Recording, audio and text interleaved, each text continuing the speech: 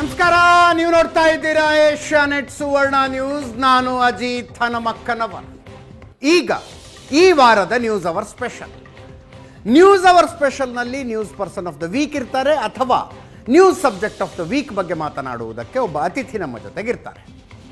ಏನು ಈ ವಾರದ news subject of the week? ರಾಜ್ಯದಾದ್ಯಂತ ರಾಜ್ಯ ಬಿಜೆಪಿಯಲ್ಲಿನ ಭಿನ್ನಮತ ಸದ್ದು ಮಾಡ್ತಾ ಇದೆ. ಯತ್ನಾಳರ ನೇತೃತ್ವವಿದ್ದಂತೆ ಕಾಣ್ತಾ ಇರುವ ಈ ಭಿನ್ನಮತ ದೆಹಲಿಯ ತನಕ ಹೋಗಿದೆ. ಅದು ನೇರ ಮಾಜಿ ಮುಖ್ಯಮಂತ್ರಿ ಯಡಿಯೂರಪ್ಪನವರ ವಿರುದ್ಧ, ರಾಜ್ಯಾಧ್ಯಕ್ಷ ವಿಜಯೇಂದ್ರ ವಿರುದ್ಧ. ಇದು ಎಲ್ಲಿಗೆ ಹೋಗಿ ನಿಲ್ಲುತ್ತೆ? ಎರಡು ಎಕ್ಸ್ಟ್ರೀಮ್ ಎಕ್ಸ್ಪೆಕ್ಟೇಷನ್ಗಳಿದ್ದಾವೆ ಎರಡು ತಂಡಗಳಿಗೆ. ಯಾರ ಎಕ್ಸ್ಪೆಕ್ಟೇಷನ್ ಫುಲ್ಫಿಲ್ ಆಗುತ್ತೆ? ಇದು ಸೇರಿದಂತೆ ಅನೇಕ ಪ್ರಶ್ನೆಗಳಿಗೆ ಉತ್ತರ ತೆಗೆದುಕೊಳ್ಳಬೇಕಾಗಿದೆ. ಇವತ್ತಿನ ನಮ್ಮ ವಿಶೇಷ ಅತಿಥಿ ಮಾಜಿ ಸಂಸದ ಪ್ರತಾಪ್ ಸಿಂಹ ಅವರಿದ್ದಾರೆ. ಪ್ರತಾಪ್ ಸಿಂಹ ಅವರ ಕಾರ್ಯಕ್ರಮಕ್ಕೆ ಸ್ವಾಗತ. ಅವ್ರನ್ನ ಪ್ರಶ್ನೆ ಮಾಡೋದಕ್ಕೆ ವಿವಿಧ ಪಕ್ಷಗಳ ಕಾರ್ಯಕರ್ತರು ಅನೇಕರಿದ್ದೀರಿ. ನಿಮ್ಮೆಲ್ಲರೂ ಕೂಡ ಕಾರ್ಯಕ್ರಮಕ್ಕೆ ಸ್ವಾಗತ. ನಿಮ್ಮನ್ನು ಏನು ಇಂಟ್ರಡ್ಯೂಸ್ ಮಾಡಬೇಕು ಅಂತಲೇ ಕನ್ಫ್ಯೂಷನ್ ಇತ್ತು ನನಗೆ. ಬರೀ ಮಾಜಿ ಸಂಸದ ಅನ್ಬೇಕಾ, ಮಾಜಿ ಪತ್ರಕರ್ತ ಅನ್ಬೇಕಾ, ಹಿಂದುತ್ವವಾದಿ ನಾಯಕ ಅನ್ಬೇಕಾ, ಬಿ ಜೆ ಪಿ ನಾಯಕ ಅನ್ಬೇಕಾ, ಅಥವಾ ಬಂಡಾಯ ಬಣದ ಸದಸ್ಯ ಅನ್ಬೇಕಾ ಅಂತ. ಇದು ಬಹಳ ಜನರ ಮನಸ್ಸಲ್ಲಿ ಈ ರೀತಿಯ ಗೊಂದಲನೂ ಇದೆ. ಹೌದು ಹೌದು. ಪ್ರತಾಪ್ ಸಿಂಹನಿಗೆ ಏನಂತ ಕರಿಬೇಕು ಅಂತ, ಅದರಲ್ಲೂ ಕೂಡ ಮಾಧ್ಯಮದಲ್ಲಿ ಮಾತ್ರ ಇದು ನನಗೆ ಕಾಲಕ್ಕೆ ತಕ್ಕ ಹಾಗೆ ನನಗೆ ಹೊಸ ಹೊಸ ಹಣೆಪಟ್ಟಿಗಳು, ಹೆಸರುಗಳು ಸಿಗ್ತಾ ಇರ್ತವೆ. ಆದರೆ ನಾನು ಮೂಲತಃ ಹೇಳಬೇಕು ಅಂತಂದರೆ, ನಾನು 1968ರಲ್ಲಿ ನಡೆದಂಥ ಮೊದಲ ಗ್ರಾಮ ಪಂಚಾಯಿತಿ ಚುನಾವಣೆಯಲ್ಲಿ ಜನಸಂಘದ ದೀಪದ ಗುರುತಿನಿಂದ ಗೆದ್ದು ಹಾಸನ ಜಿಲ್ಲೆಯಲ್ಲಿ ಪಂಚಾಯಿತಿ ಚೇರ್ಮನ್ ಆದಂತಹ ಜನಸಂಘದ ಮೊದಲನೇ ವ್ಯಕ್ತಿ ಮಗ ನಾನು. ನಮ್ಮಪ್ಪ 10 ವರ್ಷ ಗ್ರಾಮ ಪಂಚಾಯಿತಿ ಅಧ್ಯಕ್ಷರಾಗಿದ್ದಂಥವ್ರು. ಅದಾದ ನಂತರ ಬಿ ಶಿವಪ್ಪನವರಿಗೆ ಅವ್ರ ಕಡೆವರೆಗೂ ಅವ್ರು ಕೆಲಸವನ್ನು ಮಾಡಿದರು. ನಾನು ಆ ಹಿನ್ನೆಲೆಯಿಂದ ಬಂದವನು.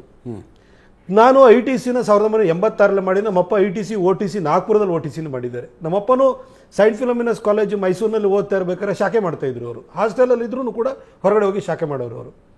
ಹಾಗೆ ನಾನು ಶಾಖೆಯನ್ನು ಮಾಡಿದಂಥವನು. ನಾನು ಪತ್ರಕರ್ತನಾಗಿ ಬಂದಾಗಲೂ ಕೂಡ ನಾನು ನೇರವಾಗಿ ಹೇಳಬೇಕು ಅಂತ ಹೇಳಿದ್ರೆ, ನಾನು ರೈಟಿಸ್ಟ್ ಐಡಿಯಾಲಜಿನೇ ನಾನು ಪ್ರತಿಪಾದಿಸ್ತಾ ಬಂದಿದ್ದು. ನಾನು ರಾಷ್ಟ್ರೀಯತೆಯೇ ಪ್ರತಿಪಾದಿಸ್ತಾ ಬಂದಿದ್ದು. ನಾನು ಮೋದಿಯವರ ಬಯೋಗ್ರಫಿನೂ ಕೂಡ ಬರಿತಾ ಬಂದೆ. ನನ್ನ ದಿಕ್ಕನ್ನು ನೀವು ನೋಡಿದಾಗ, ಮತ್ತು ನಾನು ಸಂಸದನ ಆದ ನಂತರ ಅಥವಾ ನನಗೆ ಸಂಸದನ ಆಗುವ ಮೊದಲು ನನಗೆ ಟಿಕೆಟ್ ಕೊಡುವಕ್ಕೆ ಇದ್ದಂಥ ಮಾನದಂಡಗಳನ್ನು ನೋಡಿದಾಗಲೂ ಕೂಡ ನಾನೊಬ್ಬ ರಾಷ್ಟ್ರವಾದಿ, ನಾನೊಬ್ಬ ಈ ಒಂದು BJPಯ ಚಿಂತನೆಗಳೇನಿದೆ, ಈ ರಾಷ್ಟ್ರವಾದ ಅಂತ ಏನಿದೆ, ಇದಕ್ಕೆ ಪೂರಕವಾಗಿ ಬರೆಯೋನು ಅನ್ನೋ ಕಾರಣಕ್ಕೋಸ್ಕರ ನನಗೆ ಟಿಕೆಟ್ ಕೊಟ್ಟರು. ಅದು ಸಂಘ ನನಗೆ ಕೊಟ್ಟಿದ್ದು. ಈ ಒಂದು ರೈಟಿಸ್ಟ್ ಐಡಿಯಾಲಜಿಯಿಂದಲೇ ನಾನು ಬಂದವನಾದ್ಮೇಲೆ ನನಗೆ ಬೇರೆ ಹಣಪಟ್ಟಿಗಳನ್ನು ಹೆಂಗೆ ಕೊಡೋಕ್ಕಾಗುತ್ತೆ? ಅದು ಮೀಡಿಯಾದಲ್ಲಿ ಏನೋ ಬೇರೆ ಬೇರೆ ಥರ ಅದನ್ನು ವಿಶ್ಲೇಷಣೆ ಮಾಡ್ಬೋದು. ಈಗ ನಾನು 2014ನಲ್ಲಿ MP ಆದ ನಂತರ 2015ನಲ್ಲಿ ಹುಣಸೂರಿನಲ್ಲಿ ಹನುಮಾನ್ ಜಯಂತಿ ವಿಚಾರದಲ್ಲಿ ಗಲಾಟೆ ಆಯಿತು. ಹೌದು. ನಾನು ಅವಾಗ ಪೊಲೀಸರು ಇದ್ರ ಮೇಲೆ ಜೀಪ್ ಹತ್ತಿ, ಅದು ನನ್ನ ಇನೋವಾ ಕಾರ್ನ ನಾನೇ ಹಚ್ಚಿದೆ, ಅದು ಇದು ನನ್ನ ಮೇಲೆಲ್ಲ 2 ಕ್ರಿಮಿನಲ್ ಪ್ರಕರಣವನ್ನು ದಾಖಲು ಮಾಡಿರೋ. ಪ್ರತಾಪ್ ಸಿಂಹ ಇವನು ಹನುಮಾನ್ ಜಯಂತಿನ ಈ ಭಾಗದಲ್ಲಿ ಯಾವ ಜಯಂತಿ ಇರಲಿಲ್ಲ, ಇವನು ಯಾವುದೋ ಹುಟ್ಟಾಕೊಂಡು ಹುಣಸೂರಿನಲ್ಲಿ ಸಣ್ಣ ಪ್ರಮಾಣದಲ್ಲಿ ನಡೀತೈತಿ, ಇಲ್ಲ ಅಂತಲ್ಲ. ಇದನ್ನು ಇವನೇನೋ ಕೋಮುವಾದನ ಹುಟ್ಟಾಕಕ್ಕೆ ಬಂದ್ಬಿಟ್ಟಿದ್ದಾನೆ. ಇವನು ದೊಡ್ಡ ಕೋಮುವಾದಿ. ನಮ್ಮ ಮೈಸೂರು ಭಾಗದಲ್ಲಿ ಕೋಮುವಾದನೇ ಇಲ್ಲ, ಇವನು ಯಾವುದೋ ಬಂದು ಕೋಮುವಾದವನ್ನು ಹುಟ್ಟಾಕಕ್ಕೆ ಹೋಗಿದ್ದಾನೆ ಅಂತ ನನಗೆ ಅವಾಗ ಕೋಮುವಾದದ ಹಣಪಟ್ಟಿನ ಕಟ್ಟಿದ್ರು. ಅದಂತರ ಎಲ್ಲ ಕಡೆನೂ ಕೂಡ ಪಿರಿಯಾಪಟ್ಟಣದಲ್ಲಿ ಹನುಮಾನ್ ಜಯಂತಿ ಮಾಡಿದ್ರು. ಇವತ್ತು ಹೋಬಳಿ ಮಟ್ಟದಲ್ಲಿ ಎಲ್ಲ ಕಡೆ, ಹಳೆ ಮೈಸೂರು ಭಾಗದಲ್ಲಿ ಎಲ್ಲ ಕಡೆ ಹನುಮಾನ್ ಜಯಂತಿ ಶುರುವಾಯಿತು. ಆಮೇಲೆ ಮಧ್ಯದಲ್ಲಿ ಸಿದ್ದರಾಮಯ್ಯ ಸಾಹೇಬ್ರು ಏನು ಮಾಡಿದ್ರು, ಅವರು ಮಹಿಷ ದಸರಾ ಅಂತೇಳಿ ಹೇಳ್ಬಿಟ್ಟು ಒಂದಷ್ಟು ಜನ ಮಾಡಲಿಕ್ಕೆ ಅಂತ ಹೋದಾಗ ಅವರು ಕಣ್ಣು ಮುಚ್ಕೊಂಡು ಕೂತ್ಕೊಂಡ್ರು. ಆಗ ಅದನ್ನು ವಿರೋಧಿಸಿದೆ. ನಮ್ಮ ಯಡಿಯೂರಪ್ಪ ಸಾಹೇಬ್ರು 2019ರಲ್ಲಿ ಅವರು ಮುಖ್ಯಮಂತ್ರಿಯಾಗಿ, 19ರಲ್ಲಿ ಮುಖ್ಯಮಂತ್ರಿಯಾಗಿ ಬಂದ ನಂತರ, ಜುಲೈನಲ್ಲಿ ಬಂದಾದ ನಂತರ ನಾನೇನು ಮಾಡಿದೆ, ಫಸ್ಟ್ ಕೆಲಸ ಏನು ಮಾಡಿದ್ದು ಅಂದರೆ, ಫಸ್ಟ್ ಆ ಮಹಿಷಾದಸನ ಹೊಡೆದಾಕಬೇಕು ಅಂತ ಹೇಳ್ಬಿಟ್ಟು ಅದನ್ನು ನಿಲ್ಲಿಸಿದೆ. ಇವನು ಯಾರೋ ದಲಿತ ವಿರೋಧಿ ಅಂತ ಒಂದಷ್ಟು ಜನ ಹಣೆಪಟ್ಟಿ ಕಟ್ಟಿದ್ರು. ಆದರೆ ಅತಿ ಹೆಚ್ಚು ತಾಯಿ ಚಾಮುಂಡೇಶ್ವರಿಯ ಭಕ್ತರಿರೋದೇ ದಲಿತರಿದ್ದಾರೆ. ಭಾಳ ತಾಯಿ ಚಾಮುಂಡೇಶ್ವರಿಯನ್ನು ಪೂಜೆನ ಮತ್ತು ಹಬ್ಬವನ್ನು ಬಹಳ ಭಕ್ತಿಭಾವದಿಂದ ಮಾಡ್ತಾರೆ.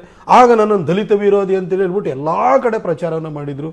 ಅದಾದ ನಂತರ ಒಂದೊಂದು ವಿಷಯಗಳು ಬಂತು. ಆ ವಿಷಯಗಳು ಬಂದಾಗ, ಇಶ್ಯೂಸ್ ಬಂದಾಗ ನಾನು ಮಾತಾಡ್ತಿದ್ದ ರೀತಿ ಏನಿದೆ, ಈಗ ಹರ್ಷ ಮರ್ಡರ್ ಕೇಸ್ ಆದಾಗ ನಮ್ಮ ಪಾರ್ಟಿ ಆಫೀಸಲ್ಲಿ ನಿಂತ್ಕೊಂಡ್ಬಿಟ್ಟು ನಮ್ಮ ಪಾರ್ಟಿಯಲ್ಲಿ ಲೀಡರ್ಶಿಪ್ ಚೆನ್ನಾಗಿ ನಡ್ಕೊಳ್ಳಿಲ್ಲ, ಇದನ್ನು ಎನ್ಕೌಂಟರ್ ಮಾಡ್ಬೋದಿತ್ತು ಅಂತ ಹೇಳಿದಾಗ ನಾನು ಪಕ್ಷ ವಿರೋಧಿಯಾಗಿಯೂ ಕಾಣಿಸ್ಬೋದು, ನಾನು ಬಂಡಾಯಗಾರನಾಗೂ ಕಾಣಿಸ್ಬೋದು.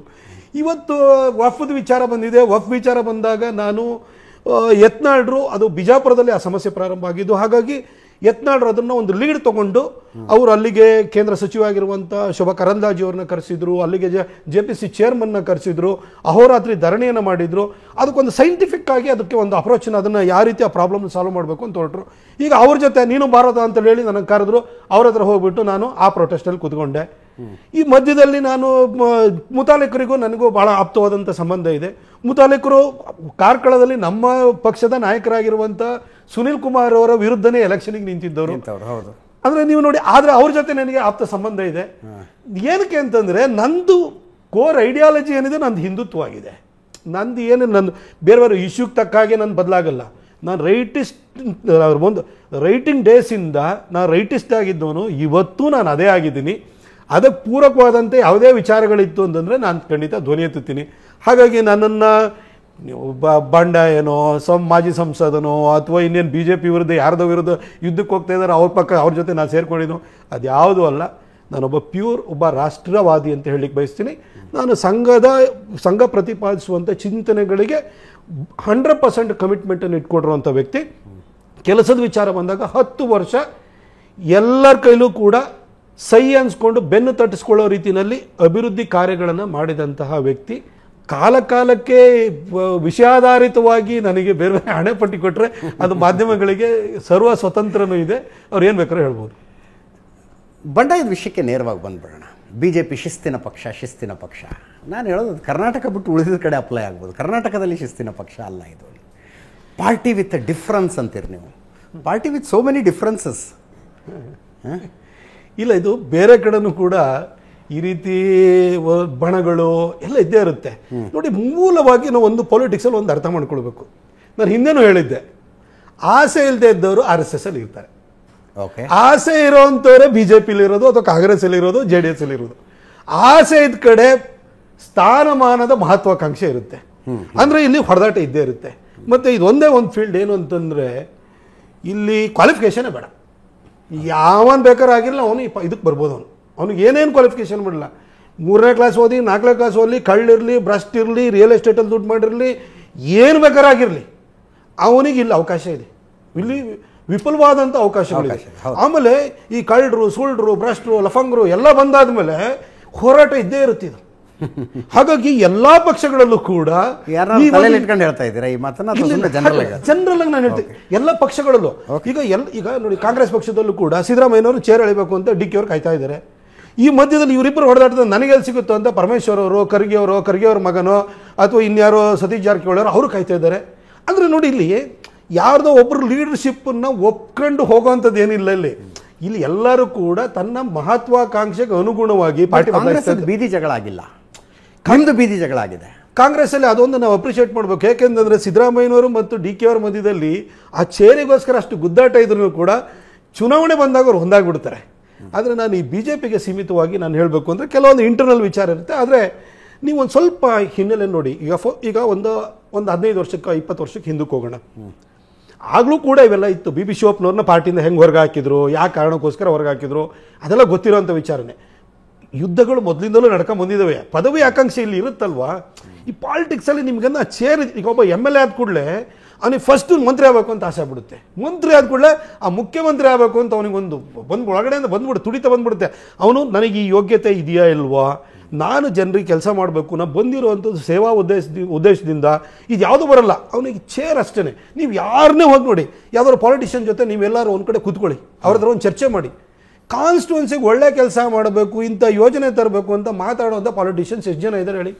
ಎಲ್ಲರೂ ಕೂಡ ಯಾವ ಗುಂಪಲ್ಲಿರಲಿ, ನನ್ನ ಜಾತಿ ಎಷ್ಟಿದೆ, ನನ್ನ ಸಂಖ್ಯೆ ಎಷ್ಟಿದೆ, ಇದ್ರ ಮೇಲೆ ಹೊಡೆದಾಟ ಮಾಡ್ತಿರ್ತಾರೆ.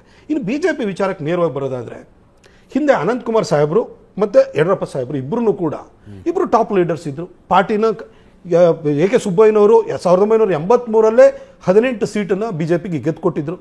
ಅದಾದ ನಂತರ AK ಸುಬ್ಬಯ್ಯನವರು ಪಾರ್ಟಿನ ಬಿಟ್ಟು ಹೋದರು. ಅವರು 1966 ಅವರು MLC ಆಗಿದ್ದರು ಅವರು. ಆನಂತರ ಅವರು ಪಾರ್ಟಿನ ಬಿಟ್ಟು ಹೋದ ನಂತರ ಅವರು ಫಸ್ಟು BJP ಅಧ್ಯಕ್ಷರು, ಸ್ಟೇಟ್ದು ಅಧ್ಯಕ್ಷರು ಕೂಡ ಆಗಿದ್ದರು. ಆನಂತರ ಪಾರ್ಟಿನ ಬಿಟ್ಟು ಹೋದ ನಂತರ 85 ಚುನಾವಣೆ ಒಳಗಡೆ BJP ಕೇವಲ 2 ಸ್ಥಾನಕ್ಕೆ ಇಳಿದು ಹೋಯ್ತು ಅವಾಗ. ಅದರ ನಂತರ ಯಡಿಯೂರಪ್ಪ ಸಾಹೇಬರು ಪಾರ್ಟಿನ ಕಟ್ತಾ ಹೋದರು. ಅವರಿಗೆ ಭಾಳ ಜನ VS ಆಚಾರ್ಯ ಎಲ್ಲರೂ ಕೂಡ ಅವರಿಗೂ ಕೈ ಜೋಡಿಸಿ ಕೆಲಸವನ್ನು ಮಾಡಿದರು. ಅದಾದ ನಂತರ ಅನಂತಕುಮಾರ್ ಸಾಹೇಬರು ಎಮರ್ಜ್ ಆದರು. ಆಮೇಲೆ ಒಂದು ಹಂತಕ್ಕೆ ಬಂದಾದಮೇಲೆ ಅನಂತಕುಮಾರ್ ಸಾಹೇಬರು ಕೇಂದ್ರಕ್ಕೆ, ರಾಜ್ಯಕ್ಕೆ ಯಡಿಯೂರಪ್ಪ ಸಾಹೇಬರು ಅಂತ ಕ್ಲಿಯರ್ ಕಟ್ ಒಂಥರ ಡಿಮಾರ್ಕೇಶನ್ ಇತ್ತು. ಅಂದ್ರೆ ಇಬ್ರು ಟಾಲೆಸ್ಟ್ ಲೀಡರ್ಸ್. ಯಾರಿಗೆ ಮನಸ್ಸಿತ್ತೋ ಇಲ್ಲೋ ಒಳಗಡೆ ನನಗೂ ಏನೋ ಒಂದು ನಾನು ಇಲ್ಲೇ ಇರಬೇಕು ಅಂತ ಆಸೆ ಇರ್ಬೋದು, ಅಥವಾ ಏನೇ ಇದ್ರೂ ಕೂಡ ಒಂದೇನು ಅಂತಂದ್ರೆ ಗಡಿನ ನಿರ್ಧಾರ ಆಗೋಗ್ಬಿಡ್ತು. ಹಾಗಾಗಿ ಏನಾಯ್ತು, ಯಡಿಯೂರಪ್ಪ ಸಾಹೇಬ್ರನ್ನ ಕಾರ್ಯಕರ್ತರಾದ ಎಲ್ಲರೂ ಅವ್ರನ್ನ ಮುಖ್ಯಮಂತ್ರಿ ಮಾಡಬೇಕು ಅಂತ ಹೋರಾಟ ಶುರುವಾಯಿತು. ಅನಂತಕುಮಾರ್ ಸಾಹೇಬರು ಅವ್ರಿಗೆ ಅವ್ರ ಸಂಘಟನಾ ಚಾತುರ್ಯನೂ ಹಾಗೆ ಇತ್ತು. ಅವರನ್ನು ಕೂಡ ಕೇಂದ್ರದಲ್ಲಿ ಅವರು ಮಂತ್ರಿ ಆದರು. ಅವರ ನೇತೃತ್ವದಲ್ಲಿ 2003 ನಂತರ ಅವರು ಅಧ್ಯಕ್ಷರಾದ ನಂತರ ಪಾರ್ಟಿಯನ್ನು ಅವ್ರು ಕಟ್ಟಿ 79 ಸೀಟಿಗೆ ತಗೊಂಡೋದ್ರು. ಇವತ್ತು ನಮ್ಮ ಪಾರ್ಟಿನಲ್ಲಿರುವಂತಹ ಕತ್ತಿ, ಕೋರೆ, ಕಾರಜೋಳ, ನೀವು ನಾರ್ತ್ ಕರ್ನಾಟಕದಲ್ಲಿ ಟಾಪ್ ಲೀಡರ್ಸ್ ಅಂತ ಯಾರ್ಯಾರಿದ್ದಾರೆ ಅವ್ರನ್ನೆಲ್ಲ ಕರ್ಕೊಂಡ್ಬಂದಿದ್ದು ಅನಂತಕುಮಾರ್ ಸಾಹೇಬರು. ಅವ್ರಿಗೆ ಅಂಥ ಒಂದು ಆ ಭಾಗದವರಾಗಿದ್ದರು, ಕೇಂದ್ರದಲ್ಲಿ ಸಚಿವರಾಗಿದ್ದರು. ಆ ಸ್ಥಾನಬಲ ಅವ್ರು ಕೊಟ್ಟಿದ್ದ ಮಾತಿಗೆ ತಕ್ಕ ನಡ್ಕೊಳ್ತಾರೆ ಅನ್ನೋ ಒಂದು ಅವ್ರ ಮೇಲೆ ವಿಶ್ವಾಸದಿಂದಾಗಿ ಇವ್ರನ್ನೆಲ್ಲ ಕರ್ಕೊಂಡ್ಬಂದಿದ್ರೆ BJP ಬೆಳೀತಿಲ್ಲ. ಅಂದರೆ 40ಕ್ಕೆ ಬಂದು ಸುಸ್ತಾಗಿ ಬಿದ್ದೋಗ್ಬಿಡ್ತೈತೆ BJP, ಮುಂದಕ್ಕೆ ಹೋಗ್ತಾ ಇರಲಿಲ್ಲ. ಅನಂತಕುಮಾರ್ ಸಾಹೇಬರು 79ಕ್ಕೆ ತಗೊಂಡೋದ್ರು. ಆಮೇಲೆ ಮುಖ್ಯಮಂತ್ರಿ ಸ್ಥಾನದ ವಿಚಾರ ಬಂದು ಯಡಿಯೂರಪ್ಪ ಸಾಹೇಬರು ಮುಖ್ಯಮಂತ್ರಿ ಆದರು, ಅನಂತಕುಮಾರ್ ಸಾಹೇಬರು ಕೇಂದ್ರದಲ್ಲಿ ಇದ್ದರು. ಈಗ ಈ ಒಂದು ಬೆಳೆಯುವ ಹಂತದಲ್ಲಿ ಅವ್ರು ಭಾಳ ಜನ youngster, second generation of leaders, ಈಗ ಥರ್ಡ್ ಜನರೇಷನ್ ಆಫ್ ಲೀಡರ್ಸು ಬಂದಿದ್ದಾರೆ. ಆ ಸೆಕೆಂಡ್ ಜನರೇಷನ್ ಲೀಡರ್ಸ್ ಏನಾಗಿದ್ದಾರೆ, ಅನಂತಕುಮಾರ್ ಸಾಹೇಬರು ಇವತ್ತಿಲ್ಲ, ಯಡಿಯೂರಪ್ಪ ಸಾಹೇಬರು ರಾಜಕೀಯವಾಗಿ ನೇಪಥ್ಯಕ್ಕೆ ಸರಿಯುವಂಥ ಹಂತದಲ್ಲಿದ್ದಾರೆ. ಈಗ ನೆಕ್ಸ್ಟ್ ಯಾರು ಅನ್ನೋ ಪ್ರಶ್ನೆ ಬರುತ್ತೆ. ಹಾಗಾಗಿ ನಾವು ಅವ್ರ ಕೆಳಗಡೆಯಿಂದ ಪಾರ್ಟಿಗೆ ನಾವು 30 ವರ್ಷ ಮಣ್ಣು ಹೊತ್ತಿದ್ದೀವಿ, ನಾವು 35 ವರ್ಷ ಮಣ್ಣು ಹೊತ್ತಿದ್ದೀವಿ ಅಂತ ಅಂದ್ಕೊಂಡಿರೋರಿಗೆ ನಮಗೂ ಕೂಡ ಸಮಾನ ಅವಕಾಶಗಳು ಬೇಕು ಅಂತ ಅವ್ರಿಗೆ ಅನಿಸುತ್ತೆ. ಅನ್ನಿಸಿದಾಗ ಈ ರೀತಿ ನಾಯಕತ್ವಕ್ಕೋಸ್ಕರ ಹೋರಾಟ ನಡೀತದೆ, ಎಲ್ಲ ಪಕ್ಷಗಳಲ್ಲೂ ನಡೆಯುವಂಥದ್ದೇ. ಸೊ ಟ್ರಾನ್ಸಿಷನ್ ಪೀರಿಯಡ್ ಅಂತೀರಿ. ಹಾಗಾಗಿ ಇದನ್ನ ಯಾವ ರೀತಿ ಸರಿದೂಗಿಸ್ಕೊಂಡು ಹೋಗ್ತಾರೆ ಇದ್ರ ಮೇಲೆ ಇದು ಡಿಪೆಂಡ್ ಆಗುತ್ತೆ. ಈಗ ರಾಜಕಾರಣದಲ್ಲಿ ಆಸೆ ಇಟ್ಕೊಳ್ಬೇಡ, ಮಹತ್ವಾಕಾಂಕ್ಷೆ ಇಟ್ಕೊಳ್ಬೇಡ, ಸ್ಥಾನದ ಬಗ್ಗೆ ನೀ ಗುರಿ ಇಟ್ಕೋಬೇಡ ಅಂತ ಹೇಳಕ್ಕಾಗಲ್ಲ. ಇಲ್ಲಿ 1966ರಲ್ಲಿ ಎ.ಕೆ. ಸುಬ್ಬಯ್ಯನವರು MLC ಆಗಬೇಕಾದ್ರೆ ಅವನೇನು ಇನ್ವೆಸ್ಟ್ಮೆಂಟ್ ಮಾಡಿದ್ರು, ದುಡ್ಡಿದ್ದವ್ರು ಬಂದ್ರೆ. BJPಲಿ ಏನೂ ಇಲ್ಲದೆ ಇದ್ರು, ಹಾಕಕ್ಕೆ ಹವಾಯಿ ಚಪ್ಪಲಿ ಇಲ್ಲದೆ ಇದ್ದವರೇ ಜಾಸ್ತಿ ಇದ್ರು. ಅವರೆಲ್ಲ ಬಂದು ಪಾರ್ಟಿ ಕಟ್ಟಲಿಲ್ವಾ? ಆಯಿತು, ನಾನು ಸಂಸದನಾಗಿ 2014 ನಾನು ನಿಮಗೆ ಆ ಟೋಟಲ್ ಅಮೌಂಟ್ ನಾನು ಇಲ್ಲಿ ಹೇಳೋಕ್ಕಾಗಲ್ಲ, ಆಯಿತಾ? ಯಾಕಂದ್ರೆ ಒಂದು ಚೂರು ಆಚೆಚೆ ಎಕ್ಸಿಡ್ ಆಗ್ಬೋದು ಅದು. ಆದರೆ ಇಲ್ಲಿ ಬೆಂಗಳೂರಿನಲ್ಲಿ ಒಬ್ಬ ಕಾರ್ಪೊರೇಟರ್ಗಿಂತ ಕಮ್ಮಿ ದುಡ್ಡಲ್ಲಿ ನಾನು ಎಲೆಕ್ಷನ್ ಗೆದ್ದಿದ್ದೀನಿ ನಾನು. ಈಗ ಜನ ಏನು ದುಡ್ಡು ಕೇಳಲ್ಲ ಯಾರನ್ನು. ಆದರೆ ಇವತ್ತು ಹೆಂಗಾಗೋಗ್ಬಿಟ್ಟಿದೆ ಅಂತಂದರೆ, ನೀವು ಅಯೋಗ್ಯರನ್ನು ತಗೊಂಬಂದು ದಂಡಿಗೆ ಕೂರಿಸ್ಬೇಕು ಅಂತಂದರೆ 50 ಕೋಟಿ ಚೆಲ್ತಾನೆ ಅಂತ, ಇದು ಮಾನದಂಡದಿಂದ ಬಂದಿದೆ. ಹಾಗಾಗಿ ಇದರಲ್ಲಿ ಹೊಡೆದಾಟ, ಕಲಹ ಎಲ್ಲ ಪಾರ್ಟಿಯಲ್ಲೂ ಇದ್ದೇ ಇರುತ್ತೆ. ಇದನ್ನು ನೀವೇನು ಮಾಡೋಕ್ಕಾಗಲ್ಲ. ಇವತ್ತು ನಾವು ಏನು ಅಂತಂದರೆ, ನಮ್ಮ ಹಿರಿಯ ರಾಜಕಾರಣಿಗಳಾಗಿರ್ತಾರಲ್ಲ ಅವರು ಅದನ್ನು ಯಾವ ರೀತಿ ನಿಭಾಯಿಸ್ಕೊಂಡು ಹೋಗ್ತಾರೆ. ಈಗ ನಮ್ಮಲ್ಲಿ ಕಾರ್ಯಕರ್ತರಿಂದ ಪ್ರತಿಯೊಬ್ಬ ನಮ್ಮ ಕಾರ್ಯಕರ್ತರು ಯಡಿಯೂರಪ್ಪ ಸಾಹೇಬರನ್ನ ಅಪ್ಪಾಜಿ ಅಂತ ಕರೀತಾರೆ. ಅಂದರೆ ತಂದೆ ಸ್ಥಾನದಲ್ಲಿ ಇಟ್ಕೊಂಡು ಕರೀತಾರೆ. ಈಗ ನಿಮಗೆಲ್ಲ ನೋಡಿ, ಈಗ ಮಹಾರಾಷ್ಟ್ರದಲ್ಲಿ ಹೋದರೆ ಏಕನಾಥ್ ಶಿಂದೆ ಅವರಿಗೆ ಸಾಹೇಬ್ ಅಂತಾರೆ. ಅಂದರೆ ನಿಮಗೆ ಯಾರನ್ನೊಬ್ಬರನ್ನ ತಂದೆ ಸ್ಥಾನದಲ್ಲೋ ಅಥವಾ ಅವ್ರದ್ದು ಒಂದು ಪ್ರೊಟೆಕ್ಟರ್ ಆ ಥರ ಒಂದು ಸ್ಥಾನದಲ್ಲಿ ಯಾಕೆ ಇಟ್ಕೊಂಡಿರ್ತಾರೆ ಅಂತಂದರೆ, ಒಬ್ಬ ಕಾರ್ಯಕರ್ತರನ್ನು ಕೂಡ ಅವ್ರ ಕಾರ್ಯಕರ್ತ ನಮ್ಮ ಸಾಹೇಬ್ರನ್ನ, ಯಡಿಯೂರಪ್ಪ ಸಾಹೇಬ್ರನ್ನ ಅಪ್ಪಾಜಿ ಅಂತ ಕರೀತಾರೆ. ಯಾಕೆ ಅಂತಂದರೆ ಅವರು ತಂದೆ ಥರ ಆಶೀರ್ವಾದನೂ ಮಾಡ್ತಾರೆ, ಅಭಯವನ್ನೂ ಕೊಡ್ತಾರೆ ಅನ್ನೋ ಆಶಾ ಭಾವನೆಯಿಂದ ನಮಗೂ ರಾಜಕೀಯವಾಗಿ ನಮ್ಮನ್ನು ಕೈ ಹಿಡಿದು ಬೆಳೆಸ್ತಾರೆ. ಅವರನ್ನು ಬೇರೆಯವರು ಹೇಗೆ ಕೈ ಹಿಡಿದು ಬೆಳೆಸಿದ್ರು ಅದೇ ಥರ ನಮ್ಮನ್ನು ಬೆಳೆಸ್ತಾರೆ ಅನ್ನೋ ಒಂದು ಆಶಾಭಾವನೆಯಿಂದ ಅವ್ರೇನು ಮಾಡ್ತಾರೆ, ಯಾರಿಗಾರು ಸಾಹೇಬ್ರೆ ಆಗಿರ್ತಾರೆ, ಕೆಲವ್ರನ್ನ ಸಾಹೇಬ್ರು ಮಾಡ್ಕೊಳ್ತಾರೆ, ಕೆಲವೊಬ್ಬರನ್ನ ಅಪ್ಪಾಜಿ ಅಂತಾರೆ. ಇವಾಗ ನಮ್ಮಲ್ಲಿ ಹಿರಿಯರು ಯಾರಿದ್ದಾರೆ ಅವರು ಈ ಒಂದು ಸಂದರ್ಭದಲ್ಲಿ ಹೇಗೆ ಸರಿದೂಗಿಸ್ಕೊಂಡು ಹೋಗ್ಬೋದು ಅನ್ನೋದನ್ನು ಅವ್ರು ಯೋಚನೆ ಮಾಡಬೇಕು. ಅವರು ತಂದೆ ಸ್ಥಾನದಲ್ಲಿ, ಮನೆಯ ಯಜಮಾನನ ಸ್ಥಾನದಲ್ಲಿ ನಿಂತ್ಕೊಂಡು ಎಲ್ಲರಿಗೂ ಸಮಾನ ಅವಕಾಶಗಳು, ಸಮಾನ ಸ್ಥಾನಮಾನಗಳು ಅಥವಾ ಸಮಾಧಾನದ ಮಾತುಗಳು ಇವು ಮುಖಾಂತರ ಕರ್ಕೊಂಡು ಹೋಗ್ಬೇಕು. ಅವ್ರ ಕಡೆಯಿಂದ ಅಷ್ಟು ಸಲ ಅಪ್ರೋಚ್ ಮಾಡ್ತಿದ್ದಾರೆ. ಮನೆಗೆ ಬರ್ತೀನಿ ಅಂದ್ರೆ ಯತ್ನಾಳ್ ಮನೆಗೆ ಬರಬೇಡ ಅಂತ ಹೇಳ್ತಾರೆ ವಿಜಯೇಂದ್ರನ್ಗೆ. ಇದು ಬಗೆಹರಿಯೋದಕ್ಕಾಗತ್ತೆ? ಇದು ಒನ್ ಸೈಡ್ ಲವ್ ಆದ್ರೆ ಹೆಂಗಿದು? ಇಲ್ಲ, ನಾನು ನೋಡಿ ಕೆಲವೊಂದು ಭಾಳ ಸೀನಿಯರ್ ಮೋಸ್ಟ್ ರಾಜಕಾರಣಿಗಳ ಬಗ್ಗೆ ನಾನು ಕಾಮೆಂಟ್ ಮಾಡೋಕ್ಕೆ ಹೋಗಲ್ಲ. ಈಗ ನಾನು BJP ಬಂದು 10 ವರ್ಷ ಆಯಿತು. ಈಗ ಇವ್ರದ್ದು ಹಳೇದು 25-30 ವರ್ಷದವು ಏನೇನು ಇವ್ರ ಮಧ್ಯದಲ್ಲಿ ಇದ್ದಾವೋ ಅಥವಾ ಅದು ನನಗೆ ಗೊತ್ತಿರಲ್ಲ ಈ ವಿಚಾರ. ಹಾಗಾಗಿ ಬಹಳ ಸರಿ ಏನಾಗುತ್ತೆ ಅಂತಂದರೆ, ಮನುಷ್ಯ ಅವಾಗ ರೊಚ್ಚಿಗೆ ಹೇಳ್ತಾನೆ ಹೇಳಿ, ಅವನ ಸ್ವಾಭಿಮಾನಕ್ಕೆ ಪೆಟ್ಟಾದಾಗ, ಅವನು ಯಾರೇ ಸಣ್ಣ ಮನುಷ್ಯನಾಗಿರಲಿ, ಅವನ ಸ್ವಾಭಿಮಾನಕ್ಕೆ ಪೆಟ್ಟಾದಾಗ ಅವನೇನು ಮಾಡ್ತಾನೆ, ಅವನಿಗೆ ಅದೇನು ಹುಲಿನೇ ಇರ್ಬೋದು, ನಾವೊಂದು ಇಲಿನೇ ಇರ್ಬೋದು, ಹುಲಿಗೆ ಅಟ್ಲೀಸ್ಟ್ ಆ ಹುಲಿನ ಸಾಯ್ಸೋಕ್ಕಾಗದೇ ಇದ್ರು ಕೂಡ ಕೆರೆಯಕಾರು ಆಗುತ್ತೆ ಅಂತ ಬೈಬಲ್ ಬೀಳ್ತಾರೆ. ಸ್ವಾಭಿಮಾನಕ್ಕೋಸ್ಕರ ಫೈಟ್ ಮಾಡ್ತಿರ್ತಾರೆ. ಪಾಲಿಟಿಕ್ಸಲ್ಲಿ ಭಾಳ ಸರಿನೂ ಕೂಡ ಎಲ್ಲೋ ಒಂದು ಸರಿ ಯಾರೋ ಏನೋ ಮಾಡಿದಾರೋ ಈ ಥರದ್ದೆಲ್ಲ ಇರ್ತವೆ, ನಮಗೆ ಗೊತ್ತಿಲ್ಲ. ಆಮೇಲೆ ಮೋರವರು ನಾನು ಯಾವ ಪಾಲಿಟಿಷಿಯನ್ಸ್ ಜೊತೆ ಹೋಗಿ ನಾನು ಕೂತ್ಕೊಂಡು ನಾನು ಅವ್ರ ಹತ್ರ ಈ ಥರ ಚರ್ಚೆ ಮಾಡೋಂಥದ್ದು ನಾನು ಯಾವ ಅಭ್ಯಾಸನ ಇಟ್ಕೊಂಡಿಲ್ಲ. ಮತ್ತೆ ಅಷ್ಟೆಲ್ಲ ಮೀಟಿಂಗಿಗೆ ಹೋದ್ರೆ ಏನು ಚರ್ಚೆ ಮಾಡಿ ಈ ವಿಚಾರದಲ್ಲಿ ನನಗೆ ನೋಡಿ, ಈಗ ನನಗೆ ವಾಲ್ಮೀಕಿ ಹಗರಣಕ್ಕೆ ಸಂಬಂಧಪಟ್ಟ ಹಾಗೆ ನಾವೊಂದು ಪದಯಾತ್ರೆ ತೆಗಿಬೇಕು ಅಂತ ಹೇಳಿದ್ರೆ ನನಗೆ ಕರೆದ್ರು. ನಾನು ಮೈಸೂರು ಬೆಂಗಳೂರು ಟು ಮೈಸೂರು ನಮ್ಮ ರಾಜ್ಯಾಧ್ಯಕ್ಷರಾಗಿರುವಂಥ ವಿಜೇಂದ್ರ ಅವರ ನೇತೃತ್ವದ ಸಭೆಗೂ ನಾನು ಹೋಗಿದ್ದೀನಿ, ಪಾರ್ಟಿಸಿಪೇಟ್ ಮಾಡಿದ್ದೀನಿ. ಆಮೇಲೆ ಹೋಗಿ ಕೇಳಿದಾಗ ಯಾವ ರೀತಿ ಮಾಡ್ದು ಅನ್ನೋದನ್ನ ನಾನು ಅವ್ರಿಗೆ ಹೇಳಿ ಬಂದೆ. ಆಯ್ತಾ, ಈಗ ಫಾರ್ ಎಕ್ಸಾಂಪಲ್ ನಿಮ್ಮ ವಫ್ಗೆ ಸಂಬಂಧಪಟ್ಟಾಗೆ ತೊಗೊಳ್ಳೋಣ. ಓಕೆ, ನಾನು ವಫ್ ಅದು ಯಾಕೆ ನಾನು ಹೇಳ್ತಾ ಇದ್ದೀನಿ, ವಫ್ ಇದು ಗಾಳಿ ಗುಂಡು ಹಾಕುವಂಥದ್ದಲ್ಲ, ಸಬ್ಜೆಕ್ಟ್ ಅಲ್ಲ ಇದು. ವಫ್ ಬಗ್ಗೆ ಭಾಳ ಜನ ತಪ್ಪು ತಿಳ್ಕೊಂಡಿರೋದು ಏನಂತಂದ್ರೆ ಅದ್ರ ಬಗ್ಗೆ ಯಾರಿಗೂ ಕೂಡ ಜ್ಞಾನ ಇಲ್ದೆಲ್ಲ ನಡೀತಿದೆ. ಇದೇನು ಬೋಲೋ ಭಾರತ್ ಮಾತಾ ಕಿ ಜೈ ಅಂತ ಹೇಳ್ಬಿಟ್ಟು ಘೋಷಣೆ ಕೂತ್ಕೊಂಡು ಬೇಕೇ ಬೇಕು, ನ್ಯಾಯ ಬೇಕು, ವಿ ವಾಂಟ್ ಜಸ್ಟಿಸ್, ಈ ಥರ ಬೊಬ್ಬೆ ಹೊಡೆಯುವಂಥ ಸಬ್ಜೆಕ್ಟ್ ಅಲ್ಲ ಇದು. ನಾವು ಇನ್ ಡೆಪ್ತಿಗೆ ಹೋಗಬೇಕು. ನೋಡಿ, ಕುಮಾರ್ ಬಂಗಾರಪ್ಪನವರು ಅವರು ಹಿಂದೆ ಆ ಕಮಿಟಿ ಚೇರ್ಮನ್ ಆಗಿದ್ರು. He has got in depth knowledge ಅದ್ರ ಬಗ್ಗೆ. ನಾವು JPC ಎದುರುಗಡೆ ಹೋದಾಗ್ಲೂ ಕೂಡ JPCನಲ್ಲಿ ನಮಗೆ ಅಂಡರ್ ಸೆಕ್ರೆಟರಿ, ಜಾಯಿಂಟ್ ಸೆಕ್ರೆಟರಿ ಅವ್ರ ಜೊತೆ ಹೋಗಿ ಎಕ್ಸ್ಪ್ಲೈನ್ ಮಾಡೋಕ್ಕೆ ಅಂತ ಕೂರಿಸಿದಾಗ ನಾವು ಅದನ್ನು ಕುಮಾರ್ ಬಂಗಾರಪ್ಪನವರು ನಾನು ಎಲ್ಲ ಹೇಳಿದ್ದ ನಂತರ, ಸರ್ ನಮಗೆ ಇದ್ರ ಬಗ್ಗೆ ಏನು ಮಾಡೋದು ಅಂತ ನಮಗೆ ಅರಿವಿರಲಿಲ್ಲ, ನೀವು ಕರೆಕ್ಟಾಗಿ ಐಡಿಯಾ ಕೊಟ್ಟರು ಇದನ್ನು ಅಂತ ಹೇಳಿದರು. ನಾನು ಹೇಳ್ತೀನಿ ವಫ್ ವಿಚಾರ ಇದು ಯತ್ನಾಳ್ರದ್ದು ಬಂಡಾಯ ಟೀಮ್ ಅಲ್ಲ ಇದು. ಓಕೆ, ಯಾಕೆ ಅಂತ ಹೇಳ್ತೀನಿ ನಿಮಗೆ. ಯತ್ನಾಳ್ರು ಇದನ್ನು ಫಸ್ಟು ಎಲ್ಲಿ ನಡೆದಿದ್ದು? ವಿಜಾಪುರದಲ್ಲಿ ನಡೆದಿದ್ದು. ಹೌದು, ವಿಜಾಪುರದಲ್ಲಿ ನಡೆದಾದ್ಮೇಲೆ ವಿಜಾಪುರದಲ್ಲಿ ಹೋರಾಟವನ್ನು ಕೈಗೆತ್ತಿಕೊಳ್ಬೇಕು ಅಂದರೆ ನಮ್ಮ ಸ್ಟ್ರಾಂಗೆಸ್ಟ್ ಲೀಡ್ರ್ ಯಾರು? ಯತ್ನಾಳ್ರ ಹೆಸರೇ ಬಂದಿರಲಿಲ್ಲ. ಆ ಕಮಿಟಿ ಹಾಕಿದ್ರೊಳಗಡೆ ಅದರೊಳಗಡೆ ಯಾರ್ದೋ ಹೆಸರಿತ್ತು. ಆಮೇಲೆ ರೆಕ್ಟಿಫೈ ಮಾಡಿಕೊಟ್ರು. ನಾನು ಅದು ಕೇಳಿದೆ, ಮನುಷ್ಯನಿಗೆ ಸ್ವಾಭಿಮಾನ ದೊಡ್ಡದಾಗಿರುತ್ತೆ, ಸ್ವಾಭಿಮಾನಕ್ಕೆಲ್ಲರೂ ಒಂಚೂರು ಹರ್ಟ್ ಮಾಡ್ತು ಅಂದರೆ ಎದುರು ನಿಂತ್ಕೋತಾನವ. ಹಾಗೆ ಅಲ್ಲಿ ಯತ್ನಾಳ್ರು ಏನು ಮಾಡ್ರು, ನಮ್ಮ ರೈತರನ್ನ ಕಾಪಾಡಬೇಕು ಅದು ಇದು ಅಂತೇಳಿ ಅವರು ಹೋರಾಟವನ್ನು ಸ್ಟಾರ್ಟ್ ಮಾಡಿದ್ರು. ಅಹೋರಾತ್ರಿ ಧರಣಿ ಪ್ರಾರಂಭ ಆಯಿತು. ಶೋಭಾ ಕರಂದ್ಲಾಜೆ ಅವರು ಬಂದರು, ಪ್ರಹ್ಲಾದ್ ಜೋಶಿ ಅವರು ಬಂದರು, JPC ಚೇರ್ಮನ್ ಬಂದರು, ಸೋಮಣ್ಣ ಅವರು ಅದಕ್ಕೆ ಬೆಂಬಲ ವ್ಯಕ್ತಪಡಿಸಿದರು. ಈ ರೀತಿ ಹೋರಾಟ ಶುರುವಾಯಿತು, ಅಲ್ಲಿಂದ ಪ್ರಾರಂಭ ಆಯಿತು. ಈ ಪ್ರತಾಪ್, ಇದು ಆರಂಭ ಆಗಿದ್ದು ಬೆಳಗಾವಿಯ ಮೀಟಿಂಗ್ ಮೂಲಕ. ವಾಲ್ಮೀಕಿ ಹಗರಣವನ್ನು ವಿರೋಧಿಸಿ ನೀವು ಬಸವ ಕಲ್ಯಾಣದಿಂದ ಬಳ್ಳಾರಿ ತನಕ ಪಾದಯಾತ್ರೆ ಅಂದ್ರಿ. ಪಾದಯಾತ್ರೆ ಪ್ಲಾನ್ ಕರೆಕ್ಟು, ಹೋರಾಟದ ಪ್ಲಾನ್ ಕರೆಕ್ಟು. ಅದಕ್ಕೆ ಸಂಬಂಧಿಸಿದ ಬ್ರೀಫ್ ಮಾಡೋ ಪ್ರೆಸ್ ಮೀಟ್ನಲ್ಲಿ ಯತ್ನಾಳ್ರು ಹೇಳ್ತಾರೆ ಇದು ಯಾರನ್ನೋ ಮೆರೆಸೋದಕ್ಕಲ್ಲ, ಇದು ವಿಷಯಕ್ಕೆ ಮಾಡ್ತಿದ್ದೀವಿ ನಾವು. ಹೌದು, ಈಗೇನು ಯತ್ನಾಳ್ರನ್ನ ಲೀಡರ್ ಮಾಡೋಕ್ಕಲ್ಲ. Yatnal is already a leader. ನಾವು ಅವ್ರನ್ನೇನೋ ಇದು ಮಾಡಲಿಕ್ಕೋಸ್ಕರ ಮಾಡ್ತಾ ಇರೋದಲ್ಲ. ಇದು ವಿಷಯಾಧಾರಿತವಾಗಿ ನಾವು ಹೋರಾಟ ಮಾಡ್ತಾ ಇರೋದು. ವಕ್ಫ್ ಹೋರಾಟ ಮಾಡ್ತೀರಿ, ವಿಜೇಂದ್ರ ಬೇಕಿದ್ರೆ ಈ ಹೋರಾಟಕ್ಕೆ ಜಾಯ್ನ್ ಆಗ್ಬೋದು ಅಂತೀರಿ. ಈಗ ಫಾರ್ ಎಕ್ಸಾಂಪಲ್ ನಾನು ಹೇಳ್ತೀನಿ, ಈಗ ನಾನು ಫುಲ್ ಅದನ್ನೆಲ್ಲ ಈ ಪಕ್ಷದ ಒಳಗಡೆ ಚೌಕಟ್ಟಿನೊಳಗಡೆ ಚರ್ಚೆ ಮಾಡುವಂಥದ್ದನ್ನೆಲ್ಲ ನಾನಿಲ್ಲಿ ಹೋಗಕ್ಕೆ ಹೋಗಲ್ಲ. ಈಗ ಬಿಜಾಪುರದಲ್ಲಿ ವಫ್ಗೆ ಸಂಬಂಧಪಟ್ಟಾಗೆ ಮಾಹಿತಿನ ಕಲೆಕ್ಟ್ ಮಾಡ್ಲಿಕ್ಕೆ ಒಂದು ಟೀಮ್ ಆಯಿತು. ಆ ಟೀಮ್ ಒಳಗಡೆ ರಮೇಶ್ ಜಿಗಜಿಣಿ ಅವ್ರಿಗೆ ಹೆಸರಿರಲಿಲ್ಲ, ಯತ್ನಾಳ್ರದ್ದು ಹೆಸರಿರಲಿಲ್ಲ. ಪ್ರಾಬ್ಲಮ್ ಎಲ್ಲಿಂದ ಸ್ಟಾರ್ಟ್ ಆಯಿತು? ರೆಕ್ಟಿಫೈ ಅಲ್ಲೇ ಮಾಡ್ಕೋಬೇಕಾಗುತ್ತೆ. ಅದಕ್ಕೋಸ್ಕರ ನಾನು ಇದ್ರ ಬಗ್ಗೆ ನಾನು ಹೆಚ್ಚು ಬೆಳೆಸೋಕೆ ಹೋಗಲ್ಲ. ಆದರೆ ನಾನು ವಫ್ ವಿಚಾರದಲ್ಲಿ ಎಲ್ಲ ಇಲ್ಲಿ ಆಡಿಯನ್ಸು ಕೂಡ ಇದ್ದೀರಿ. ನಾನು ನಿಮಗೆ ಏನು ಹೇಳ್ತೀನಿ, ಸಿಸ್ಟಮ್ಯಾಟಿಕ್ ಆಗಿ ನಾವು ಹೆಂಗೆ ಹೋಗಿದ್ದೀವಿ ಅಂದರೆ, ನೋಡಿ ಇದು ಒಂದು ಗೆಸೆಟ್. ಈಗ ವಫ್ ಅವ್ರು ಏನು ಮಾಡಿದ್ದಾರೆ ಅಂತಂದರೆ, ಎಷ್ಟೋ ಕಡೆ ಭೂಮಿ ಏನು ಸರ್ಕಾರಿ ಭೂಮಿ ಇತ್ತಲ್ಲ, ಅದಕ್ಕೆ ಹೋಗ್ಬಿಟ್ಟು ಇವ್ರದ್ದು ಏನು ಒಂಥರ ಎಕ್ಸ್ಟ್ರಾ ಕಾನ್ಸ್ಟಿಟ್ಯೂಷನಲ್ ಅಥಾರಿಟಿ ಥರ ಇವ್ರು ಏನು ಮಾಡ್ರು, ನೋಟಿಫಿಕೇಶನ್ ಮಾಡಿಬಿಟ್ಟಿದ್ದಾರೆ ಎಲ್ಲ. ಇದು ಗೆಸೆಟ್ ನೋಟಿಫಿಕೇಶನ್ನು. ಸರ್, ನಿಮ್ಮಲ್ಲಿ ಹುಲ್ಲು ಬನ್ನಿ, ಇದು ಗೋಮಾಳ, ಸೇಂದಿವನ, ಬಿ ಖರಾಬು, ಇದು ಸರ್ಕಾರ ಇದನ್ನ ಕಾಂಟೋರ್ಸನ್ನ ಚೇಂಜ್ ಮಾಡಲಿ ಸರ್ಕಾರಕ್ಕೆ ಆಗಲ್ಲ, ಯಾರಿಗೂ ಪರಬರೆ ಮಾಡೋಂಗೇ ಇಲ್ಲ. ಈ ಭೂಮಿನೆಲ್ಲ ಅವ್ರು ಏನು ಮಾಡಿದ್ದಾರೆ, ಇವತ್ತು ನೋಟಿಫೈ ಮಾಡಿಬಿಟ್ಟಿದ್ದಾರೆ. ಅದನ್ನೆಲ್ಲ ಈಗ RTCಗೆ ಚೇಂಜ್ ಮಾಡಿ ಅಂತ ಹೇಳ್ತಾ ಇದ್ದಾರೆ. ದಾಖಲೆಗಳ ಪರಿಶೀಲನೆ ನಡೀತಾ ಇಲ್ಲ. ಆಮೇಲೆ ವಫ್ ವಿರುದ್ಧ ನಿಮ್ಗೇನೋ ನಿಮ್ಮ ಭೂಮಿಗೆ ಅಂದ್ರೆ ಯಾವುದಾದ್ರೂ ಫಕೀರ ಸತ್ತೋಗಿದೆ ಅಂತ ತಮ್ಮಲ್ಲಿ ಹೂತಾಕಿದ್ದಾರೆ ಅಂದರೆ ಅದು ನಂದೇ ಭೂಮಿ ಅಂತಾರೆ. ಆಮೇಲೆ ನೀವು ಅದಕ್ಕೇನಾದ್ರು ನಿಮ್ಗೆ ಅದು ವಫ್ ಭೂಮಿ ಆಗೋಗಿರುತ್ತೆ, ನೀವು ಅದ್ರ ಮೇಲೆ ಹೋರಾಟ ಮಾಡಬೇಕು ಅಂದರೆ ಹೈಕೋರ್ಟಿಗೆ ಹೋಗಬೇಕು, ಪಾಪದವನಲ್ಲಿ ಹೋಗಿ ಹೈಕೋರ್ಟಿಗೆ ಹೋಗೋಕ್ಕಾಗುತ್ತೆ. ಅದು ನೋಡಿ, ಇಲ್ಲಿವರೆಗೂ ಸರ್ಕಾರಿ ಭೂಮಿ ಇಂಥ ಭೂಮಿಗಳಿಗೆ ಸೀಮಿತವಾಗಿದ್ದು ರೈತರ ಭೂಮಿನೇ ಕಿತ್ಕೊಳ್ಳೋಂಥ ಸ್ಥಿತಿ ಬಂದೋಯ್ತು. ಹಾಗಾಗಿ ಇದು ಬಹಳ ಗಂಭೀರವಾದ ವಿಚಾರ ಅನ್ನೋದು ಜನಕ್ಕೆ ಅರ್ಥವಾದ. ಡೀಟೇಲ್ ಆಗಿ ಮಾತಾಡೋಣ. ವಕ್ಫ್ ಬಗ್ಗೆ ಡೀಟೇಲ್ ಆಗಿ ಈ ಬಂಡಾಯದ ವಿಷಯ ಮುಗಿಸ್ಕೊಂಡು ಹೋಗ್ತೀನಿ. ಈಗ ಎರಡು ಕಡೆಯಿಂದ ಎರಡು ಎಕ್ಸ್ಟ್ರೀಮ್ ಎಕ್ಸ್ಪೆಕ್ಟೇಷನ್ಸ್ ಇದ್ದಾವೆ. ವಿಜೇಂದ್ರ ಆ್ಯಂಡ್ ಟೀಮಿಗೆ ಯತ್ನಾಳ್ ಆ್ಯಂಡ್ ಟೀಮನ್ನು ಪಕ್ಷದಿಂದ ಹೊರಗೆ ಹಾಕಬೇಕು ಅಂತಿದೆ. ಯತ್ನಾಳ್ ಆ್ಯಂಡ್ ಟೀಮಿಗೆ ಇಮಿಡಿಯೇಟಾಗಿ ವಿಜೇಂದ್ರನ ಕೆಳಗಿಳಿಸ್ಬೇಕು ಅಂತಿದೆ. ಇಬ್ಬರ ಪೈಕಿ ಯಾರು ಆಸೆ ಈಡೇರುತ್ತೆ?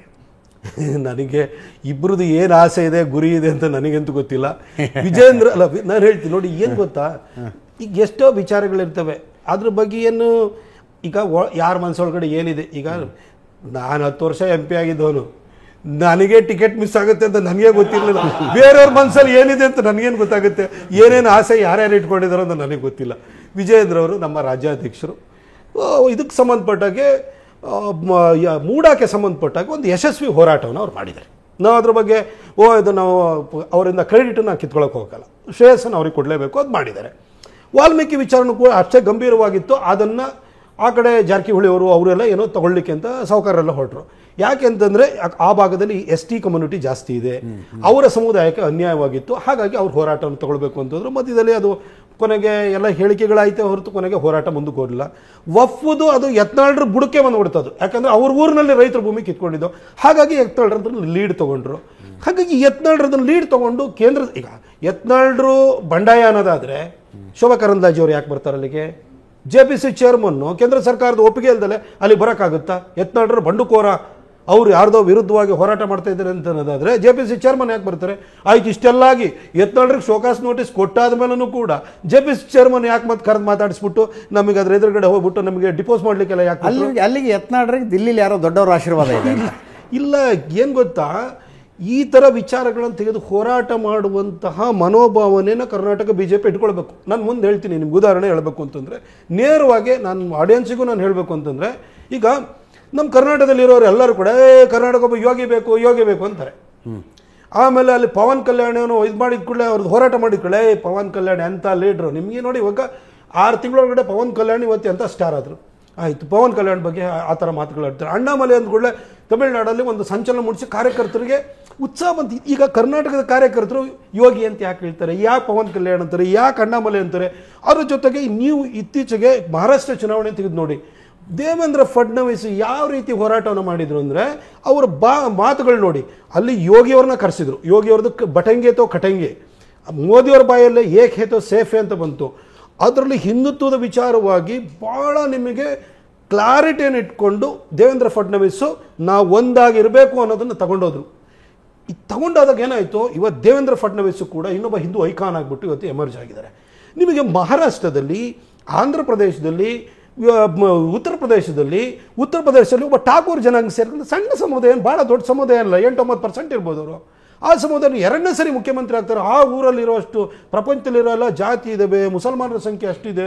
ಇದ್ರ ಮಧ್ಯದಲ್ಲಿ 20% ಮುಸಲ್ಮಾನರನ್ನು ಇಟ್ಕೊಂಡ್ಬಿಟ್ಟು ಠಾಕೂರ್ 9% ಇರೋವಂಥವ್ರು, ಆಮೇಲೆ ಅಲ್ಲಿ SC ಸಮುದಾಯನೂ ಅಷ್ಟು ಇದಿದೆ. ಒಬ್ಬ ಠಾಕೂರ್ 2ನೇ ಸರಿ ಮುಖ್ಯಮಂತ್ರಿ ಆಗ್ತಾನೆ, ಈಗ ದೇಶದ ಪ್ರಧಾನಿ ಆಗಬಹುದು ಅನ್ನೋ ಒಂದು ಭಾವನೆ ಸೃಷ್ಟಿಯಾಗಿದೆ. ನಿಮಗೆ ಮಹಾರಾಷ್ಟ್ರದಲ್ಲಿ 33% ಮರಾಠಾಸ್ ಇದ್ದಾರೆ. ಕರ್ನಾಟಕದಲ್ಲಿ ಪ್ರಬಲ ಜಾತಿಗಳು ಅಂತ ಹೇಳ್ಕೊಳ್ತೀನಿ, ಒಕ್ಕಲಿಗರು ಎಷ್ಟಿರ್ಬೋದು? ಒಂದು 10-12% ಇದ್ದಾರೆ. ಲಿಂಗಾಯತರು ಎಷ್ಟಿರ್ಬೋದು? 15% ಇರ್ಬೋದಾ? ಇವ್ರು 2 ಸಮುದಾಯಕ್ಕಿಂತ ಸಾವಿರ ಜಾಸ್ತಿ ಇದ್ದಾರೆ ಅಂತ ಹೇಳ್ಬಿಟ್ಟು ಇವತ್ತು ಆ ಜಾತಿ ಗಣತಿಯಲ್ಲಿ ತೋರಿಸ್ತಾ ಇದ್ದಾರೆ.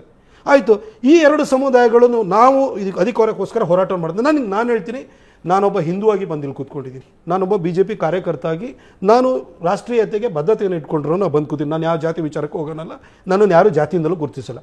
ನಾನು ಕೇಳೋದೇನು ಅಂತಂದರೆ, ಕರ್ನಾಟಕ ಮೊದಲು ಹೇಳಿ ಕೇಳಿ ವಾಟ್ ಡು ಎಕ್ಸಾಕ್ಟ್ಲಿ ಮೀನ್? ಉತ್ತರ ಪ್ರದೇಶಕ್ಕೊಬ್ಬ ಯೋಗಿ ಇದ್ದಾರೆ, ದೇವೇಂದ್ರ ಫಡ್ನವೀಸ್ ಹಿಂದುತ್ವವನ್ನು ಪ್ರತಿಪಾದಿಸ್ತಾ ಇದ್ದಾರೆ, ಈ ಕಡೆ ಬೇರೆ ಬೇರೆ ರಾಜ್ಯಗಳಲ್ಲಿ ಅಣ್ಣಾಮಲೈ ಇದ್ದಾರೆ, ಬೇರೆ ಬೇರೆ ರಾಜ್ಯಗಳಲ್ಲಿ ಪವನ್ ಕಲ್ಯಾಣ್ ಇದ್ದಾರೆ. ಹಂಗೆ ಕರ್ನಾಟಕಕ್ಕೆ ಯತ್ನಾಳಾಗಬೇಕು ಅಂತ ನನಗೊಂದು ಹೇಳ್ತೀನಿ. ಈಗ ಯತ್ನಾಳ್ರನ್ನ ಒಂದು ಹೇಳ್ತೀನಿ, ಯತ್ನಾಳ್ರನ್ನ ಇವತ್ತು ಈಗ ಯಾರನ್ನೊಬ್ರು ಲಿಂಗಾಯತ್ ಸ್ಟ್ರಾಂಗ್ ಮ್ಯಾನ್ ಅಂತಾರೆ, ಒಕ್ಕಲಿಗ ಸ್ಟ್ರಾಂಗ್ ಮ್ಯಾನ್. ನೀವು Lingayat strong man, Vokkaliga strong man ಹಿಂದೂಗಳಿಗೆ ರೆಪ್ರೆಸೆಂಟ್ ಮಾಡಿ. ನೀವು ಅಲ್ಲಿ ಪಂಚಮಸಾಲಿ ಹೋರಾಟದಲ್ಲಿ ಉಪಜಾತಿ ಹೋರಾಟ, ಉಪಜಾತಿ ಅದು ಅವ್ರದ್ದು ಪಾಲಿಟಿಕ್ಸ್ ಬಗ್ಗೆ ನಾನು ಹೇಳೋಕೋಲ್ಲ. ಈಗ ಅವರು ಆ ಹೋರಾಟದಲ್ಲಿ ಅವ್ರು ಭಾಗಿಯಾಗಲಿ. ಈಗ ಅವರದು ನಾಮ ಇಟ್ಕೊಂಡಿರ್ತಾರೆ, ಹಿಂದುತ್ವದ ಬಗ್ಗೆ ಮಾತಾಡ್ತಾರೆ, ಹಿಂದುತ್ವದ ವಿಚಾರ ಹೋದಾಗ ಬರ್ತಾರೆ. ಹಾಗಾಗಿ ಆ ಸಮುದಾಯದಲ್ಲಿ ಹಿಂದುತ್ವದ ಬಗ್ಗೆ ಪ್ರಖರವಾಗಿ ಮಾತಾಡುವ ವ್ಯಕ್ತಿ ಅಂತ ಜನ ಇವತ್ತು ಗುರುತಿಸ್ತಾ ಇದ್ದಾರೆ ಅವರನ್ನು. ಆಯಿತಾ? ಕರ್ನಾಟಕದ ವಿಚಾರ ಬಂದಾಗ ಮಹಾರಾಷ್ಟ್ರದಲ್ಲಿ ದೇವೇಂದ್ರ ಫಡ್ನವೀಸು, ಉತ್ತರ ಪ್ರದೇಶದಲ್ಲಿ ಯೋಗಿ ಆದಿತ್ಯನಾಥ್ ಹಿಂದುತ್ವವನ್ನು ಇಟ್ಕೊಂಡು ಸತತವಾಗಿ ಮಹಾರಾಷ್ಟ್ರದಲ್ಲಿ 3ನೇ ಸರಿ ಅಧಿಕಾರಕ್ಕೆ ಬರ್ತಾ ಇದ್ದಾರೆ, ಉತ್ತರ ಪ್ರದೇಶದಲ್ಲಿ 2ನೇ ಸರಿ ಅಧಿಕಾರಕ್ಕೆ ಬಂದಿದ್ದಾರೆ ಅಂತಂದರೆ ಕರ್ನಾಟಕ ಅವ್ರ 2 ಸ್ಟೇಟಿಗಿಂತ ಬೆಟರ್ ಇದು. ಯಾಕೆಂತಂದರೆ ನಮಗೆ 1960ಸಲ್ಲೇ ಸಂಘದ ಕಾರ್ಯಕರ್ತರುಗಳು ಅವತ್ತು ಅವರು ಪ್ರಾಮಾಣಿಕತೆಯಿಂದ ಯೋಗ್ಯತೆ ಆಧಾರದ ಮೇಲೆ ಗೆದ್ದು ಬಂದಂಥವ್ರು 83ನಲ್ಲೇ AK ಸುಬ್ಬಯ್ಯನವರು ಇದ್ದಂಥ ಸಮಯ 18 ಸೀಟ್ ಗೆದ್ದಿದ್ದ ಅಂಥ ಒಂದು ಊರು. ಇಲ್ಲಿ ಯಾಕೆ ನಾವು ಗೆಲ್ಲಕ್ಕಾಗಲ್ಲ? ಈ ಹಿಂದುತ್ವನ ಬೈಂಡಿಂಗ್ ಫೋರ್ಸ್ ಆಗಿ ಯಾಕೆ ಇಟ್ಕೊಳಕ್ಕೆ ಹೋಗಲ್ಲ? ಯಾಕೆ ಕರ್ನಾಟಕ ಪಾಲಿಟಿಕ್ಸಿಗೆ ಒಬ್ಬ ಒಕ್ಕಲಿಗ ಸ್ಟ್ರಾಂಗ್ ಮ್ಯಾನ್ ಬೇಕು, ಯಾಕೆ ಒಬ್ಬ ಲಿಂಗಾಯತ್ ಸ್ಟ್ರಾಂಗ್ ಮ್ಯಾನ್ ಬೇಕು, ಯಾಕೆ ಇವ್ರಿಗೆ ಜಾತಿ ಬೇಕು? 33% ಇರುವಂಥ ಮರಾಠರ ಕಲೆ ಏನೂ ಮಾಡೋಕ್ಕಾಗಲಿಲ್ಲ. ಅವರನ್ನು ಕೂಡ ಹಿಂದೂಗಳಾಗಿ ಬರಲಿಲ್ವ? ಇವತ್ತು ನಾವೆಲ್ಲ ಓಡಿದ್ರೆ ನಾವು ಮುಗಿತೀವಿ ಅಂತ ಹೇಳ್ಬಿಟ್ಟು ಅವ್ರಿಗೆ ಗೊತ್ತಾಯ್ತಲ್ವಾ? ಹಾಗಿರಬೇಕಾದ್ರೆ ಸಮುದಾಯವನ್ನು ಇಟ್ಕೊಂಡು ಒಂದೊಂದು ಜಾತಿಗಳನ್ನ ಇಟ್ಕೊಂಡು ಆ ಜಾತಿಯ ರೆಪ್ರೆಸೆಂಟೇಟಿವ್ಸ್ ನಾವು ಅಂತೇಳಿ ಹೇಳ್ಬಿಟ್ಟು ಟಾಪ್ ಪೋಸ್ಟನ್ನು ಕ್ಲೈಮ್ ಮಾಡುವಂಥ ಮನಸ್ಥಿತಿ ಯಾಕೆ? ನಾವೆಲ್ಲ ಹಿಂದೂಗಳು ಹೋಗೋಣ. ನಂದು ಹೋರಾಟ ಏನಿದ್ರು ಕೂಡ ಹಿಂದುತ್ವಕ್ಕೋಸ್ಕರ ಯಾವುದೋ ಊರೊಳಗಡೆ ಸಣ್ಣ ವಿಚಾರ ಆಯಿತು ಅಂದ್ರೂ ಅಲ್ಲಿಗೂ ಹೋಗ್ತೀನಿ. ಅಲ್ಟಿಮೇಟ್ಲಿ BJP ಬೇಕಾಗಿರೋದು ಹಿಂದುತ್ವನೇ ಹೊರತು ಈ ಜಾತಿಗಳಲ್ಲ. ಇದು ಗೌಡ್ರ ಪಾರ್ಟಿನೂ ಹೋಗೋದು ಬೇಡ, ಲಿಂಗಾಯತರ ಪಾರ್ಟಿನೂ ಹೋಗೋದು ಬೇಡ, ಬ್ಯಾಕ್ವರ್ಡ್ ಪಾರ್ಟಿನೂ ಹೋಗೋದು ಬೇಡ, ಯಾವ ಪಾರ್ಟಿನೂ ಹೋಗೋದು ಬೇಡ. ಇದು ಸಮಸ್ತ ಹಿಂದೂಗಳ ಪಾರ್ಟಿ ಆಗಿರಬೇಕು. ಇಲ್ಲಿ ಯಾರೇ ಬಂದು ಲೀಡರ್ಶಿಪ್ ಅವ್ರವ್ರ ಯೋಗ್ಯತೆ ಮೇಲೆ ಅವ್ರವ್ರ ಅದೃಷ್ಟ ಹಣೆ ಬರ ಎಲ್ಲ ಇರುತ್ತೆ. ಅದ್ರ ಮೇಲೆ ಅವರಿಗೆ ಸ್ಥಾನಮಾನಗಳು ಲಭಿಸ್ತವೆ. ಮೇಲ್ಗಡೆ ಪಾರ್ಟಿ ಟಾಪ್ ಬ್ರಾಸು ನೋಡ್ತಿರ್ತದೆ. ಆದರೆ ಪಾರ್ಟಿ ನಮ್ದು ಪಾರ್ಟಿ ಯಾರ್ದು ಕೂಡ ಜಾಗೀರ್ ಅವ್ರದ್ದು ಅದು ಅಂದರೆ ಅವ್ರದ್ದು ಏನು ಇನ್ಹೆರಿಟ್ ಮಾಡ್ಕೊಳ್ಳಲ್ಲ. ಈ ಪಾರ್ಟಿನ ನಾವು ಬೆಳೆಸಬೇಕು ಅಂತ ಎಲ್ಲ ಸಂಘಟಿತವಾಗಿ ಹೋರಾಟ ಮಾಡಬೇಕು. ಇವತ್ತು ಮಹಾರಾಷ್ಟ್ರದಲ್ಲಿ ಯಾವ ರೀತಿ ಅಜಿತ್ ಪವಾರ್, ಏಕನಾಥ್ ಶಿಂದೆ ಎಲ್ಲರೂ ಇಟ್ಕೊಂಡು ಚುನಾವಣೆಯಲ್ಲಿ 231 ಸೀಟ್ ಬಂದಾದ್ಮೇಲೂ ಕೂಡ 10 ದಿನ ಮುಖ್ಯಮಂತ್ರಿ ಆಗೋಕ್ಕೆ ಕಾಯ್ತಾರೆ ದೇವೇಂದ್ರ ಫಡ್ನವೀಸ್ ಅಂತಂದರೆ 2019ರಲ್ಲೂ ಕೂಡ 104 ಸೀಟು ನನಗೆ ಗೊತ್ತಿರೋ ಪ್ರಕಾರವಾಗಿ ಗೆದ್ದಿದ್ರು. ಆವಾಗ ಶಿವಸೇನೆ ಅವರು ಕೈಕೊಟ್ಟಿರುವಾಗ ಅವತ್ತು ಸರ್ಕಾರ ಮಾಡ್ಬೋಯ್ತು. ಅವತ್ತು ಮನುಷ್ಯ ಆ ನೋವನ್ನು ನುಂಗ್ಕೊಂಡು ಮತ್ತೆ ಸತತವಾಗಿ ಕೆಲಸ ಮಾಡಿಬಿಟ್ಟು ಯಾರು ಹಿಂಗೆ ದೋಖಾ ಭಾಗದಲ್ಲಿ ಅದೇ ಪಾರ್ಟಿನ ಹೊಡೆದಾಕಿದ್ರು. ಆಮೇಲೆ ಮರಾಠ ಫ್ಯಾಕ್ಟ್ರಿನ ಇಟ್ಕೊಂಬಿಟ್ಟು ಇವರು ಜಾತಿನ ತಗೊಂಬರಕ್ಕೆ ಹೋದಾಗ ಅದು ಅಜಿತ್ ಪವಾರ್ನ ತಗೊಂಬಂದರು. ಈ ರೀತಿ ಸ್ಟ್ರಾಟಜೈಸ್ ಮಾಡಿಬಿಟ್ಟು ಒಂದು ಪಾರ್ಟಿನ ಬಿಲ್ಡ್ ಮಾಡಿದ ಮನುಷ್ಯ ಇವತ್ತು ನನಗೆ ದೇವೇಂದ್ರ ಫಡ್ನವೀಸ್ ನನಗೆ ಬ್ರಾಹ್ಮಣ ಕಾಣಲ್ಲ. ದೇವೇಂದ್ರ ಫಡ್ನವೀಸ್ ಒಬ್ಬ ಹಿಂದೂ ಆಗಿ ಕಾಣ್ತಾರೆ. ಯೋಗಿ ಆದಿತ್ಯನಾಥ್ ಒಬ್ಬ ಠಾಕೂರ್ ಆಗಿ ಕಾಣಲ್ಲ. ಯೋಗಿ ಆದಿತ್ಯನಾಥ್ ಒಬ್ಬ ಹಿಂದೂ ಪ್ರೊಟೆಕ್ಟರ್ ಆಗಿ ನನಗೆ ಕಾಣಿಸ್ತಾರೆ. ಹಾಗಾಗಿ ಅವರಿಗೆ ಇವತ್ತು ಜನಮಾನಸದಲ್ಲಿ ಸ್ಥಾನಮಾನ ಸಿಗ್ತಾರೆ. ಅವರ ರಾಜ್ಯದ ಗಡಿಗಳ ಆಚೆಗೂ ಕೂಡ ನಮ್ಮ ಕಾರ್ಯಕರ್ತರು ಅವರಿಂದ ಪ್ರೇರಿತರಾಗ್ತಾರೆ. ಅವ್ರ ಬಗ್ಗೆ ಒಂದು ಪ್ರೀತಿ ಭಾವನೆಯನ್ನು ಬಳಸ್ಕೊಂಡಿದ್ದಾರೆ. ಹಾಗಿರ್ಬೇಕಾದ್ರೆ ಅದೇ ಹಿಂದುತ್ವದ ಆಧಾರದ ಮೇಲೆ ಕರ್ನಾಟಕದಲ್ಲೂ ನಾವು ಯಾಕೆ ಈ ಪಾರ್ಟಿಯನ್ನು ಕಟ್ಟಬಾರದು? ನಾವು ಕೂಡ ಆ ನಮ್ಮ ಕಾರ್ಯಕರ್ತರ ಪ್ರೀತಿಯನ್ನು ನಾವು ಯಾಕೆ ಗಳಿಸ್ಕೊಳಕ್ಕೆ ಹೋಗಬಾರ್ದು?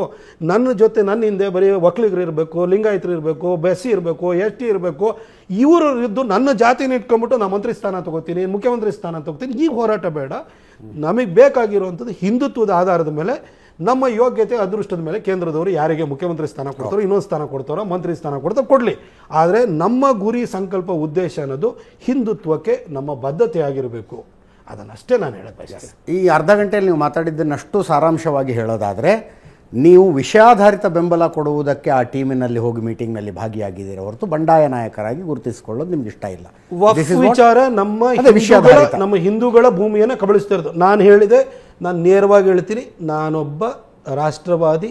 ನಾನು ಸಂಘದ ಚಿಂತನೆಯಲ್ಲಿ ನಂಬಿಕೆ ಇಟ್ಟರೂ ಆ ಕಾರಣಕ್ಕೋಸ್ಕರ ಆ ಚಿಂತನೆಗೆ ಪೂರಕವಾಗಿ ಈ ವಿಚಾರ ಇರೋದ್ರಿಂದ ನಾನು ಹೋಗಿದ್ದೀನಿ. ಅದೇ ಆರ್ಧೋ ವಿರುದ್ಧ ಸ್ಕೀಮಿಂಗ್ ಮಾಡೋ ಅಂಥ ಯೋಜನೆ ಆಗಿತ್ತು ಅಂತಂದರೆ 100% ನಾನು ಅಲ್ಲಿಲ್ಲೂ ಇರ್ತಿರ್ಲಿಲ್ಲ. ಯಾಕಂದ್ರೆ ಯಾರ ವಿರುದ್ಧನೋ ಇದು ಮಾಡೋದು, ಪಿತೂರಿ ಮಾಡೋದು, ಯಾರನ್ನ ಮುಗಿಸ್ಬೇಕು, ಯಾವುದೋ ನಾಯಕತ್ವ ಹೊಡ್ಕೊಳ್ಬೇಕು, ಆ ಥರ ಯೋಚನೆ ಇಟ್ಕೊಂಡವ್ರ ಜೊತೆ ನಾನು ಯಾವತ್ತೂ ಕೈ ಜೋಡಿಸಿಲ್ಲ. ಯಾಕೆಂದರೆ ನನಗೆ ವೈಯಕ್ತಿಕವಾಗಿ ನಾನೇನೋ ಆಗಬೇಕು ಅಂತ ನನಗೆ ಆಸೆನೇ ಇಲ್ಲ. ಹಾಗಿರ್ಬೇಕಾದ್ರೆ ಬೇರೆಯವರ ಆಸೆಗೆ ನೀರೇರಕ್ಕೆ ನಾನೇ ಯಾಕೆ ಹೋಗಲಿ? ಅನೇಕ ಪಕ್ಷಗಳಿಂದ ಕಾರ್ಯಕರ್ತರುಗಳಿದ್ದಾರೆ, ಅವರಿಂದ ಪ್ರಶ್ನೆಗಳನ್ನು ತೆಗೆದುಕೊಳ್ಳುವ ಸಮಯ. ಸರ್ ನಮಸ್ಕಾರ, ನಾನು ಚಿಕ್ಕಬಳ್ಳಾಪುರ ವಿಧಾನಸಭಾ ಕ್ಷೇತ್ರದಿಂದ ಬಂದಿದ್ದೀನಿ. ಹಿರೇನಾಗುವಲ್ಲಿ ಒಂದು ಗ್ರಾಮದಿಂದ ಬಂದಿದ್ದೀನಿ. ಸರ್, ಇತ್ತೀಚೆಗೆ ಜನ ತುಂಬ ಮಾತಾಡ್ತಾ ಇದ್ದಾರೆ. ಒಬ್ಬ ಆರ್ ಅಶೋಕ್ ಒಬ್ಬ ಅಸಮರ್ಥ ವಿರೋಧ ಪಕ್ಷದ ನಾಯಕ, ಹಾಗೆಯೇ ಒಬ್ಬ ನಿಮ್ಮ BJP ಪಕ್ಷದ ಏನು ಒಬ್ಬ ರಾಜ್ಯಾಧ್ಯಕ್ಷರಿದ್ದಾರೆ ವಿಜಯೇಂದ್ರ ಅವರು ಒಬ್ಬ ಅನಾನುಭವಿ ರಾಜಕಾರಣಿ. ಇದನ್ನ ನಿಮ್ಮ ಪಕ್ಷದಲ್ಲೂ ಒಪ್ತಾ ಇಲ್ಲ. ಯಾಕಂದ್ರೆ ಈ ವಿಚಾರನ ರಮೇಶ್ ಜಾರಕಿಹೊಳಿ ಅವರು ಎಲ್ಲಾ ಚಾನೆಲಲ್ಲೂ ಎಲ್ಲಾ ಮಾಧ್ಯಮದಲ್ಲೂ ಮಾತಾಡ್ತಾನೆ ಇದ್ದಾರೆ. ಇವ್ರು ರಾಜ್ಯಾಧ್ಯಕ್ಷರಾದ್ರೆ ಯಾವುದೇ ಚುನಾವಣೆಗೆ ಬರಲ್ಲ, ನಾವು ಇವ್ರ ನಾಯಕತ್ವದಲ್ಲಿ ನಾವಿರಲ್ಲ BJPಯಲ್ಲಿ. ಇನ್ನೊಂದು ವಿಚಾರ ಸ್ಪಷ್ಟವಾಗಿ ಕೇಳಕ್ ಕೊಡ್ತೀನಿ, ನೀವು ವಕ್ಫ್ ಬೋರ್ಡ್ ವಿರುದ್ಧ ಹೋರಾಟ ಮಾಡ್ತಾ ಇಲ್ಲ ವಿಜಯೇಂದ್ರ ಅವ್ರನ್ನ ರಾಜ್ಯಾಧ್ಯಕ್ಷ ಸ್ಥಾನದಿಂದ ಇಳಿಸ್ಬೇಕಂತ ಹೋರಾಟ ಮಾಡ್ತಾ ಇದ್ರೆ ನಮಗೆ ಎರಡೂ ಸ್ಪಷ್ಟವಾಗಿ ಅರ್ಥ ಆಗ್ತಾ ಇಲ್ಲ ಸರ್. ನಾನು ಆಗ್ಲೇ ನಿಮಗೆ ಕ್ಲಾರಿಟಿ ಕೊಟ್ಟೆ. ನಮ್ಮ ಅಪ್ಪ ಯಾರು ಅನ್ನೋದ್ರಿಂದ ಪ್ರಾರಂಭ ಮಾಡ್ಕೊಂಡು ಬಂದು ಹೇಳಿದೆ ಸರ್. ನೀವೇನು ಪ್ರಶ್ನೆ ಕೇಳಿದಿರಿ, ಉತ್ತರ ಕೇಳಿಸ್ಕೊಳ್ಳಿ ದಯವಿಟ್ಟು. ಈಗ ಚುನಾವಣೆ ಇರೋದು 3.5 ವರ್ಷದ ನಂತರ. ಆವಾಗ MLA ಆಗಬೇಕು, ಅದಾದ ನಂತರ ಇಲ್ಲಿ ಅಸೆಂಬ್ಲಿ ಬರಬೇಕು, ಇನ್ನೇನೋ ಆಗಬೇಕು, ಅದು ಆಚೆಗಿರೋದು. ಇವತ್ತು ವಫ್ದ್ ವಿಚಾರ ತೊಗೊಂಡಿದ್ದೀವಿ. ಈ ವಿಚಾರ ಇನ್ನು 3.5 ವರ್ಷ ಇರುತ್ತೆ ಅಂದರೆ ನೆನ್ನೆ ಆಗಿದೆ, ಜನಕ್ಕೆ ಇವತ್ತಿಗೆ ಮರ್ತೋಗಿರುತ್ತೆ. ಹಾಗಾಗಿ ನಮ್ಮ ವಿಷಯಾಧಾರಿತವಾಗಿ ನಮ್ಮ ರೈತರು ಇವತ್ತೇನಾಗಿದೆ, ನಮ್ಮ ಮಠ ಮಾನ್ಯಗಳು ಏನಿದ್ದಾವೆ ಇವು ನಡೆದಿದ್ದೆ ನಮ್ಮ ರೈತರಿಂದಾಗಿ. ಯಾಕಂದರೆ ಕಟಾವಿನ ಟೈಮ್ ಒಳಗಡೆ ಕಟಾವಾದ ಕೂಡಲೇ ಏನು ಮಾಡಿದ್ರು ಸ್ವಾಮಿಗಳು, ಏನು ಮಾಡಿದ್ರು ಗಾಡಿ ಬಂಡಿ ಎತ್ಕೊಂಡ್ಬಿಟ್ಟು ಎಲ್ಲ ಊರಿಗೆ ಹೋಗ್ರು ಜೋಳಿಗೆ ಹಿಡ್ಕೊಂಡೋಗಿ ದವಸ ಧಾನ್ಯ, ನಿಮಗೆ ಅಕ್ಕಿ ಇರ್ಬೋದು, ರಾಗಿ ಇರ್ಬೋದು, ಜೋಳ ಇರ್ಬೋದು, ಇದನ್ನು ಕೊಡ್ತಾಯಿದ್ರು. ಜೊತೆಗೆ ಕಾಣಿಕೆನೂ ಕೊಡೋರು ಅವರಿಗೆ. ಅದರಲ್ಲಿ ಮಠಗಳಲ್ಲಿ ಅನ್ನದಾಸೋಹ ನಡೀತಿತ್ತು, ಅಕ್ಷರದಾಸೋಹ ನಡೀತಿತ್ತು. ಇವತ್ತು ಮಠಗಳನ್ನು ಬೆಳೆಸಿದಂತಹ ಮಠಗಳಲ್ಲಿರುವಂಥ ಅನ್ನದಾಸೋಹ, ದಾಸೋಹಕ್ಕೆ ಕಾರಣವಾದಂಥ ರೈತನೇ ಭೂಮಿ ಕಳ್ಕೊಳ್ಳುವಂಥ ಪರಿಸ್ಥಿತಿ ಬಂದಿದೆಯಲ್ಲ. ಇವಾಗ ನಮ್ಮ ರೈತನ ಉಳಿಸ್ಕೊಳ್ಳಿಲ್ಲ ಅಂದರೆ ಪರಿಸ್ಥಿತಿ ಎಲ್ಲಿಗೆ ಹೋಗ್ಬೋದು? ಈ ವಿಚಾರಕ್ಕೋಸ್ಕರವಾಗಿ ನಾವು ಈಗ ಹೋರಾಟವನ್ನು ಕೈಗೆತ್ಕೊಂಡಿದ್ದೀವಿ. ಯಾರ್ದೋ ವಿಚಾರ ಇದ್ದು ಬೇರೆಯವ್ರದ್ದು ಇದಕ್ಕಂತಲ್ಲ. ಆಮೇಲೆ ಯಾರು ಸಮರ್ಥರೋ ಅಸಮರ್ಥರೋ ಇದ್ರ ಬಗ್ಗೆ ನಾನು ಸರ್ಟಿಫಿಕೇಟ್ ಕೊಡೋಕೆ ಹೋಗಲ್ಲ. ಈಗ ಅಶೋಕಣ್ಣ ಅವರು ನನಗೆ ಗೊತ್ತಿರೋ ಪ್ರಕಾರ 6 ಸರಿ ಗೆದ್ದಿದ್ದಾರೆ ನೋಡಿ. ಇವತ್ತು BJP ಬೆಳೆದು ದೊಡ್ಡದಾಗಿದೆ. 6 ಟರ್ಮದ ಹಿಂದಕ್ಕೆ ಹೋಗಿ ಉತ್ತರಹಳ್ಳಿ ಕ್ಷೇತ್ರದಲ್ಲಿ BJP ಇತ್ತ ಅವತ್ತು? ಬೆಂಗಳೂರು ಅಂತ ಕ್ಷೇತ್ರದಲ್ಲಿ ಎಂತೆಂಥ ದೊಡ್ಡ ದೊಡ್ಡ ಕುಳಗಳು, ಅವಾಗೆಲ್ಲ ಲಿಕ್ಕರ್ ಲಾಬಿ, ಎಜುಕೇಷನ್ ಲಾಬಿ, ಈ ಥರದವರು ರೂಲ್ ಮಾಡ್ತಾ ಇರೋಂಥ ಸಂದರ್ಭದಲ್ಲಿ ಇಲ್ಲಿ BJP ಬಾವುಟ ಹಾರಿಸಿದ್ರೆ ಇಲ್ವ ಅಶೋಕಣ್ಣ? ಇವತ್ತು ನಿಮಗೆ 6 ಟರ್ಮ್ ನೋಡಾದ್ಮೇಲೆ ನಿಮಗೆ ಅನ್ನಿಸ್ಬೋದು ಅವರು ಸಮರ್ಥರೋ ಅಸಮರ್ಥರೋ ಅಂತ ಅನ್ನಿಸ್ಬೋದು. ಎಲ್ಲರೂ ಕೂಡ ಈಗ ಅರುಣ್ ಜೇಟ್ಲಿ ಥರ BJPನಲ್ಲಿರುವಂಥ 240 ಜನ MP ಗಳಿಗೆ ಆಗುತ್ತಾ? ಆಗಲ್ಲ. ಕೆಲವರಿಗೆ ವಿಷಯ ಪ್ರತಿಪಾದನೆ ಅದು ಕೆಲವರಿಗೆ ಸಿದ್ಧಿಸಿರುತ್ತೆ, ಕೆಲವರಿಗೆ ಸಿದ್ಧಿಸಿರಲ್ಲ. ಹಾಗಂತ ಪಾರ್ಟಿಯ ಸಿದ್ಧಾಂತದ ಬದ್ಧತೆ ಇದೆಯಲ್ಲ, ಅದನ್ನು ನೋಡಿಬಿಟ್ಟೆ ಕೇಂದ್ರದ ನಾಯಕತ್ವ ಅವರಿಗೆ ಆ ಸ್ಥಾನವನ್ನು ಕೊಟ್ಟಿರ್ತಾರೆ. ಈಗ ವಿಜಯೇಂದ್ರ ಅವರಿಗೆ ಈ ಸಂದರ್ಭದಲ್ಲಿ ಒಂದು ಸಂದಿಗ್ಧ ಸಂದರ್ಭ, ಚುನಾವಣೆ ಫಾಸ್ಟಾಗಿ ಅಪ್ರೋಚ್ ಆಗ್ತಾಯಿತ್ತು, ಏನು ಇದು ಲೋಕಸಭಾ ಇದು ಬರ್ತಾ ಇತ್ತು. ಇಡೀ ದೇಶಾದ್ಯಂತನೂ ಕೂಡ ನಾವು 400ಕ್ಕಿಂತ ಹೆಚ್ಚು ಸೀಟ್ ಗೆಲ್ಲಬೇಕು, ತುಂಬ ಬದಲಾವಣೆಗಳನ್ನು ತರಬೇಕು ಅಂತ ಎಲ್ಲ ಯೋಚನೆಯನ್ನು ಮಾಡಿದರು. ಆ ಸಂದರ್ಭದಲ್ಲಿ ಕರ್ನಾಟಕ 2023 ಚುನಾವಣೆಯಲ್ಲಿ ನಾವು ಆ ರೀತಿ ಕೆಳಗಡೆ ಬಿದ್ದೋಗಿದ್ದು, 66 ಸೀಟಿಗೆ ಇಳಿದೋಗಿದ್ದು. ಈ ಸಂದರ್ಭದಲ್ಲಿ ಈ ಒಂದು ವಿಪ್ಲವದ ಕಾಲದಲ್ಲಿ ಯಾರು ಇದನ್ನು ಮುಂದಕ್ಕೆ ತಗೊಂಡು ಹೋಗ್ಬೋದು? ಆಗ ಯಡಿಯೂರಪ್ಪ ಸಾಹೇಬರು ಅವರು ಅದು ರಾಜಕೀಯ ಅಂತಲೇ ಹೇಳ್ಬಿಟ್ಟು ಚುನಾವಣಾ ರಾಜಕೀಯ ಅಂತ ಮುಗಿದಿತ್ತು. ಅವರು ಹಿಂದೆ ನಿಂತ್ಕೊಂಡು ಗೈಡ್ ಮಾಡ್ತಾರೆ, ಇನ್ನೊಂದು ಮಾಡ್ತಾರೆ. ಆಗ ವಿಜೇಂದ್ರ ಅವರಿಗೆ ನೇತೃತ್ವವನ್ನು ಕೊಟ್ಟರು. ಆ ಸಂದರ್ಭಕ್ಕೆ ಅವ್ರನ್ನ ತಗೊಂಡ್ಬಂದಿದ್ದಾರೆ. ಈಗ ಅವರು 1 ವರ್ಷ ಆಯಿತು.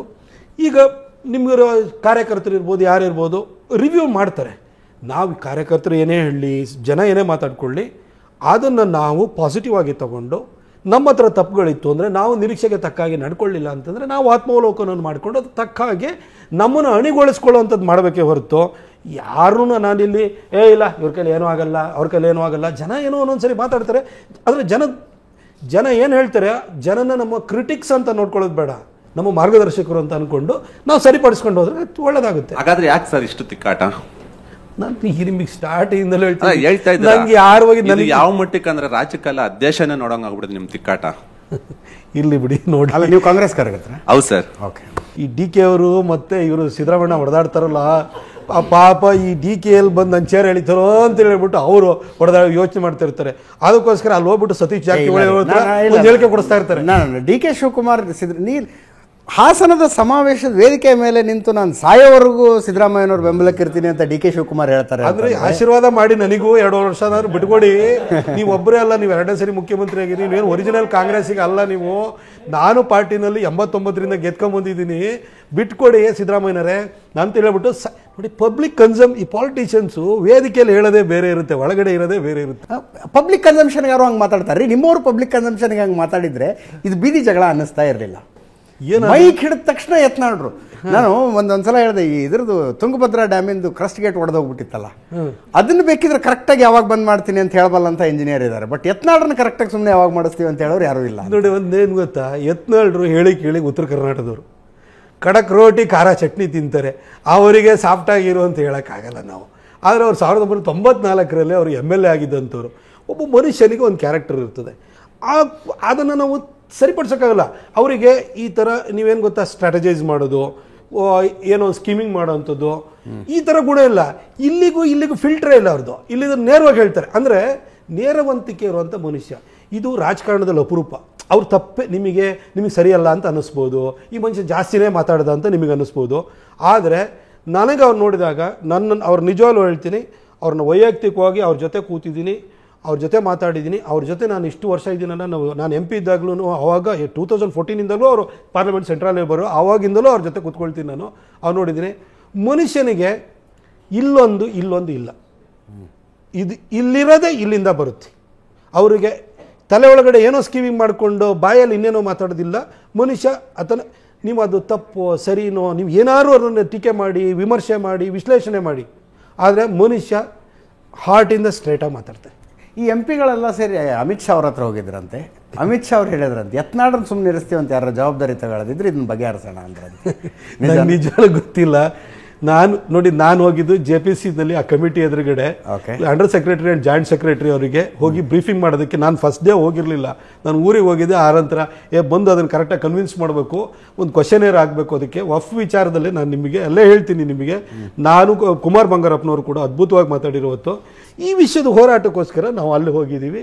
ಇದೆಲ್ಲ ಮಾಡ್ತಾ ಇರೋ ವಿಷಯನ ಬಂಡಾಯದ ಕಡೆ ಹೇಳ್ಕೊಂಡ್ ಬರ್ತೀನಿ, ನೀವು ವಕ್ಫ್ ಕಡೆ ಹೇಳ್ಕೊಂಡು ಹೋಗ್ತೀರಿ. But I confess Waqf more important. I confess. ಇಲ್ಲ, ನಾನು ಫಸ್ಟ್ ಆಫ್ ಆಲ್ ನನಗೆ ನಾಳೆ ಬೆಳಗ್ಗೆ ನಾನು ವಿಧಾನಸೌಧಕ್ಕೆ ಬಂದು ಮಂತ್ರಿಯಾಗಿ ಮುಂದೊಂದು ದಿನ ಅವಕಾಶ ಸಿಕ್ಕಿದಾಗ ಬೇರೆದೇನಾದ್ರು ಇನ್ನೂ ದೊಡ್ಡ ಸ್ಥಾನಕ್ಕೆ ಹೋಗ್ಬೋದಾ, ನಾ ಆಸೆಯಿಂದ ಬಂದಿರೋನಲ್ಲ. ಇನ್ನು ನೋಡಿ, ಈಗ MP ಎಲೆಕ್ಷನ್ ಟೈಮ್ ಒಳಗಡೆ ಎಷ್ಟು ಜನಕ್ಕೆ ಕೆಲವು ಕಡೆ ಟಿಕೆಟ್ ಚೇಂಜ್ ಆಯಿತು, ಕೆಲವು ಕಡೆ ಅವರೇ ಬೇಡ ಅಂತಲೇ ಹೇಳಿದರು. ಸುಮಾರು 12 ಕಡೆಗೆ ಎಲ್ಲ ಬದಲಾವಣೆ ಆಯಿತು.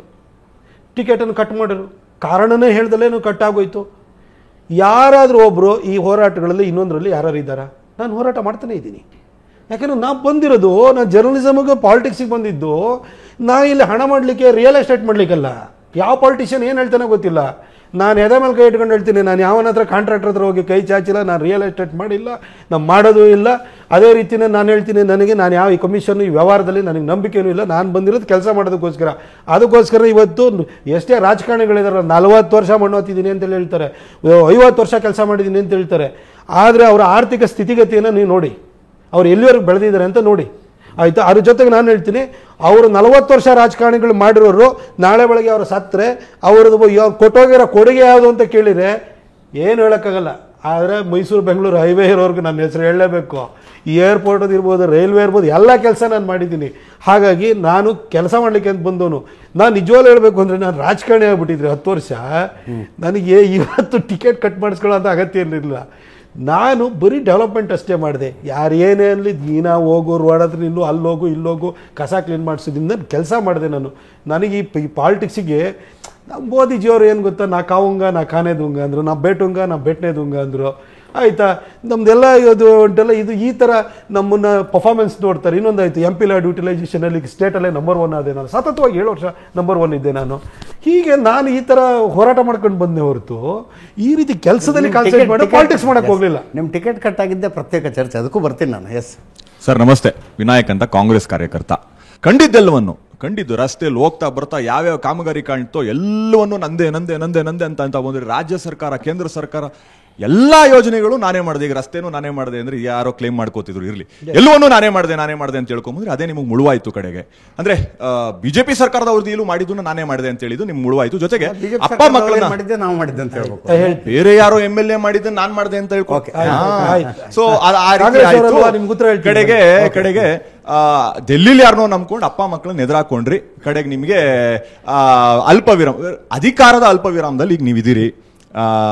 ಈಗ ಸದ್ಯಕ್ಕೆ ನಿಮಗೆ ಪ್ರತೀಕಾರದ ಉದ್ದೇಶದಿಂದ ಈಗ ನೀವು ತಿರುಗಾಡ್ತಾ ಇದ್ದೀರಾ. ಪರವಾಗಿಲ್ಲ, ಹೊಡೆದಾಟ ಜಾಸ್ತಿ ನಿಮ್ ನಡೀತಾ ಇದೆ ಚೇರಿಗೋಸ್ಕರ. ಅದಕ್ಕೆ ಹೇಳೋದು ಕೇಳಿ, ನೀವೊಂದು ಹೇಳ್ತೀನಿ ಯಾವ ವಿಚಾರ ಅಂತ ಹೇಳ್ತೀನಿ. ನಾನು ಮಾಡಿದೆ ಅಂತಿದೆಯಲ್ಲ, ಎಷ್ಟು ರಾಜಕಾರಣಿಗಳು ನಾನು ಮಾಡಿದೆ ಅದು ಕೆಲಸ ಮಾಡಿದೆ ಅಂತ ಹೇಳ್ತೇನೆ. ಹೇಳಿ ನೀವೊಂದು ಹೇಳಿ. ಪ್ರತಾಪ್ ಸಿಂಹ ಮಾಡಿರೋಂಥ ಪ್ಲೀಸ್ ಒಂದು ನಿಮಿಷ ಕೇಳ್ಕೊಳ್ಳಿ. ಮೂಡ ಹಗರಣ ಆಯಿತು, ನಿಮ್ಮ ಮುಖ್ಯಮಂತ್ರಿ ಸಮೇತವಾಗಿ site ತೊಗೊಂಡಿದ್ದಾರೆ. Except Pratap Simha, every other politician has taken a side from Muda. Irrespective of the party. Irrespective of all parties. ಯಾವುದು ಎಲ್ಲ ಪಾರ್ಟಿ. ನಾ ಪ್ರತಾಪ್ ಸಿಂಹ ಒಬ್ಬ ತಗೊಂಡಿಲ್ಲ, ಆಯಿತಾ? 50-50 ನಾನು ಹೋಗಿಲ್ಲ, ನಾ ಮೂಡಕ್ಕೆ ಹೋಗಿಲ್ಲ. ಆದರೆ ಮೂಡದ ಹತ್ರ 156 ಕೋಟಿ ತೊಗೊಂಡಿದ್ದೀನಿ. ಯಾಕೆಂದರೆ ಇದರಿಂದ ಕಬಿನಿಂದ ಸೆಕೆಂಡ್ ಸ್ಟೇಜ್ ನೀರು ತೊಗೊಂಬರ್ಲಿಕ್ಕೆ, ಬಿದಿರುಗುಡಿಂದ ನೀರು ತೊಗೊಂಬರೋದಕ್ಕೋಸ್ಕರವಾಗಿ, ಮೈಸೂರಿಗೆ ನೀರು ತೊಗೊಂಬರೋದಕ್ಕೋಸ್ಕರ ಕೊಡಿಸಿದ್ದೀನಿ. ಔಟರ್ ಪೆರಿಫೆರಲ್ ರಿಂಗ್ ರೋಡನ್ನು ಇವತ್ತು ಪ್ಲಾನ್ ಮಾಡೋದು, ಬೆಂಗಳೂರಿಗೆ ಇವತ್ತಿಲ್ಲ. ನಾನು ಇವತ್ತೇ ಪ್ಲಾನ್ ಮಾಡಿಬಿಟ್ಟು ನಿತಿನ್ ಗಡ್ಕರಿ ಅವ್ರ ಹತ್ರ ಇನ್ ಪ್ರಿನ್ಸಿಪಲ್ ಅಪ್ರೂವಲ್ ತಗೊಂಡು ಅದನ್ನು DPR ಪ್ರಿಪೇರ್ ಮಾಡೋದಕ್ಕೆ 10 ಕೋಟಿ ತೊಗೊಂಬಂದಿನಿ. ಅದು ನಾನು ಮಾಡಿರೋದು. ಮೈಸೂರಿಗೆ ನಮಗೆ ಕ್ರಿಕೆಟ್ ಸ್ಟೇಡಿಯಂ ಬೇಕು. ನಮ್ಮವ್ರು ಯಾಕೆ ಚಿನ್ನಸ್ವಾಮಿ ಸ್ಟೇಡಿಯಮಿಗೆ ಬರಬೇಕು? ಒಂದು ಕಾಲದಲ್ಲಿ ಇಡೀ ರಾಜ್ಯಕ್ಕೆ ಮೈಸೂರು ರಾಜ್ಯ ಅಂತಿತ್ತು. ನಾವ್ಯಾಕೆ ಹೋಗ್ಬೇಕು ಅಲ್ಲಿಗೆ? ಮೈಸೂರಿಗೆ ಕ್ರಿಕೆಟ್ ಸ್ಟೇಡಿಯಂ ತರಬೇಕು ಅಂತೇಳಿ ನಾನು ಉಯಿಲಾಳ್ ಹತ್ರ 26 ಎಕರೆ ಜಾಗ ಹುಡುಕಿದೆ.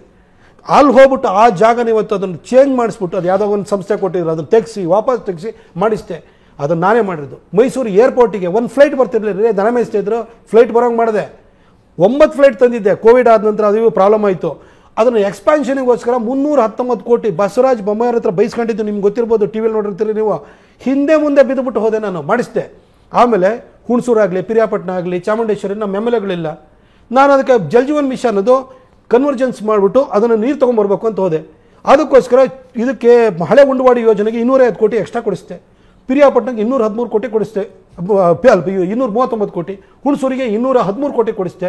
ಇದು ನಾನು ಮಾಡಿದ್ದೆ, ಸೆಂಟ್ರಲ್ ಗೌರ್ಮೆಂಟ್ ಇಂದ ನಾನು ತಗೊಂಡಿದ್ದು. ಎಲ್ಲ ನೀವೇ ಮಾಡಿದ್ದು, ಆದರೆ ಯಾಕೆ ಟಿಕೆಟ್ ಕೊಡಲಿಲ್ಲ ಅನ್ನೋ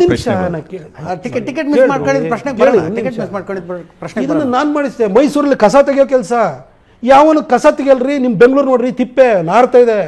ನಿಮ್ಮ ಕಾರ್ಪೊರೇಟರ್ ಎಲ್ಲ ನಿಮ್ಮ MLAಗಳು ಮಾಡ್ತಾ ಇದ್ದಾರೆ, ಹೇಳಿ ಕೇಳಿಬೇಕಾದ್ರೆ ಹೋಗಿ ಅವ್ರ ಮನೆ ಹತ್ರ. BJP ಅವ್ರು ಅಲ್ಲಿ ಒಂದು ನಿಮಿಷ, BJP ಕಾಂಗ್ರೆಸ್ ಅನ್ಬೇಡ್ರಿ, ನಿಮ್ಮೊಳಗಡೆ ತಿಪ್ಪೆ, ನಿಮ್ಮಲ್ಲಿ ದುಡ್ಡು ಎಣ್ಸೋಕ್ಕೆ ಟೈಮ್ ಇಲ್ಲ ನಿಮ್ಮ ಲೀಡರ್ಗಳಿಗೆ, ಆಯಿತಾ? ಅದಕ್ಕೋಸ್ಕರ ಕಾನ್ಸ್ಟಿಟ್ಯೂನ್ಸಿ ಎಲ್ಲ ಏನಾಗಿದೆ ನಮಗೆ ಗೊತ್ತು.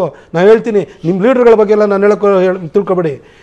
ನಿಮ್ಮಲ್ಲೂ ಕೂಡ ನೋಡ್ರಿ, ಪ್ರತಾಪ್ ಸಿಂಹ ಹಾಗೆ ಹಿಂಗೆ ಅಂತ ಹೇಳ್ತಿರಲ್ಲ, ನಿಮ್ಮ ಪಾರ್ಟಿಯವರೇ ನಾನು ಟಿಕೆಟ್ ಕೊಡೋಕೆ ಬಂದಿದ್ರು ಗೊತ್ತಾ ನಿಮಗೆ? ನಿಮ್ಮ ಟಿಕೆಟ್ ಅನೌನ್ಸ್ ಆಗಿದೆ ಯಾವತ್ತಂತ ಡೇಟ್ ಹೇಳ ನಾನು. ಮಾರ್ಚ್ 9ನೇ ತಾರೀಕು ಯುಗಾದಿ ದಿನ ನಿಮ್ಮ ಟಿಕೆಟ್ ಅನೌನ್ಸ್ ಆಗಿದ್ದು. ಮೈಸೂರು ಟಿಕೆಟ್ ಅನೌನ್ಸ್ ಆಗಲಿಲ್ಲ ಗೊತ್ತಾ? ಏನಕ್ಕೆ ಹೋಲ್ಡ್ ಮಾಡಿ ಇಟ್ಕೊಂಡಿದ್ರು?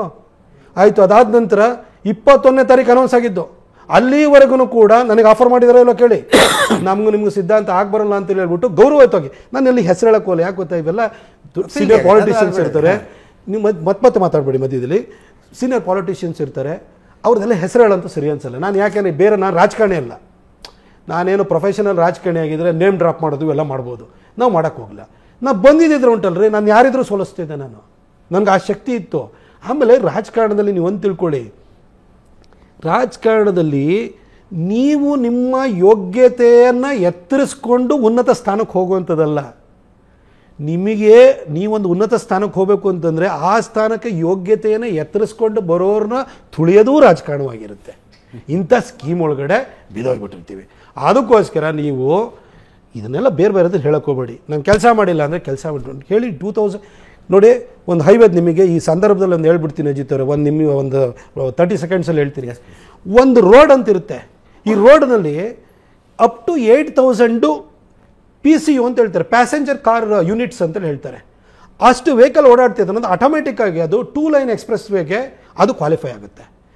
ಅಬೌಟ್ 10,000 ಬಿಲೋ 25,000 ಇತ್ತು ಅಂತ ಹೇಳಿ 4 ಲೈನಿಗೆ ಆಟೋಮೆಟಿಕ್ ಕ್ವಾಲಿಫೈ ಆಗುತ್ತೆ. ಅಬೌಟ್ 25,000 ಇತ್ತು ಅಂತ ಹೇಳಿದರೆ ಅದು 6 ಲೈನಿಗೆ ಆಟೋಮೆಟಿಕ್ ಕ್ವಾಲಿಫೈ ಆಗುತ್ತೆ. ಅದನ್ನು ಸ್ಟೇಟ್ PWD ಡಿಪಾರ್ಟ್ಮೆಂಟಲ್ಲಿ NH ವಿಂಗ್ ಅಂತ, ನ್ಯಾಷನಲ್ ಹೈವೇ ವಿಂಗ್ ಅಂತ ಇರ್ತದೆ. ಅದು ಸೆಂಟ್ರಲ್ ಗೌರ್ಮೆಂಟದೇ. ಅದರ ಅಫಿಷಿಯಲ್ಸು ಡೆಪ್ಯುಟೇಷನ್ ಮೇಲೆ ಅಲ್ಲಿರ್ತಾರೆ. ಅವ್ರೇನು ಮಾಡ್ತಾರೆ, ಈ ಹೈವೇನ ಇದಕ್ಕೆ ಅಂತ ಕಳಿಸ್ಕೊಡ್ತಾರೆ. ಆಸ್ಕರ್ ಫರ್ನಾಂಡಿಸ್ ಇರುವಂಥ ಸಂದರ್ಭದಲ್ಲಿ ಈ ರೀತಿ Bengaluru Mysuru highway about 25,000 passenger car units ಇದೆ ಅಂತ ಹೇಳ್ಬಿಟ್ಟು ಅದನ್ನು ಕಳಿಸ್ಕೊಟ್ರು. ಕಳಿಸ್ಕೊಟ್ಟಾದ್ಮೇಲೆ ಅದೇನು ಬರುತ್ತೆ ಗೊತ್ತಾ, ಇನ್ ಪ್ರಿನ್ಸಿಪಲ್ ನಾವು ಇದನ್ನು ಒಪ್ತೀವಿ, ಇದನ್ನು ಸಬ್ಜೆಕ್ಟ್ ಟು ಕಮರ್ಷಿಯಲ್ ವಯಬಿಲಿಟಿ ಇದು ಅಂತೆಲ್ಲ ಹಾಕಿ ಕಳಿಸ್ತಾರೆ. ಅದಾದಮೇಲೆ ಅದಕ್ಕೆ DPR ಆಗುತ್ತೆ. DPRನ ಸೀಕಾನಿ ಕೊಟ್ಬಿಟ್ಟು DPRನ ಮಾಡಿಸ್ತು. ಅದಾದಮೇಲೆ ನಿಮ್ಮ ಇದೇ ಡಾಕ್ಟರ್ ಮಾದೇವಪ್ಪನವ್ರು ಇದ್ದರು. ಬಂದಾದ್ಮೇಲೆ ನಾವು ಕರ್ನಾಟಕ ಸರ್ಕಾರದಿಂದ ಮಾಡ್ತೀವಿ, ನಾವು ಜಾಯಿಂಟ್ ವೆಂಚರಾಗಿ ಮಾಡೋಣ ಅಂತ ಹೇಳಿದ್ರು. ನಮ್ಮ ಕೈಲಿ ದುಡ್ಡು ಕೊಡೋಕ್ಕಾಗಲ್ಲ ಅಂತಂದರು. ಯಾಕೆ ಗೊತ್ತಾ, 6,400 ಕೋಟಿಗೆ ಹೋಯ್ತು. ನಿಮ್ಮ ಸರ್ಕಾರದ ಹತ್ರ ಕೊಡೋಕ್ಕಾಗ್ತಿರ್ಲಿಲ್ಲ.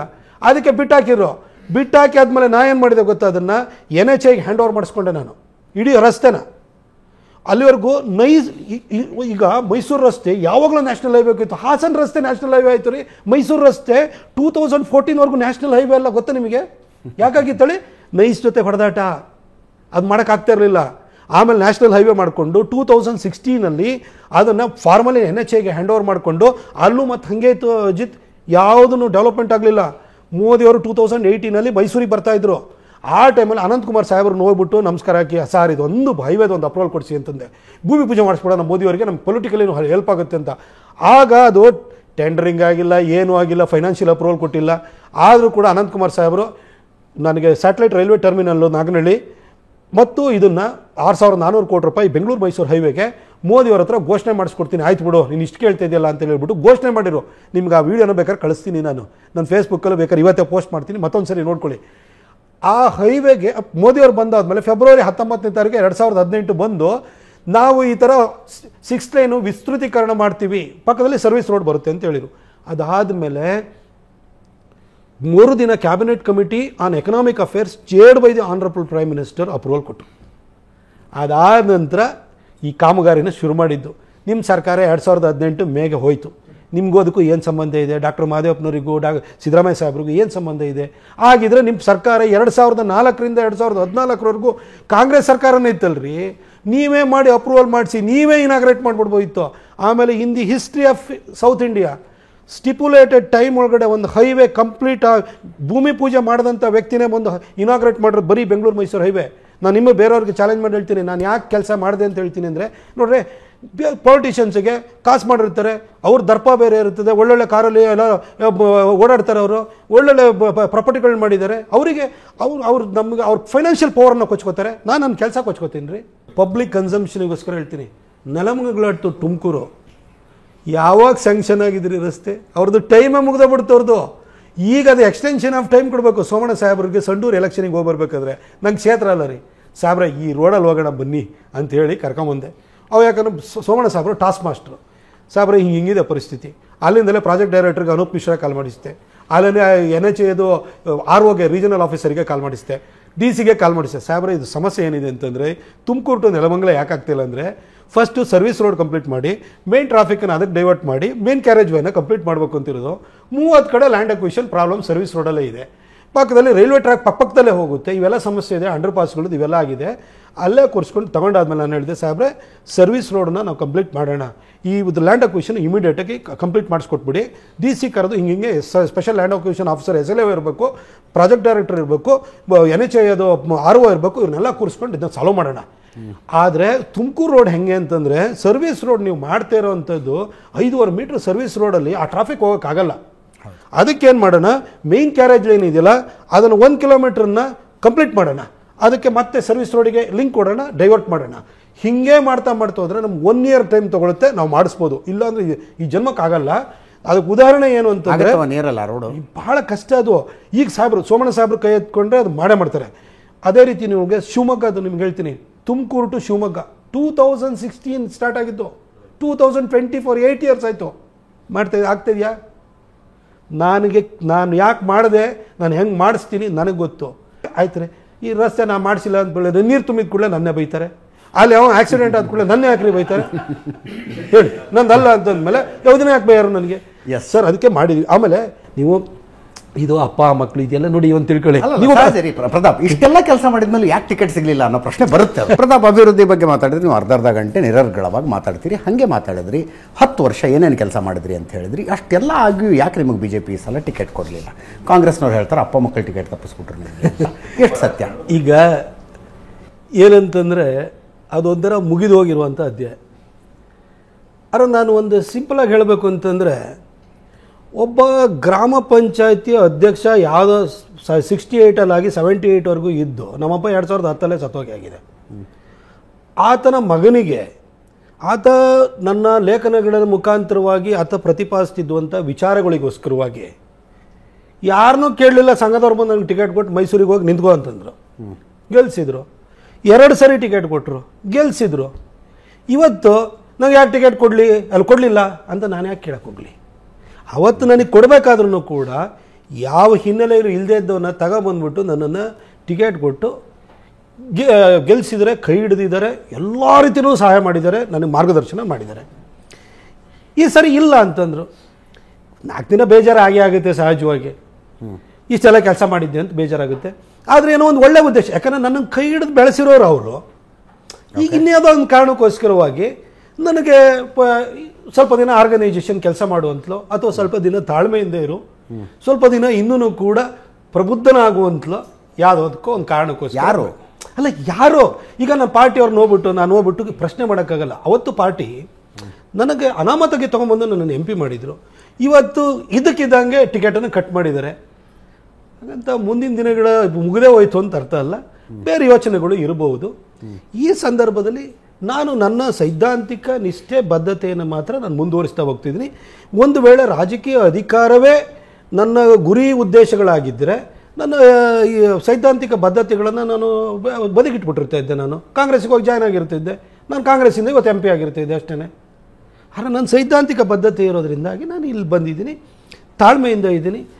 ನೋಡಿ ಒಂದು ತಿಳ್ಕೊಳ್ಳಿ, ಪ್ರತಿನಿತ್ಯ ದೇದೀಪ್ಯಮಾನನಾಗಿ ವಿರಾಜಿಸುವಂಥ ಸೂರ್ಯನಿಗೆ ಗ್ರಹಣ ಬಡಿಯುತ್ತೆ. ಈ ಪ್ರತಾಪ್ ಸಿಂಹಂದು ಯಾವ ಲೆಕ್ಕ? ಆಮೇಲೆ ಒಂದು ನನಗೆ ಖುಷಿ ಇರೋದೇನು ಅಂತಂದರೆ ನಾನು ಜನರಿಂದ ತಿರಸ್ಕೃತ ಆಗಿಲ್ಲ. ಆಮೇಲೆ ಯಾವುದೇ ರಾಜಕಾರಣಿಗಳ ಜೀವನವನ್ನು ನೋಡಿ, ಸಿದ್ದರಾಮಯ್ಯ ಸಾಹೇಬರು 3 ಎಲೆಕ್ಷನಲ್ಲಿ ಸೋತಿದ್ದಾರೆ. HD ದೇವೇಗೌಡರು 2 ಎಲೆಕ್ಷನಲ್ಲಿ ಸೋತಿದ್ದಾರೆ. ಯಡಿಯೂರಪ್ಪ ಸಾಹೇಬರು ಅವರು 1 ಎಲೆಕ್ಷನಲ್ಲಿ ಸೋತಿದ್ದಾರೆ. ಪಾರ್ಟಿಯಿಂದ ಆಚೆ ಹೋಗಿ ಅತಂತ್ರವಾಗಿ ವಾಪಸ್ ಬಂದಿದ್ದಾರೆ. ಅದೇ ರೀತಿಯಲ್ಲಿ ಖರ್ಗೆ ಸಾಹೇಬರು ಸೋತೋಗಿದ್ದಾರೆ, ಪರಮೇಶ್ವರ್ ಸಾಹೇಬರು ಸೋತಿದ್ದಾರೆ, ಕುಮಾರಣ್ಣ ಸೋತಿದ್ದಾರೆ. ಇವರೆಲ್ಲರೂ ಕೂಡ ದೊಡ್ಡ ದೊಡ್ಡ ಸ್ಥಾನಕ್ಕೆ ಹೋಗಿರುವಂಥ, ಈಗ ಪಾರ್ಟಿ ನಮ್ಮ ಅಫಿಲಿಯೇಷನ್ನ ಬಿಟ್ಟು ನೋಡಿದ್ರೆ ಇವರೆಲ್ಲ ದೊಡ್ಡ ದೊಡ್ಡ ಲೀಡರ್ಸು. ಇವತ್ತು ಮೋಸ್ಟ್ ಪಾಪ್ಯುಲರ್ ಚೀಫ್ ಮಿನಿಸ್ಟರ್ ಅಥವಾ ಪಾಪ್ಯುಲರ್ ಚೀಫ್ ಮಿನಿಸ್ಟರ್ ಅನ್ನೋಕ್ಕಿಂತ ಪಾಪ್ಯುಲರ್ ಲೀಡರ್ ಅಂತ ಹೇಳಿದ್ರೆ ಸಿದ್ದರಾಮಯ್ಯ ಸಾಹೇಬರು, no doubt is the most popular Karnataka politician. ಅವರು 3 ಸರಿ ಎಲೆಕ್ಷನಲ್ಲಿ ಜನ ಸೋಲಿಸಿದ್ದಾರೆ. ಅಂದರೆ ಅವ್ರು ರಾಜಕಾರಣ ಮುಗೀತಾ? ಹಾಗೇನು ಬಂದು ಮುಖ್ಯಮಂತ್ರಿ ಆದ್ರಲ್ವಾ? ರಾಜಕಾರಣದಲ್ಲಿ ನಾವು ಹೋರಾಟನ ಮಾಡಲೇಬೇಕಾಗುತ್ತೆ, ತಾಳ್ಮೆನೂ ಇಟ್ಕೊಳ್ಬೇಕಾಗುತ್ತೆ. Politics is a waiting game. ಅದು ನಿಮ್ಮ ಟೈಮ್ ಬರೋವರೆಗೂ ನೀವು ತಿಪ್ಪರ್ಲಾಗ ಹಾಕಿರೋ ಏನೂ ಆಗಲ್ಲ. ನಿಮ್ಮ ಹಣೆ ಮರ ನೆಟ್ಟಗ ದಿನ ಮಧ್ಯವ್ರು ಕೊಟ್ಟಿರ್ತಾನೆ. ಹಣೆ ಮರ ಕೆಟ್ಟಿತ್ತು, ಕಳ್ಕೊಂಡಿದ್ದೀರಿ, ಅದ್ರ ಬಗ್ಗೆ ಯೋಚನೆ ಮಾಡಲ್ಲ. ಇನ್ನು ಈ ವಿಜೇಂದ್ರ ರಾಜ್ಯಾಧ್ಯಕ್ಷರಾಗಿದ್ದನ್ನು ಹಿನ್ನೆಲೆಯಾಗಿ ಇಟ್ಕೊಂಡು ಕುಟುಂಬ ರಾಜಕಾರಣವನ್ನು ನೀವು ಹೆಂಗೆ ನೋಡ್ತೀರಿ? ನೋಡಿ, ಇನ್ ಪ್ರಿನ್ಸಿಪಲ್ ಬಿಜೆಪಿ, ಒಂದು ನಿಮಿಷ, ಇನ್ ಪ್ರಿನ್ಸಿಪಲ್ ಬಿಜೆಪಿ ಕುಟುಂಬ ರಾಜಕಾರಣದ ವಿರುದ್ಧ ವಿಜೇಂದ್ರನ್ ರಾಜ್ಯಾಧ್ಯಕ್ಷ ಮಾಡಿದ್ರು. ನೀವು ಮೋದಿ ಅಮಿತ್ ಶಾ ಅಂತೀರಿ. ವಿಜೇಂದ್ರ ಮೋದಿ ಅಮಿತ್ ಶಾ ಅವರ ಆಯ್ಕೆ. ಈಗ ವಿಜೇಂದ್ರ ರಾಜ್ಯಾಧ್ಯಕ್ಷರಾಗಿದ್ದನ್ನು ಪ್ರಶ್ನಿಸುವ ಮೂಲಕ ಮೋದಿ ಅಮಿತ್ ಶಾ ಅವರ ನಿರ್ಧಾರವನ್ನು ಪ್ರಶ್ನಿಸಿದಂಗಲ್ವಾ? ನೀವು ಅಂದರೆ ಬಂಡಾಯ ಟೀಮ್ ನಾನು ಹೇಳ್ತಾ ಇರೋದು. ನಾನು ಯಾವ ಕಾರಣಕ್ಕೋಸ್ಕರವಾಗಿ ಈ ಕೆಲಸವನ್ನು ಮಾಡ್ತಿರೋ ವಫ್ ವಿರುದ್ಧ ಹೋರಾಟವನ್ನು ಮಾಡ್ತಿದ್ದೀನಿ ಅನ್ನೋದು ಹೇಳಿದ್ದೀನಿ. ಕುಟುಂಬ ರಾಜಕಾರಣದ ವಿಷಯಕ್ಕೆ ಬಂದಾಗ ವಂಶವಾದ ಅಂತ ಹೇಳಿ ನಾವು ಮಾತಾಡಿದ್ದೀವಿ, ಪರಿವಾರವಾದ ಅಂತ ಹೇಳಿದ್ದೀವಿ, ಭ್ರಷ್ಟಾಚಾರ ಹೇಳಿದ್ದೀವಿ, ನಾ ಕಾನೆದುಂಗ ಅಂತೂ ಹೇಳಿದ್ದೀವಿ. ನಾವೆಲ್ಲ ವಿಚಾರಗಳನ್ನ ಹೇಳಿದರೆ ಇದು ಈ ವಿಚಾರದ ಬಂದಾಗ ಪರಿವಾರವಾದ ಅಂದರೆ ಏನು, ವಂಶವಾದ ಪರಿವಾರವಾದ ಏನು ಅಂತ ಅದಕ್ಕೆ ಮೋದಿಜಿಯವರು ಒಂದು ಸ್ಪಷ್ಟೀಕರಣ ಕೊಟ್ಟರು. ಈಗ ಯಾರ್ದೊಬ್ಬರು ಸೀನಿಯರ್ ಪಾಲಿಟಿಷಿಯನ್ನು ಅವರು ನೇಪಥ್ಯಕ್ಕೆ ಸರಿಯುವಂಥ ಹಂತಕ್ಕೆ ಬಂದಿರ್ತಾರೆ. ಅವನ ಮಗನೋ ಮಗಳೋ MLA MP ಆಗಬೇಕು ಅಂತಂದಾಗ ಆ ರೀತಿ ಸೇವಾ ಇಚ್ಛೆಯಿಂದ ಅಥವಾ ಮನೆಯಲ್ಲಿ ಆ ಒಂದು ಹಿನ್ನೆಲೆಯಿಂದ ಬಂದರೆ ಅದೇನು ತಪ್ಪಲ್ಲ. ಅವ್ರಿಗೆ ಟಿಕೆಟು ಕೊಟ್ಟರು, ಗೆಲ್ಲಿಸಿದ್ರು, ಅವರಿಗೆ ಸೇವೆ ಮಾಡಲಿಕ್ಕೆ ಅವಕಾಶ ಕೊಟ್ಟಿದ್ರು, ತಪ್ಪಲ್ಲ. ಆದರೆ ವಂಶವಾದಂತ ಏನು ಅಂತಂದರೆ ಬೈ ಬರ್ತೆ ಪಾರ್ಟಿಯ ಮಾಲೀಕತ್ವನ ಕೊಡುವಂಥದ್ದು ಇದೆಯಲ್ಲ, ಅದು ವಂಶವಾದ ಅಂತ ಹೇಳಿದ್ರು. ಅದನ್ನ ಕಾಂಗ್ರೆಸ್ ಹೇಳ್ತಾವ್ರೆ. ಸೇವಾ ಮನೋಭಾವನೆ ಅಳಿಯೋ ಕ್ರೈಟೀರಿಯಾ ಯಾವುದು? ಅಲ್ಲ, ಈಶ್ವರ್ ಖಂಡ್ರೆ ಮಗ ಸಾಗರ್ ಖಂಡ್ರೆಗೆ ಸೇವಾ ಮನೋಭಾವನೆ ಇದೆ ಅಂತೀನಪ್ಪ ನಾನು. ಅಲ್ಲ, ಸತೀಶ್ ಜಾರಕಿಹೊಳಿ ಮಗಳಿಗೆ ಸೇವಾ ಮನೋಭಾವನೆ ಇದೆ ಅಂತೀನಿ ನಾನು. ಆಯ್ತು, ಇರಬಹುದು. ಈಗ ಹೌದು, ಅಲ್ಲ, ನಾನು ಹೇಳ್ತಿರೋದು ಈಗ ಇದು ನೆಹರು ಅವರಿಂದ ಇಂದಿರಾ ಗಾಂಧಿ ಅವರಿಂದ ಸಂಜಯ್ ಗಾಂಧಿನ ಜೊತೆಲೇ ಇದ್ದರು, ರಾಜೀವ್ ಗಾಂಧಿ ಅವರಿಗೆ, ಆನಂತರ ಸೋನಿಯಾ ಗಾಂಧಿ ಅವರಿಗೆ, ಆನಂತರ ರಾಹುಲ್ ಗಾಂಧಿ ಅವರಿಗೆ, ಇದು ಒಂದೊಂದು ಅವ್ರವ್ರ ಮಕ್ಕಳಿಗೆ ಇಡೀ ಪಾರ್ಟಿನೇ ಮಾಲೀಕತ್ವನ ಕೊಟ್ಬಿಟ್ಟಿದ್ದಾರೆ. ಹಾಗೆ DMK-ನಲ್ಲೂ ಕೂಡ ಆ ಥರ ಮಾಲೀಕತ್ವನ ಕೊಟ್ಟಿದ್ದಾರೆ. ಅದೇ ರೀತಿ ಬೇರೆ ಬೇರೆ ರೀಜನಲ್ ಪಾರ್ಟೀಸ್ಗಳು ಉಂಟಲ್ಲ, ಈ ಥರ ಮಾಲೀಕತ್ವನ ಕೊಟ್ಕೊಂಡು ಬಂದಿದ್ದಾರೆ. ಇದು ವಂಶವಾದ ಅನ್ನೋದನ್ನು ಮೋದಿಯವರು ಬಹಳ ಸ್ಪಷ್ಟವಾಗಿ ಹೇಳಿದರು. ಇಲ್ಲಿ ಕರ್ನಾಟಕದಲ್ಲೂ ಕೂಡ ನಾವು ಹೇಳಿದ್ದಕ್ಕೆ ಸ್ವಲ್ಪ ತದ್ವಿರುದ್ಧವಾಗಿದೆ ಅನ್ನೋ ಭಾವನೆ ಬಂದಿದೆ, ಇಲ್ಲ ಅಂತಲ್ಲ. ಆದರೆ ಯಾರಿಗೇನು ಮಾಲೀಕತ್ವ ಕೊಟ್ಟಿಲ್ಲಲ್ವಾ? ಈಗ ವಿಜೇಂದ್ರ ಅವರು ಅಧ್ಯಕ್ಷರಾಗಿದ್ದಾರೆ, ಅವ್ರಿಗೊಂದು ಅವಕಾಶವನ್ನು ಕೊಟ್ಟಿದ್ದಾರೆ ಅಂತ ಭಾವಿಸೋಣ. ಹಾಗಂತ ಯಾರಿಗೂ ಏನೇನೋ ಫ್ರಾಂಚೈಸಿನೂ ಕೊಟ್ಟಿಲ್ಲ, ಮಾಲೀಕತ್ವನೂ ಕೊಟ್ಟಿಲ್ಲ. ಮುಂದಿನ ದಿನಗಳಲ್ಲಿ ಇದು ಪಬ್ಲಿಕ್ಕಲ್ಲಿ ಕನ್ಫ್ಯೂಷನ್ ಏನಿದೆಯಲ್ಲ, ಮಾಲೀಕತ್ವನ ಯಾರಿಗಾರು ಕೊಟ್ಬಿಟ್ಟಿದ್ದಾರಾ, ಫ್ರಾಂಚೈಸಿ ಕೊಟ್ಟಿದ್ದಾರಾ ಅನ್ನೋದಿದೆಯಲ್ಲ, ಅದು ಕ್ಲಿಯರ್ ಆಗ್ತಾ ಬರುತ್ತೆ. ಆದರೆ ನಾನಿಲ್ಲಿ ವಿಜೇಂದ್ರ ಅವರನ್ನು ಅವರಿಗೆ ಅಧ್ಯಕ್ಷ ಸ್ಥಾನ ಕೊಟ್ಟಿದ್ದಾರೆ ಅಂದ ಕೂಡಲೇ ಅವರಿಗೆ ಬರ್ಕೊಟ್ಟಿದ್ದಾರೆ ಅಂತೇನಲ್ಲ. ಅವರು ಕೂಡ ಸ್ಟ್ರಗಲ್ ಮಾಡಿ ಕೆಲಸವನ್ನು ಮಾಡ್ತಿದ್ದಾರೆ. ನಾನು ಅದು ಸುಮ್ಮನೆ ಅವ್ರ ಬಗ್ಗೆ ನಾನು ಅಬದ್ಧದ ಮಾತುಗಳನ್ನು ಕೂಡ ಈ ಸಂದರ್ಭದಲ್ಲಿ ನಾನು ಹೇಳಕ್ಕೆ ಹೋಗಲ್ಲ. 1 ವರ್ಷದಿಂದ ಅವರು ಕೂಡ ಸ್ಟ್ರಗಲ್ ಮಾಡ್ತಿದ್ದಾರೆ, ಕೆಲಸವನ್ನು ಮಾಡ್ತಿದ್ದಾರೆ. ಈ ಥರ ಹಿಂಗೆ ಬಂದಾಗ, ಕೊಟ್ಟಾಗ, ಆ ಬ್ಯಾಟನನ್ನು ಹಿಂಗೆ ಟ್ರಾನ್ಸ್ಫರ್ ಮಾಡಿದ್ದಾರೆ ಅನ್ನೋ ಒಂದು ಇಂಪ್ರೆಷನ್ ಬಂದಾಗ ಸಹಜವಾಗಿ ಪ್ರಶ್ನೆಗಳು ಹೇಳ್ತವೆ. ಈ ಪ್ರಶ್ನೆಗಳಿಗೆ ಒಂದೊಂದ್ಸರಿ ಕಾಲ ಉತ್ತರ ಕೊಡುತ್ತೆ, ಇಲ್ಲ ಅನ್ಸರಿ ಒಂದೊಂದ್ಸರಿ ಟಾಪ್ ಬ್ರಾಸ್ ಉತ್ತರ ಕೊಡುತ್ತೆ. ಇದಕ್ಕೆ ನಾನು ಕಾಮೆಂಟ್ ಮಾಡೋಕ್ಕೆ ಹೋಗಲ್ಲ. ಈಗ ಯಡಿಯೂರಪ್ಪನವರು ಪುತ್ರ ಪ್ರೇಮದಿಂದ ತಮ್ಮ ಮಗನನ್ನು ರಾಜ್ಯಾಧ್ಯಕ್ಷನನ್ನಾಗಿ ಆಗಿಸೋದಕ್ಕೆ ಪ್ರಯತ್ನ ಪಟ್ಟು ರಾಜ್ಯಾಧ್ಯಕ್ಷನನ್ನು ಆಗಿಸಿದ್ದಾರೆ. ಅವ್ರ ದೃಷ್ಟಿಕೋನದಿಂದ ಹೆಂಗೆ ಹೇಳ್ತೀರಿ ನೀವು? ಈಗ ನಾನು ನಿಮಗೆ ಒಂದು ನೇರವಾಗಿ ಹೇಳಬೇಕು ಅಂದರೆ, ಇದು ಒಂದು ಪಾರ್ಟಿಯ ವಿಚಾರನೇ ಆಗಿಲ್ಲ ಇವತ್ತು. ನಾನು ನಿಮಗೆ ಸ್ಪಷ್ಟವಾಗಿ ನಾನು ಹಿಂದೆ ಸ್ಟೇಟ್ಮೆಂಟ್ ಕೊಟ್ಟಿದ್ದೆ, ಅದನ್ನು ರಿಪೀಟ್ ಮಾಡೋಕ್ಕೆ ಹೋಗಲ್ಲ. ನಾನೊಂದು ಹೇಳ್ತೀನಿ.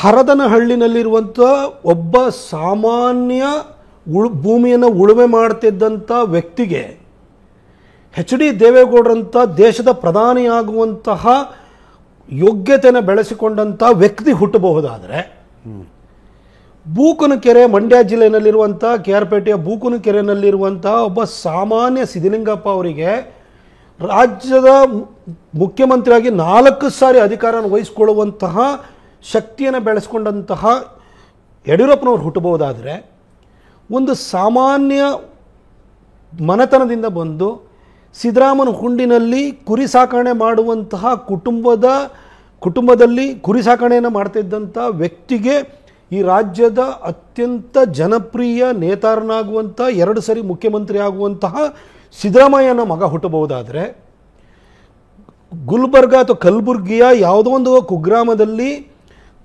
ಕೇರಿಯಲ್ಲಿ ಅತ್ಯಂತ ಹಂಬಲ್ ಬ್ಯಾಕ್ಗ್ರೌಂಡಲ್ಲಿ ಬಹಳ ಕಷ್ಟದ ಸ್ಥಿತಿಯಲ್ಲಿ ಇದ್ದಂಥ ಒಬ್ಬ ಕುಟುಂಬದಲ್ಲಿ ಖರ್ಗೆ ಸಾಹೇಬರಂತಹ ಒಬ್ಬ ಕಾಂಗ್ರೆಸ್ನ ರಾಷ್ಟ್ರೀಯ ಅಧ್ಯಕ್ಷ ಆಗುವಂತಹ ಒಬ್ಬ ವ್ಯಕ್ತಿ ಹುಟ್ಟಬಹುದಾದರೆ, ಗುಜರಾತಿನ ಒಂದು ಸಾಮಾನ್ಯ ಮಹಿಳೆ ಹೊಟ್ಟೆಪಾಡಿಗೋಸ್ಕರ ಸಣ್ಣ ಪುಟ್ಟ ಕೆಲಸ ಮಾಡಿಕೊಂಡು ಮಕ್ಕಳನ್ನು ಸಾಕ್ತಿದ್ದಂಥ ಮಹಿಳೆ ಹೊಟ್ಟೆಯಲ್ಲಿ ದೇಶದ ಅತ್ಯಂತ ಜನಪ್ರಿಯ ಪ್ರಧಾನಿಯಾಗಿ 3ನೇ ಬಾರಿಗೆ ಅಧಿಕಾರ ವಹಿಸಿಕೊಳ್ಳುವಂತಹ ನರೇಂದ್ರ ಮೋದಿ ಹುಟ್ಟುವುದಾದರೆ ಇಲ್ಲಿ ನಿಮ್ಮ ಯಾವ ಹಿನ್ನೆಲೆನೂ ಮುಖ್ಯವಾಗೋದಿಲ್ಲ. ಅವ್ರ ತಾಯಿ ಹೊಟ್ಟೆನಲ್ಲೂ ಒಳ್ಳೆ ಮಗ ಹುಟ್ಬೋದು, ನಮ್ಮ ತಾಯಿ ಹೊಟ್ಟೆನಲ್ಲೂ ಒಳ್ಳೆ ಮಗ ಹುಟ್ಬೋದು, ನಿಮ್ಮ ತಾಯಿ ಹೊಟ್ಟೆನಲ್ಲೂ ಒಳ್ಳೆ ಮಗ ಹುಟ್ಬೋದು. ಒಬ್ಬ ಕೇರಿನಲ್ಲೋ ಕಾಲೋನಿನಲ್ಲೋ ಮೊಹಲ್ಲದಲ್ಲಿ ಇರುವಂತಹ ಸಾಮಾನ್ಯ ತಂದೆ ತಾಯಂದಿರಿಗೂ ಕೂಡ ರಾಜ್ಯವನ್ನು ದೇಶವನ್ನು ಆಳುವಂತಹ MLA MP ಗಳಾಗುವಂಥ ಮಕ್ಕಳು ಹುಟ್ಟಬಹುದು ಅಂತ ಆಯ್ತಲ್ವಾ? ಹಾಗಿರಬೇಕಾದ್ರೆ ನಾನು ನಮ್ಮ ಎಲ್ಲ ಸೀನಿಯರ್ ಲೀಡರ್ಗಳನ್ನು ಕೇಳ್ತೀನಿ, ಅದು BJP ಮಾತ್ರ ಅಲ್ಲ, ನೀವೊಂದು ಹೇಳ್ತೀನಿ, ಸಿದ್ದರಾಮಯ್ಯನವರು ಮೈಸೂರಿನಲ್ಲಿ ಯತೀಂದ್ರನ್ ಬಿಟ್ಟರೆ ಯಾರು ಕಾಣಲ್ವಾ? ಅವ್ರ ಮಗನ ಆಲ್ರೆಡಿ MLC ಮಾಡ್ಕೊಂಡ್ಬಿಟ್ಟಿದ್ದಾರೆ. ಅವ್ರ ಚೇರನ್ನು ಇಳಿಸಿದ ಕೂಡಲೇ ನೆಕ್ಸ್ಟ್ ಅವ್ರನ್ನ ಮಂತ್ರಿ ಮಾಡಬೇಕು ಅಂತ ಮಾಡಿದ್ದಾರೆ. ಆಯಿತು. ಖರ್ಗೆ ಅವರು ಇಡೀ ಕಲಬುರಗಿ ಜಿಲ್ಲೆ ಕಮರುಲ್ಲಾ ಇಸ್ಲಾಂ ಅವರಿದ್ದರು, ಬಾಬುರಾವ್ ಚಿಂಚನ್ಸೂರ್ ಇದ್ದರು, ಉಮೇಶ್ ಜಾಧವ್ ಇದ್ದರು. ಇಂತಿಂಥ ಲೀಡರ್ಗಳೆಲ್ಲ ಬಿಟ್ಬಿಟ್ಟು ನಿಮ್ಮ ಮಗನೇ ಅವ್ರ ಮಗನೇ ಕಂಡ್ರೆ. ಅದೇ ರೀತಿ ಎಲ್ಲ ಲೀಡರ್ಗಳು, ಎಲ್ಲ ಪಕ್ಷದವರು, ನಮ್ಮ ಪಕ್ಷ ಇರ್ಬೋದು, JDS ಇರ್ಬೋದು, ನಿಮ್ಮ ಮಕ್ಕಳನ್ನೇ ಕೇಳ್ತಾನೆ, ನೀವೇನು ಪುತ್ರ ಕಾಮೇಷ್ಟಿ ಯಾಗವನ್ನು ಮಾಡಿ ಅದ್ಭುತವಾದ ಸೃಷ್ಟಿಯನ್ನು ಮಾಡಿದ್ದೀರಾ? ಹಾಗಾದರೆ ನಿಮ್ಮ ತಂದೆಯವರು ಯಾವ ಯಾಗವನ್ನು ಮಾಡಿದರು? ಇಲ್ಲಲ್ವಾ? ಹಾಗಾಗಿ ಕಂಡವ್ರ ಹೊಟ್ಟೆನಲ್ಲೂ ಕೂಡ ಒಳ್ಳೆ ಮಕ್ಕಳು ಹುಟ್ಟುತ್ತವೆ. ಆ ಮಕ್ಕಳನ್ನು ಕೂಡ ನೀವು ತಂದೆ ಸ್ಥಾನದಲ್ಲಿ ನಿಂತ್ಕೊಂಡು ಸಾಕಿ ಸಲಹಿ ಪ್ರೋತ್ಸಾಹ ಕೊಡುವಂತಹ ದೊಡ್ಡತನವನ್ನು ಮಾಡಿ. ಜೀಸಸ್ ಕ್ರೈಸ್ಟ್ ಇವತ್ತಿಲ್ಲ. Jesus Christ become so famous because of his apostles. Saint Mark, Saint Louis, ಅವ್ರು ನೋಡಿ ಜೀಸಸ್ ಕ್ರೈಸ್ಟ್ ಅಷ್ಟು ಅಂತ ನಿಮ್ಗೆ ಹೇಳಕ್ಕೆ ನಿಮ್ಮ ಮಕ್ಕಳೇ ಆಗಬೇಕು. ಪ್ರತಾಪ್ ಸಿಂಹನೂ ಹೇಳ್ತಾನೆ, ಬೇರೆಯವ್ರು ಕಂಡವ್ರ ಮಕ್ಕಳನ್ನು ಕೂಡ ನಮ್ಮನ್ನು ದೇವರ ಸ್ಥಾನದಲ್ಲಿ ನಮ್ಮನ್ನು ಕಾಪಾಡಿದ್ರು ಅಂತೇಳಿ ದೇವರಾಜ್ ಅರಸು ಅಂತಂದರೆ ಎಲ್ಲರೂ ಹೋಗಿ ಇವತ್ತು ಬ್ಯಾಕ್ವರ್ಡ್ ಕ್ಲಾಸಲ್ಲಿ ಅಲ್ಲಿ ಇಷ್ಟು ಲೀಡರ್ಗಳು ಬಂತು ಅಂದರೆ ದೇವರಾಜ್ ಅರಸು ದೇವರು ದೇವರು ದೇವರು ಅಂತಾರೆ. ಕಂಡೂರು ಮಕ್ಕಳು ಅವರೆಲ್ಲ. ಆದರೆ ದೇವರಾಜ್ ಅರಸು ಅವ್ರ ಸ್ವಂತ ಮಕ್ಕಳು ಅವ್ರಿಗೆ ಆ ಹೆಸರು ತರಲಿಕ್ಕಾಗಲಿಲ್ಲ. ಕೆಂಗಲ್ ಹನುಮಂತಯ್ಯನವರಿಂದ ಇವಾಗಿನ ಸಿದ್ದರಾಮಯ್ಯನವ್ರಿಗೂ ನೋಡಿ, ನೀವೆಲ್ಲ ಕಷ್ಟ ಅನುಭವಿಸಿದ್ದು ನಿಮ್ಮ ಮಕ್ಕಳಿಂದ, ನಿಮ್ಮ ಕುಟುಂಬ ರಾಜಕಾರಣದಿಂದಲೇ ನೀವು ದೊಡ್ಡ ದೊಡ್ಡ ವ್ಯಕ್ತಿತ್ವಗ ಆಗಿ ಬೆಳೆಯುವಂತಹ ಅವಕಾಶಗಳನ್ನು ನೀವೆಲ್ಲ ಕಳ್ಕೊಂಡ್ರಿ. ದಯವಿಟ್ಟು ಅದು ಮಾಡೋಕ್ಕೋಗ್ಬಿಡಿ. ಕಂಡೋರು ನಿಮ್ಮನ್ನು ಯಾರೋ ಕೈ ಹಿಡಿದು ಬೆಳೆಸಿದಾರಲ್ವ, ಹಾಗೆ ಬೇರೆಯವ್ರ ಮಕ್ಕಳನ್ನು ಬೆಳೆಸಿ ಈ ಥರ ಔದಾರ್ಯತೆಯನ್ನು ಇಟ್ಕೊಳ್ಳಿ. ಆಗ ನಿಮ್ಮ ಬಗ್ಗೆ ಜನರಲ್ಲೂ ಒಳ್ಳೆಯ ಅಭಿಪ್ರಾಯ, ಕಾರ್ಯಕರ್ತರಲ್ಲೂ ಒಳ್ಳೆಯ ಅಭಿಪ್ರಾಯ, ನಿಮ್ಮನ್ನೇ ನಂಬಿಕೊಂಡಿರುವಂತಹ ಪಕ್ಷದಲ್ಲಿ ಇರುವಂಥ ಉಳಿದ ರಾಜಕಾರಣಿಗಳನ್ನು ಕೂಡ ನಿಮ್ಮನ್ನು ಬಹಳ ಹೈ ರಿಗಾರ್ಡ್ಸಿಂದ ನೋಡ್ಕೊಳ್ತಾರೆ. ಆ ಥರ ಸ್ಥಾನಕ್ಕೆ ಏರುವಂತಹ ಒಂಥರ ಇಮ್ಮಾರ್ಟಲ್ ಆಗಬೇಕು ಇವರೆಲ್ಲ. ಯಾರಿಗೂ ಒಬ್ರಿಗೆ ಅಪ್ಪ ಆಗಬಾರ್ದು. ಸಿದ್ದರಾಮಯ್ಯನವರು ಅವ್ರ ಮಗಂಗೆ ಅಪ್ಪ ಆಗ್ಬಿಟ್ರೆ ಈ ರಾಜ್ಯಕ್ಕೆ ಏನು ಲಾಭ? ಕಾಂಗ್ರೆಸ್ಸಿನ ಇತರ ನಾಯಕರಿಗೆ ಏನು ಲಾಭ? ಅದು ಎಲ್ಲ ನಾಯಕರುಗಳಿಗೂ ಅಪ್ಲೈ ಆಗುತ್ತೆ. ಅಷ್ಟನ್ನು ಮಾತ್ರ ನಾನು ಹೇಳಬಲ್ಲೆ. ಇದನ್ನು ಬಿಟ್ಟುಬಿಟ್ಟು ಅದು ಯಾಕೆ ಈ ಥರ ಮಾಡ್ತಿದ್ದಾರೆ ಅಂತ ನನಗೆ ಗೊತ್ತಿಲ್ಲ. ನಮಸ್ಕಾರ ಸರ್, ನನ್ನ ಹೆಸರು ಕಾರ್ತಿಕ್, ಕಾಂಗ್ರೆಸ್ ಪಾರ್ಟಿಯಿಂದ. ಮೊನ್ನೆ ಆಗಿರೋ ಬೈ ಎಲೆಕ್ಷನಲ್ಲಿ 3 ಕ್ಷೇತ್ರ ಸೋಲ್ತೀರಾ. DK ಶಿವಕುಮಾರ್ ಸ್ಟ್ರಾಟಜಿಯಿಂದ ನಾವು ಗೆದ್ಕೊಂಡ್ಬಂದ್ವಿ ಕಾಂಗ್ರೆಸ್ ಪಾರ್ಟಿಯಿಂದ. ಮತ್ತೆ DK ಶಿವಕುಮಾರ್ ಮತ್ತೆ ಸಿದ್ದರಾಮಯ್ಯ ಅವರು ಗೆದ್ಕೊಂಡ್ಬಂದಿವಿ ಸ್ಟ್ರಾಟಜಿಯಿಂದ, ಪಾರ್ಟಿಕಲ್ ಸ್ಟ್ರಾಟಜಿ ಗೆದ್ಕೊಂಡ್ಬಂದಿದ್ದೀವಿ. ಇಷ್ಟಾದರೂ ಕೂಡ ಯಾಕೆ BJP ರಾಜ್ಯಾಧ್ಯಕ್ಷರಾಗಿ ವಿಜೇಂದ್ರನ್ನೇ ಕೊಡ್ಸಿದ್ದೀರಾ? ಆರಾಮಾಗಿ 14 ಚಾನ್ಸ್ ಕೊಡ್ಬೋದಲ್ಲ? ನಾನು ಸಿಂಪಲ್ ಆಗಿ ಕೇಳ್ಬಿಡ್ತೀನಿ, 3 ಬೈ ಎಲೆಕ್ಷನ್ ಯಾಕೆ ಸೋತ್ರಿ? ಏನಾಯ್ತು ನೋಡಿ ಹೇಳ್ತೀನಿ. ಈ ಮಾಧ್ಯಮಗಳಲ್ಲಿ ಒಂದು ಮಿಸ್ಕನ್ಸೆಪ್ಷನ್ನು ಅಥವಾ ಜನರಲ್ಲಿ ಒಂದು ಮಿಸ್ಕನ್ಸೆಪ್ಷನ್ನು ನಾವು ತೆಗಿಬೇಕು. ಏನು ಅಂತಂದರೆ 2017 ಶ್ರೀನಿವಾಸ್ ಪ್ರಸಾದ್ ಅವರು ಕಾಂಗ್ರೆಸ್ಸನ್ನು ಬಿಟ್ಟರು, ಅವ್ರ ಮಂತ್ರಿ ಸ್ಥಾನದಿಂದ ಇಳಿಸಿದ ಕೂಡಲೇ. ಅಲ್ಲಿ ಆ ಕಡೆ ಮಹದೇವ್ ಪ್ರಸಾದ್ ಅವರು ತೀರ್ಕೊಂಡ್ರು ಗುಂಡ್ಲುಪೇಟೆಯಲ್ಲಿ. 2 ಬೈ ಎಲೆಕ್ಷನ್ ಆಯಿತು, ಕಾಂಗ್ರೆಸ್ ಅಧಿಕಾರದಲ್ಲಿತ್ತು. ನಾವು ಏನು ಚಪ್ಪಲಿ ಹೊರದೋಗೋವರೆಗೂ ಊರೂರೆಲ್ಲ ಸುತ್ತಿದ್ದು. ಸಿದ್ದರಾಮಯ್ಯನವರು, DK ಶಿವಕುಮಾರ್ ಅವರು, ಖಾದರ್ ಅವರು ಎಲ್ಲ ಬಂದರು. ಲಾಸ್ಟ್ 2 ದಿನ ಇದೆಯಲ್ಲ, ಅವ್ರು ತೋರಿಸಿದ ನೋಟಿಗೆ ನಮ್ಮೆಲ್ಲ ಹಾರೆ ಹೋದು 2 ಸೀಟ್ ಸೋತಬಿಟ್ಟು. ಶ್ರೀನಿವಾಸ್ ಪ್ರಸಾದ್ ಸಾಹೇಬರು MP ಸೀಟನ್ನು ಅಷ್ಟು ಮಾರ್ಜಿನಲ್ಲಿ ಸೋತಿಲ್ಲ, 26,000 36,000 ಓಟದಲ್ಲಿ ಸೋತೋಗ್ಬಿಟ್ರು. ಗುಂಡ್ಲುಪೇಟನ್ನು ಸೋತೋಗ್ಬಿಟ್ಟು. ಅದಾದ ನಂತರ 2018 ಲೋಕಸಭಾ ವಿಧಾನಸಭಾ ಚುನಾವಣೆ ಬಂತು. ಮೈಸೂರಿನಲ್ಲೇ ಸಿದ್ದರಾಮಯ್ಯ ಸಾಹೇಬರು ಸೋತೋದ್ರು, ಮಾದೇವಪ್ಪನವರು ಸೋತೋದ್ರು, ಎಲ್ಲರೂ ಸಾಲ ಸೋತೋದ್ರು. ಅಧಿಕಾರದಲ್ಲಿ ಇರುವವರು ಅವರ ಹಣ ಬಲ ಇನ್ನೊಂದು ಬಲದಿಂದ ಅವ್ರಿಗೆ ಹೇಳ್ತಾರೆ, ಅದನ್ನು ಅಪೋಸಿಷನ್ ಅವರು ಮ್ಯಾಚ್ ಮಾಡೋದು ಭಾಳ ಕಷ್ಟ. ಅದು ಒಂದು ಭಾಗ ಇರುತ್ತೆ. ಹಾಗಂತ ನಾನು ಏನು ಜನ ಎಲ್ಲ ಹಣಕ್ಕೆ ಮಾರ್ಕೋತಾರೆ ಅಂತ ನಾನು ಹೇಳಲ್ಲ. ಈಗ ಯಡಿಯೂರಪ್ಪ CM ಆಗಿದ್ದಾಗ CM ಆಗಿದ್ರು. CM ಆಗಿದ್ರಲ್ಲಿ KR ಪೇಟೆನಲ್ಲಿ ಗೆದ್ದು ನಾವು, ಶಿರಾದಲ್ಲಿ ಗೆದ್ದು. ನೀವೆಲ್ಲ ಚುನಾವಣಾ ಚಾಣಕ್ಯರು ಅಂತ ನೋಡ್ತೀರಿ, ಆಯಿತಾ. ಈ ಮಹಾರಾಷ್ಟ್ರದಲ್ಲಿ ಶರದ್ ಪವಾರ್ನ ಒರಿಜಿನಲ್ ಚುನಾವಣಾ ಚಾಣಕ್ಯ ಅಂತ ಇರ್ತಿದ್ರು, ಆಯಿತಾ. ಈಗ ಮಹಾರಾಷ್ಟ್ರದಲ್ಲಿ ಏನಾಯ್ತು ಅದು ಬಿಟ್ಬಿಡಿ. ಆಗ ನಾವು 2 ಬೈ ಎಲೆಕ್ಷನ್ ಗೆದ್ದಿದ್ವಲ್ಲ ನಾವು, ಈಗ ಸೋತಿದ್ದೀವಿ ನೋಡಿ. ಅದರದ್ದು ಇವಾಗ ಕಾಂಗ್ರೆಸ್ ಅಧಿಕಾರಕ್ಕೆ ಬಂದು 1.5 ವರ್ಷ ಆಗಿದೆ. ಅವರ ಸ್ಕೀಮ್ಗಳು ಈಗ ನಾವೇನದಕ್ಕೆ ತಕರಾರು ಇರ್ಬೋದು, ಅವ್ರ ಸ್ಕೀಮಿಗೂ ಕೂಡ ಒಂದಷ್ಟು ಜನ ಅದ್ರ ಬಗ್ಗೆ ಸದಾಭಿಪ್ರಾಯ ಇಟ್ಕೊಂಡಿರೋರು ಇದ್ದಾರೆ. ಅಭಿವೃದ್ಧಿ ಆಗಲಿಲ್ಲ ಅಂತ ನಾವು ಬೈತಾ ಇದ್ರು ಕೂಡ ಅವರ ಏನು ಈ ವೆಲ್ಫೇರ್ ಸ್ಕೀಮ್ಸ್ಗಳಿಂದಾಗಿ ಬೆನಿಫಿಷಿಯರೀಸ್ ಯಾರಿದ್ದಾರೆ ಅವ್ರಿಗೆ ಗ್ರ್ಯಾಟಿಟ್ಯೂಡ್ ಇರ್ಬೋದು. ಹಾಗಾಗಿ ಸಿದ್ದರಾಮಯ್ಯ ಸಾಹೇಬರು ಇವಾಗ ಮೂಡ ಇರ್ಬೋದು, ವಾಲ್ಮೀಕಿ ಇರ್ಬೋದು, ಈ ಥರ ಹಗರಣ ವಫು ಈ ಥರದ್ದೆಲ್ಲ ವಿಚಾರಗಳು ಬಂದಾಗ ಅವರು ಸಂಕಷ್ಟದಲ್ಲಿದ್ದಾರೆ. ಅವ್ರ ಚೇರ್ ಅಲ್ಲಾಡುತ್ತೆ, ನಾನು ಉಳಿಬೇಕು ಅಂತಂದರೆ ನೀವು ಗೆಲ್ಲಿಸಿ ಅಂತಂದರು. ಆಗ ಒಂದು ವರ್ಗ ಪೋಲರೈಸ್ ಆಗ್ಬಿಟ್ಟು ಅವ್ರನ್ನ ಕೈ ಹಿಡಿದಿರ್ಬೋದು. ಹಾಗಂತ ಇದೇನು ನಾಯಕತ್ವದ ಈಗ ವಿಜೇಂದ್ರ ಅವ್ರ ನಾಯಕತ್ವದಲ್ಲಿ ನಾವು 3 ಸೋತ್ಬಿಟ್ಟು ಅಂತಲ್ಲ. ಸಿದ್ದರಾಮಯ್ಯನವರ ನಾಯಕತ್ವ, ಅವ್ರ ಸರ್ಕಾರ ಇದೆ, ಅವ್ರ ಹತ್ರ ಎಲ್ಲ ಬಲ ಇದೆ, ಆ ಬಲದಲ್ಲಿ ಅವ್ರು ಗೆದ್ದಿದ್ದಾರೆ. ಈಗ ಹಂಗಂದ್ರೆ 2028 ಬಿಟ್ಟು ನಾವು ಚುನಾವಣೆ ಮಾಡೋದು ಬೇಡವಾ? 2017ರಲ್ಲಿ ಇದೇ ಥರ ಮಾತಾಡ್ತಿದ್ರಿ. 2018ರಲ್ಲಿ ಏನಾಯಿತು ಅಂತ ನಾವು ನೋಡಿದ್ದೀವಿ. ಇವತ್ತು 2024ರಲ್ಲಿ ಈ ಸ್ಥಿತಿ ನಮ್ದು ಇರ್ಬೋದು. 2028ರಲ್ಲಿ ನಾವು ಅಧಿಕಾರಕ್ಕೆ ಬರ್ತೀವಿ ಅಂತ ಹೇಳ್ಬಿಟ್ಟು ನಮಗೆ ಅಚಲವಾದಂಥ ವಿಶ್ವಾಸ ಇದೆ. ಜನ ಅವಕಾಶ ವಿಷಯ ಬಂದಿದೆ. ನಾನು ನಿಮ್ಮದು ಕೇಳ್ಬಿಡ್ತೀನಿ. ನೀವು 2 ವರ್ಷ 2 ಟರ್ಮಿಗೆ ಕೊಡಗು ಮೈಸೂರಿನ ಸಂಸದರಾಗಿ ನಿಮ್ಮ ಗೆಲುವನ್ನು ನೀವು ಅಷ್ಟೇ 2 ಎಲೆಕ್ಷನ್ ನೋಡ್ಕೊಂಡ್ರಿ. ನೀವೆಷ್ಟು MLAಗಳನ್ನು ಗೆಲ್ಲಿಸಿದ್ರಿ, ನೀವೆಷ್ಟು ತಾಲೂಕ್ ಪಂಚಾಯತಿ, 8 ಜಿಲ್ಲಾ ಪಂಚಾಯತಿಗಳನ್ನು ಗೆಲ್ಲಿಸಿದ್ರಿ. ಆ ವಿಷಯದಲ್ಲಿ ಪ್ರತಾಪ್ ಸಿಂಹ ಕೊಡುಗೆ ಇಲ್ಲ ಅಂತಾರೆ. ಏನಾಗುತ್ತೆ ನೋಡಿ, ನನ್ನನ್ನು ಬಹಳ ಜನ ಈ ಫೇಸ್ಬುಕ್ ಇರ್ಬೋದು, ಟ್ವಿಟರ್ ಇರ್ಬೋದು, ವಾಟ್ಸಪ್ ಇರ್ಬೋದು, ಈ ಥರ ಹುಳ ಬಿಡ್ತಾ ಇರ್ತಾರೆ. ಇವನು ಎಷ್ಟು ಗೆಲ್ಲಿಸ್ದ. ನಾನು ನಿಮಗೊಂದು ಹೇಳ್ತೀನಿ, ಒಂದು ಅಂಕಿಅಂಶ ಹೇಳ್ತೀನಿ. 2014ರಲ್ಲಿ ನಾನು ಅಲ್ಲಿ ಸಂಸದನಾಗಿ ಹೋದಾಗ BJP 13 ಕಾರ್ಪೊರೇಟರ್ಸ್ ಇದ್ದರು. ಇವತ್ತು 22 ಜನ ಕಾರ್ಪೊರೇಟರ್ಸ್ ಇದ್ದಾರೆ. ಅವನು BJP ಪ್ರತಾಪ್ ಸಿಂಹ ಗೆಲ್ಲಿಸಿದ್ನ ಅದನ್ನು. ಆಯಿತು, ಸಂಘಟನೆ ನಮ್ಮದು ಜೋರಾಗಿದೆ ಸಿಟಿಯಲ್ಲಿ, ಹಾಗಾಗಿ ಗೆದ್ದಿದ್ದೀವಿ. ನಾವು ಟಿಕೆಟ್ ಕೊಡ್ಬೇಕಾದ್ರೆ ಯೋಚನೆ ಮಾಡಿಬಿಟ್ಟು ಚೆನ್ನಾಗಿ ಕೊಟ್ಟು ನಾವು ಹೋರಾಟನ ಮಾಡಿದ್ದೀವಿ, ಗೆದ್ದು. ಮೇಯರ್ನು ಹಿಡಿದಿದ್ದೀವಿ ನಾವಲ್ಲಿ.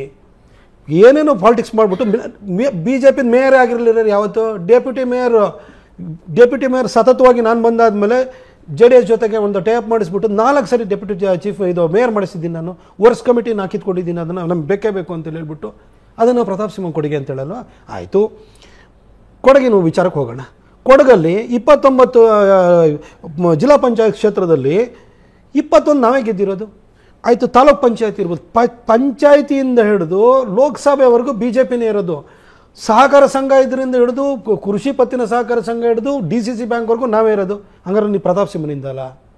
ಅಲ್ಲಿ ಒಂದು ಸಂಘಟನೆ ಬೆಳಿಬೇಕಾದ್ರೆ ಕಾರ್ಯಕರ್ತರು, ಲೀಡರ್ಸು, ಅದರಲ್ಲೂ ವಿಶೇಷವಾಗಿ MLAಗಳಿದ್ದಾಗ ಅವರು ಡೇ ಟು ಡೇ ಪ್ರಾಬ್ಲಮ್ಗಳನ್ನು MLAಗಳು ಸಾಲ್ವ್ ಮಾಡೋಕ್ಕಾಗುತ್ತೆ. ಅದಕ್ಕೋಸ್ಕರ ಜಾಸ್ತಿ ಜನ ಬರ್ತಾರೆ, ಕನೆಕ್ಟ್ ಜಾಸ್ತಿ ಬೆಳೀತದೆ. ಪ್ರಭಾವ ಒಬ್ಬ MLA ಇದ್ದಾನೆ, ಅವನ ಜೊತೆ ಇನ್ನು ಗುರುತಿಸ್ಕೋಬೇಕು ಅನ್ನೋ ಕಾರಣಕ್ಕೋಸ್ಕರ, ಪ್ರೊಟೆಕ್ಷನಿಗೋಸ್ಕರ, ಆಶೀರ್ವಾದಕ್ಕೋಸ್ಕರ, ಯಾವ್ಯಾವಗೋಸ್ಕರ ಅಲ್ಲಿ ಬರ್ತಾರೆ, ಕಬ್ಜಾ ಮಾಡ್ತೀವಿ. ಆಮೇಲೆ ನಮ್ಮ ಹಳೆ ಮೈಸೂರು ಭಾಗದಲ್ಲಿ ಏನು ಅಂತಂದರೆ ವಿಶೇಷವಾಗಿ ಹಾಲಿನ ಒಕ್ಕೂಟಗಳಿದ್ದಾವೆ, ಪಾಲಿಟಿಕ್ಸ್ ಅಲ್ಲಿಂದ ಸ್ಟಾರ್ಟ್ ಆಗುತ್ತೆ. ಆಮೇಲೆ ಕೃಷಿ ಪತ್ತಿನ ಸಹಕಾರ ಸಂಘಗಳಿದ್ದಾವೆ, DCC ಬ್ಯಾಂಕ್ಗಳಿದ್ದಾವೆ. ಇಲ್ಲಿ ನಮ್ಮ ಹುಣಸೂರು, ಪಿರಿಯಾಬಣ್ಣ, ಚಾಮುಂಡೇಶ್ವರಿಯಲ್ಲಿ ನಾವು ಏನೋ ಮಾಡೋ ಸ್ಥಿತಿಯಲ್ಲಿ ಇಲ್ಲ. ಯಾಕಂದರೆ ನಾವು ಅಲ್ಲಿ MLA ಗೆದ್ದರೂ ಕೂಡ ಅದನ್ನು ಉಳಿಸ್ಕೊಳ್ಳೋಕ್ಕಾಗಿಲ್ಲ. ಬೇರೆ ಇಶ್ಯೂಸ್ ಇದೆ ಅಲ್ಲಿ. ಕಾಂಗ್ರೆಸ್ಸು ಮತ್ತು JDS, ಒಕ್ಕಲಿಗ ಕಮ್ಯುನಿಟಿ ಸಾಲಿಡ್ಲಿ JDS ಜೊತೆ ಇತ್ತು. ಕಾಂಗ್ರೆಸ್ಸು ಉಳಿದದ್ದವ್ರನ್ನ ಅದರ್ ಬ್ಯಾಕ್ವರ್ಡ್ ಕಮ್ಯುನಿಟೀಸನ್ನೆಲ್ಲ ಒಟ್ಟಿಗೆ ಸೇರಿಸ್ಕೊಂಡು ಪಾಲಿಟಿಕ್ಸ್ ಮಾಡ್ತಾರೆ. ಈ BJP ಫಿಟ್ಟೇ ಆಗ್ತಾರಿಲ್ಲ. ಇಲ್ಲಿ ವೇವ್ ಎಲೆಕ್ಷನಲ್ಲಿ ಏನೋ ಒಂದ್ಸರಿ ಇದು ಗೆದ್ದಿದ್ದು ಬಿಟ್ಟುಬಿಟ್ರೆ ನಮ್ಮಲ್ಲಿ ಅಲ್ಲಿ ಒದ್ದು ನಿಂತ್ಕೊಂಡು ಲೀಡರ್ಗಳು ಬೆಳೆಸೋಕ್ಕಲ್ಲ. ಆಮೇಲೆ 10 ವರ್ಷದಲ್ಲಿ ನೀವು ಯೋಚನೆ ಮಾಡಿ, ನಾನೇನು ಫ್ಯಾಕ್ಟ್ರಿ ಮೇಡಾ, ನಾನು ರೆಡಿಮೇಡಾ? ನನಗೆ ರೆಡಿಮೇಡ್ ಬರೋ ಅಂಥದ್ದೇ ಫ್ಯಾಕ್ಟ್ರಿ ಮೇಡು ಲ್ಯಾಬಲ್ಲಿ ಎಲ್ಲ ಬಂದು ಟೆಸ್ಟ್ ಮಾಡ್ಕೊಂಡು ಬಂದಿರೋದ್ರಲ್ಲೇ ಡಿಫೆಕ್ಟ್ ಇರ್ತವೆ. ಅಂದರೆ ನಾನು ಏನು ಕೇಕಲ್ಲ ಕಟ್ ಮಾಡಿ ನಾನು ಪ್ರತಾಪ್ ಸಿಂಹ ಪರ್ಫೆಕ್ಟ್ ಪಾಲಿಟಿಷಿಯನ್ ಹಿಂಗೆ ಇರಬೇಕು ಎಲ್ಲದೂ ಅವನ ಹತ್ರ ಇದೆ ಅನ್ನೋಕ್ಕೆ. ನಾನು ಬಂದಲ್ಲಿ ಸರ್ವೇ ಹೋಗೋದೇ ದೊಡ್ಡ ಪ್ರಶ್ನೆ. BJP ಒಂದು ಸರಿ ಗೆದ್ದರೆ ಇನ್ನೊಂದು ಸರಿ ಗೆಲ್ತಾ ಇರಲಿಲ್ಲ. ಅಲ್ಲಿ ಲೋಕಸಭಾ ಕ್ಷೇತ್ರದಲ್ಲಿ ಇದೇ ಪರಿಸ್ಥಿತಿ ಇತ್ತು. ನನಗೆ ಒಂದು ಎಂಡಿಂದ ಕಡ್ಕೊಳ್ಳೋದಿಂದ ಕರಿಕೆಗೆ ಹೋಗಬೇಕು ಅಂದರೆ 250 ಕಿಲೋಮೀಟ್ರ್ ಆಗುತ್ತೆ. ಇಡೀ ಕ್ಷೇತ್ರದಿಂದ ಇಲ್ಲಿಂದ ಅಲ್ಲಿಗೆ ಓಡಾಡಬೇಕು. ಆಮೇಲೆ ಅಷ್ಟು ಜನ MLAಗಳು ಇನ್ನೊಬ್ರು ಇದ್ದಾರೆ, ಪಾರ್ಟಿಯವರು ಸಂಭಾಳಿಸ್ಕೊಂಡು ಹೋಗಬೇಕು. ಇವನ್ನೆಲ್ಲ ಮಾಡಿ ನಾನು 10 ವರ್ಷದಲ್ಲಿ ಪಾಲಿಟಿಕ್ಸ್ ಕಲಿಯಲ್ಲೋ, ಸರ್ವೈವಲ್ ಕಲ್ತ್ಕೊಳ್ಳೋ, ಡೆವಲಪ್ಮೆಂಟ್ ಮಾಡಲೋ. ನಾನೇನು ಮಾಡೋದು, ತಾಯಿ ಚಾಮುಂಡೇಶ್ವರಿ ಮೇಲೆ ಭಾರ ಹಾಕ್ಬಿಟ್ಟು ಬರೀ ಡೆವಲಪ್ಮೆಂಟ್ ಮಾಡ್ಕೊಂಡು ಹೋದೆ ನಾನು. ಹಾಗಾಗಿ ಕೆಲವೊಂದನ್ನು ರಿಸಲ್ಟ್ ನಾವು ಕೊಡೋಕೆ ಹಾಗಾದ್ರೆ ಇವತ್ತಾಯಿತು. ನಾನು ಇವತ್ತು ಅದಕ್ಕೆ ಹೇಳ್ತಾ ಇದ್ದೆ, ನಾನು ಈ 3 ಬೈ ಎಲೆಕ್ಷನ್ ಸೋತರು ಅಂತ ನಾನು ವಿಜೇಂದ್ರ ಅವ್ರ ಮೇಲೆ ಹೇಳಲ್ಲ. ನಾನು ಕಲೆಕ್ಟಿವ್ ಆಗಿ ಸೋತಿದ್ದೀವಿ ನಾವು. ಅದೇ ರೀತಿ ನಿಮಗೆ ಯಾವುದೋ ಒಂದು ಕ್ಷೇತ್ರ. ಹಾಗಾದರೆ ನೀವು ನಾನು ನೇರವಾಗಿ ಕೇಳಬೇಕು ಅಂತ ಹೇಳಿದರೆ, ಈಗ ಅವರವ್ರ ಲೋಕಸಭಾ ಕ್ಷೇತ್ರ, ನನ್ನ ಲೋಕಸಭಾ ಕ್ಷೇತ್ರದಲ್ಲಿ ಇವತ್ತು ನಮ್ಮ ಅಭ್ಯರ್ಥಿ ಆಗಿತ್ತು ಅಂತ ಗೆದ್ದಿಲ್ವಾ? ಯಾಕೆ ಗೆದ್ರು? 10 ವರ್ಷ ನಾನು ಮಾಡಿರೋಂಥ ಒಳ್ಳೆ ಕೆಲಸದಿಂದ ಗೆದ್ದಿರೋದಲ್ವಾ? 2004ರಲ್ಲಿ ಅವ್ರ ತಂದೆ 3ನೇ ಪ್ಲೇಸಿಗೆ ಹೋಗಿದ್ದಾರೆ. ಇವತ್ತು ಬಿ ಜೆ ಪಿ ಕೊಡಗು ಮತ್ತು ಮೈಸೂರು ಬಿ ಜೆ ಪಿ ಭದ್ರಕೋಟೆ ಆಗಿದೆ ಅಂದರೆ ಇದರಲ್ಲಿ ನನ್ನ ಡೆವಲಪ್ಮೆಂಟ್ ವರ್ಕ್ದು ಕೊಡುಗೆ ಇಲ್ವಾ? ನಮ್ಮ ಸಿದ್ಧಾಂತಕ್ಕೆ ಪೂರಕವಾಗಿ ನಾನು ಇಷ್ಟೆಲ್ಲ ಹನುಮಾನ್ ಜಯಂತಿನ ಮಾಡಿಸಿದೆ, ಇವತ್ತೆಲ್ಲ ಕಡೆಗೆ ಅದು ಸ್ಪ್ರೆಡ್ ಆಯಿತು, ಅದಾಗಿಲ್ವಾ? ಅಷ್ಟು ಮಾತ್ರ ಅಲ್ಲ, ಇದೇ ಬಿ ಜೆ ಪಿಯವರು ನನಗೆ ಏನು ಕೊಡುಗೆ ಅಂತೇಳಿ ಕೇಳ್ತಾರಲ್ಲ, ಬಿ ಜೆ ಪಿಯವರು ಭಾಷಣ ಮಾಡ್ತಿದ್ದೆ ನಾನು ಲೇಖನ ಓದ್ಕೊಂಡ್ಬಿಟ್ಟು VS ಆಚಾರ್ಯರಿಂದ ಫೋನ್ ಮಾಡಿ ನನಗೆ ಹೇಳಿದ್ದಾರೆ. ಆಯಿತಾ, ನಾನು ಅವ್ರದ್ದು ಐಡಿಯಾಲಜಿಕಲಿ ಒಂದು ಪಾರ್ಟಿನ ನಾನು ಬೆಳೆಸೋದಕ್ಕೆ ನನ್ನ ಪ್ರಯತ್ನ 25 ವರ್ಷಗಳಿಂದ ಹಿಂದಿಂದ ನಡೆದಿಲ್ವಾ? ಯಾರು ಬಾವುಟ ಕಟ್ಟೋರು, ಬ್ಯಾನರ್ ಕಟ್ಟೋರು, ಬಂಟಿಂಗ್ ಕಟ್ಟೋರು ಮಾತ್ರ ಪಾರ್ಟಿ ಕಟ್ಟೋದಲ್ಲ, ಮನಸ್ಸುಗಳನ್ನು ಬದಲಾಯಿಸಬೇಕಲ್ಲ, ಥಾಟ್ ಪ್ರೊಸೆಸ್ಸನ್ನು ಕೊಡಬೇಕಲ್ಲ, ಆ ಕೆಲಸನೂ ನಾನು ಮಾಡಿದ್ದೀನಲ್ಲ, ಇದು ನನ್ನ ಕಾಂಟ್ರಿಬ್ಯೂಷನ್ ಅಲ್ವಾ? ನಮಸ್ಕಾರ, ಅರುಣ್ ಪರಮೇಶ್ವರ್ ಅಂತ, ಸಾಮಾಜಿಕ ಹೋರಾಟಗಾರ. ತಾವು ಹಿಂದುತ್ವದ ಬಗ್ಗೆ ಮಾತಾಡ್ತಾ ಇದ್ರಿ. ನಾವು BJP ಹಿಂದುತ್ವ, ನಾವು ಹಿಂದುತ್ವದ ಪ್ರತಿಪಾದನೆಯಲ್ಲಿ ಪಕ್ಷ ಕಟ್ಟಿದ್ದೀವಿ ಅಂತ. ನೀವು ಹಿಂದುತ್ವದ ಮೇಲೆ ಪಕ್ಷ ಕಟ್ತೀರಾ, ಬರೀ ಎಲೆಕ್ಷನ್ ಬಂದಾಗ ಮಾತ್ರ ಹಿಂದುತ್ವನ ನಿಮ್ಮದು, ಇಲ್ಲ ಯಾವಾಗಲೂ ಹಿಂದುತ್ವದ ಕಾರ್ಯಕರ್ತರ ಜೊತೆಲಿ ಇರ್ತೀರಾ ಅಂತ ಒಂದು ಪ್ರಶ್ನೆ. ಆಮೇಲೆ ಹಿಂದುತ್ವಕ್ಕೆ ಕಾರ್ಯಕರ್ತರು ಹಿಂದುತ್ವದ ಬಗ್ಗೆ ಹೋರಾಟ ಮಾಡಿದಾಗ ಕಾರ್ಯಕರ್ತಗಳ ಅನ್ಯಾಯದ ಕಾರ್ಯಕರ್ತರ ಮೇಲೆ ಕೇಸ್ ಆಗ್ತಾ ಇದ್ದಾರೆ. ಆ ಥರ ಆದಾಗ ನೀವು ಕೆಲವು ಹೊತ್ತು ಬೆರಳೆಡಿಕೆಯಷ್ಟು ನಾಯಕರು ಮಾತ್ರ ಬರ್ತಾ ಇದ್ದೀರಾ ಹೊರತು ಮಿಕ್ಕಿದವ್ರು ಯಾಕೆ ಹಿಂದುತ್ವಕ್ಕೆ ಅಷ್ಟೊಂದು ಒತ್ತು ನೀಡ್ತಾ ಇಲ್ಲ? ಯಾಕೆ ನೀವು BJPಲಿ ಬರೀ ಎಲೆಕ್ಷನ್ ಬಂದಾಗ ಹಿಂದುತ್ವ ಬೇಕು, ಹಿಂದೂ ಕಾರ್ಯಕರ್ತರು ಬೇಕು, ಎಲೆಕ್ಷನ್ ಬಂದಮೇಲೆ ಬಾಡ್ವಾ ನಿಮಗೆ? ಯಾಕೆ ಸರ್ ಈ ಥರ ಆಗ್ತಾ ಇದೆ? ಇದಕ್ಕೆ ಸ್ಪಷ್ಟ ಕಾರಣ ಕೊಡಿ ಸರ್.